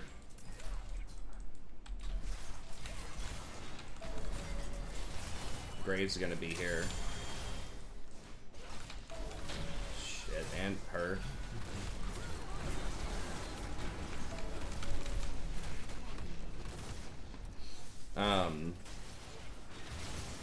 These people who do that a lot are costing themselves elo.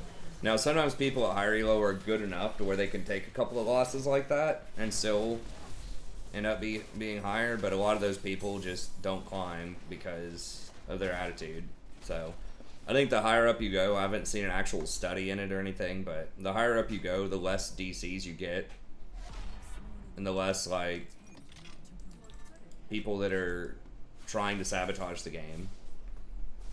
Not to say it doesn't happen. It still happens in Diamond. It still happens in Challenger, but it's just going to be less. Like, people are still going to be frustrated, but they're just going to shut up and try to win in general.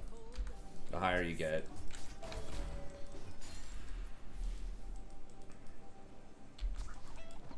Yeah. I mean, it happens. It happens, you know, the enemy team is going to get that too, right? And I mean, that's the thing, is like, it never stops you from climbing. If you're playing better than other people and you're really trying, like, you can still climb out of it. You know, like, people might still say stuff. I think people will say stuff less in higher elo too. It's because people are just, like, more committed to winning, and they're just smarter about the game in general. So they understand that, like, you know, saying stuff hurts your chances to win.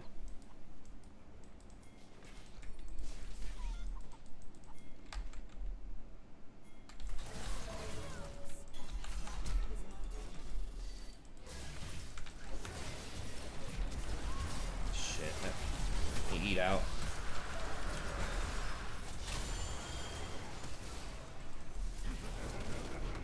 God, we're just getting kited everywhere.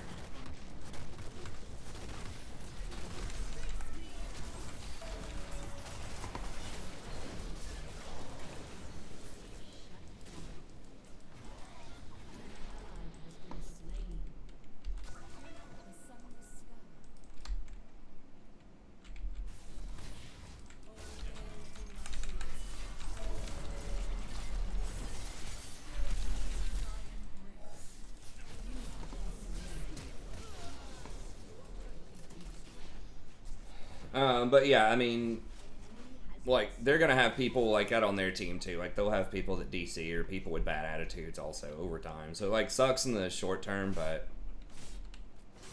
it won't really stop you from climbing because everything's symmetrical, right? The only thing that's asymmetrical, as far as like just getting random people from the pool of people, the only thing that's different is you, pretty much in every game, and what you're doing.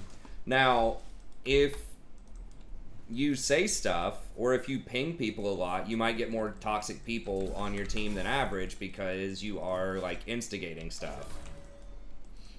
Regardless of whether or not they deserve it or whatever. If you're saying anything or typing anything, you know, that could be negative about your team, you're lowering your win rate. Because you're not only, like, you know, distracting yourself, but you're distracting other people, and you're going to encourage people to want to lose, right? People who don't want you to win. So that's why it's pretty much And then if you run into those people again, they might inch you again, you know? So it's just never really a good thing to type, even if someone's typing to you.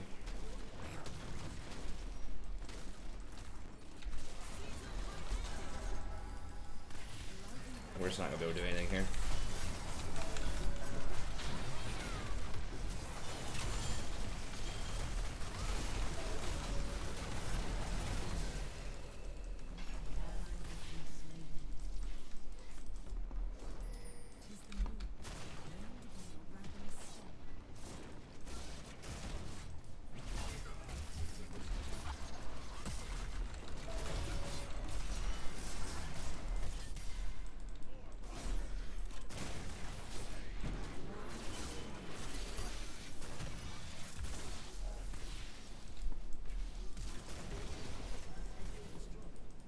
They're just gonna run me down.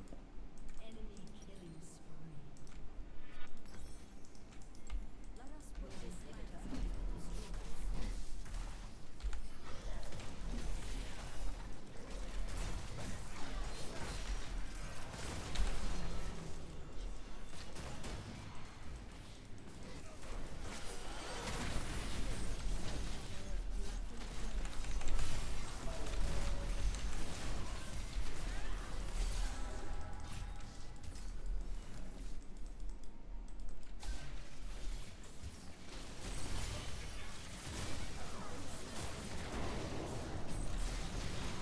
So yeah, I mean, I'm not saying everyone has to be like super cheerful. Obviously, I get annoyed too with like games. I'm just saying that like if you type stuff, it's gonna like over the course of like hundreds of games, it's gonna lower your win rate. That's a fact.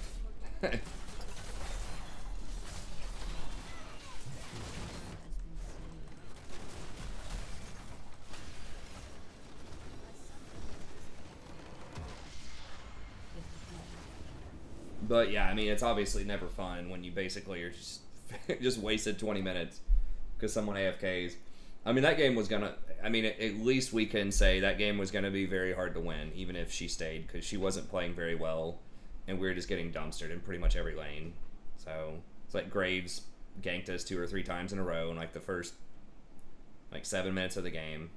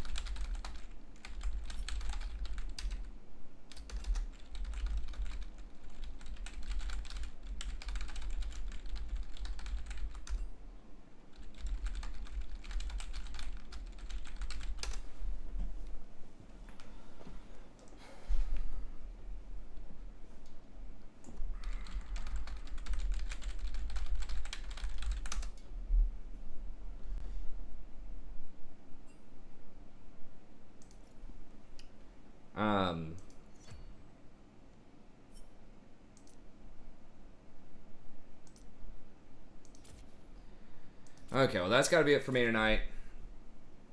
Got the 4 hours in. I know I got a late start. So thank y'all for hanging out. Sorry we didn't win a ton. I think, did we win some earlier on stream? I can't remember. We obviously lost the Leo game. Sorry I couldn't make it happen. I do think that Leo is very strong. It's just like, you know, those last 2 games are like Leo's nightmare, which is why I'm always a little reluctant to play her. One reason among a few is that, you know, she's very, very susceptible to getting ganked. Like, you don't have any mobility to get out of ganks. And if you're just caught in a bad situation, it feels really bad. Now, if you can get ahead, then she's really good. You know, like, you have a very short cooldown ult, you do a lot of damage, you obviously have a ton of CC. Like, she's very good if you're ahead.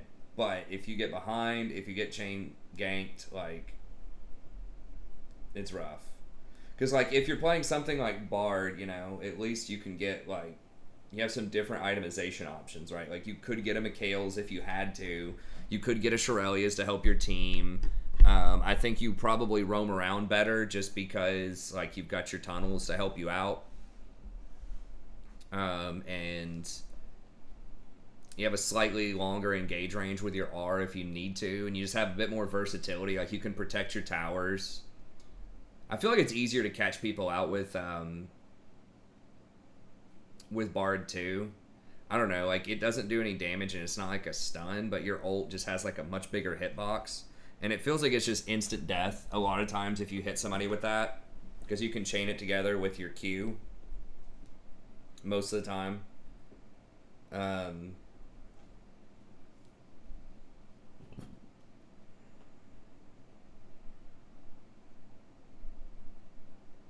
Yeah, I think Maokai is good. And Maokai, like,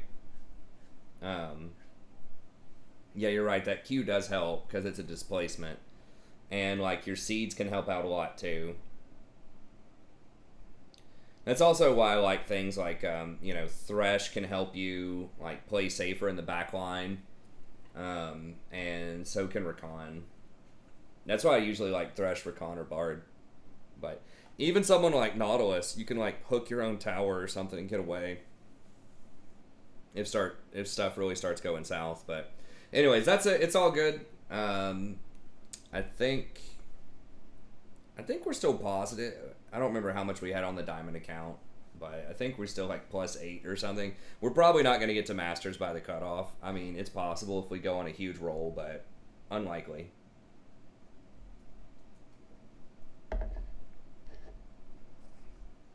We're going to see if we can get Jason to Platinum, but anyways, and Kleenex too. Kleenex is really close. I think Kleenex and I will be able to get it before November. I think Jason and I will too. We'll just have to really focus up. I played some games off stream with him earlier today, and I think we went like 5-1. But anyways, that's gonna be it. Thank you very much. Have a good day, and we'll see you everybody next time.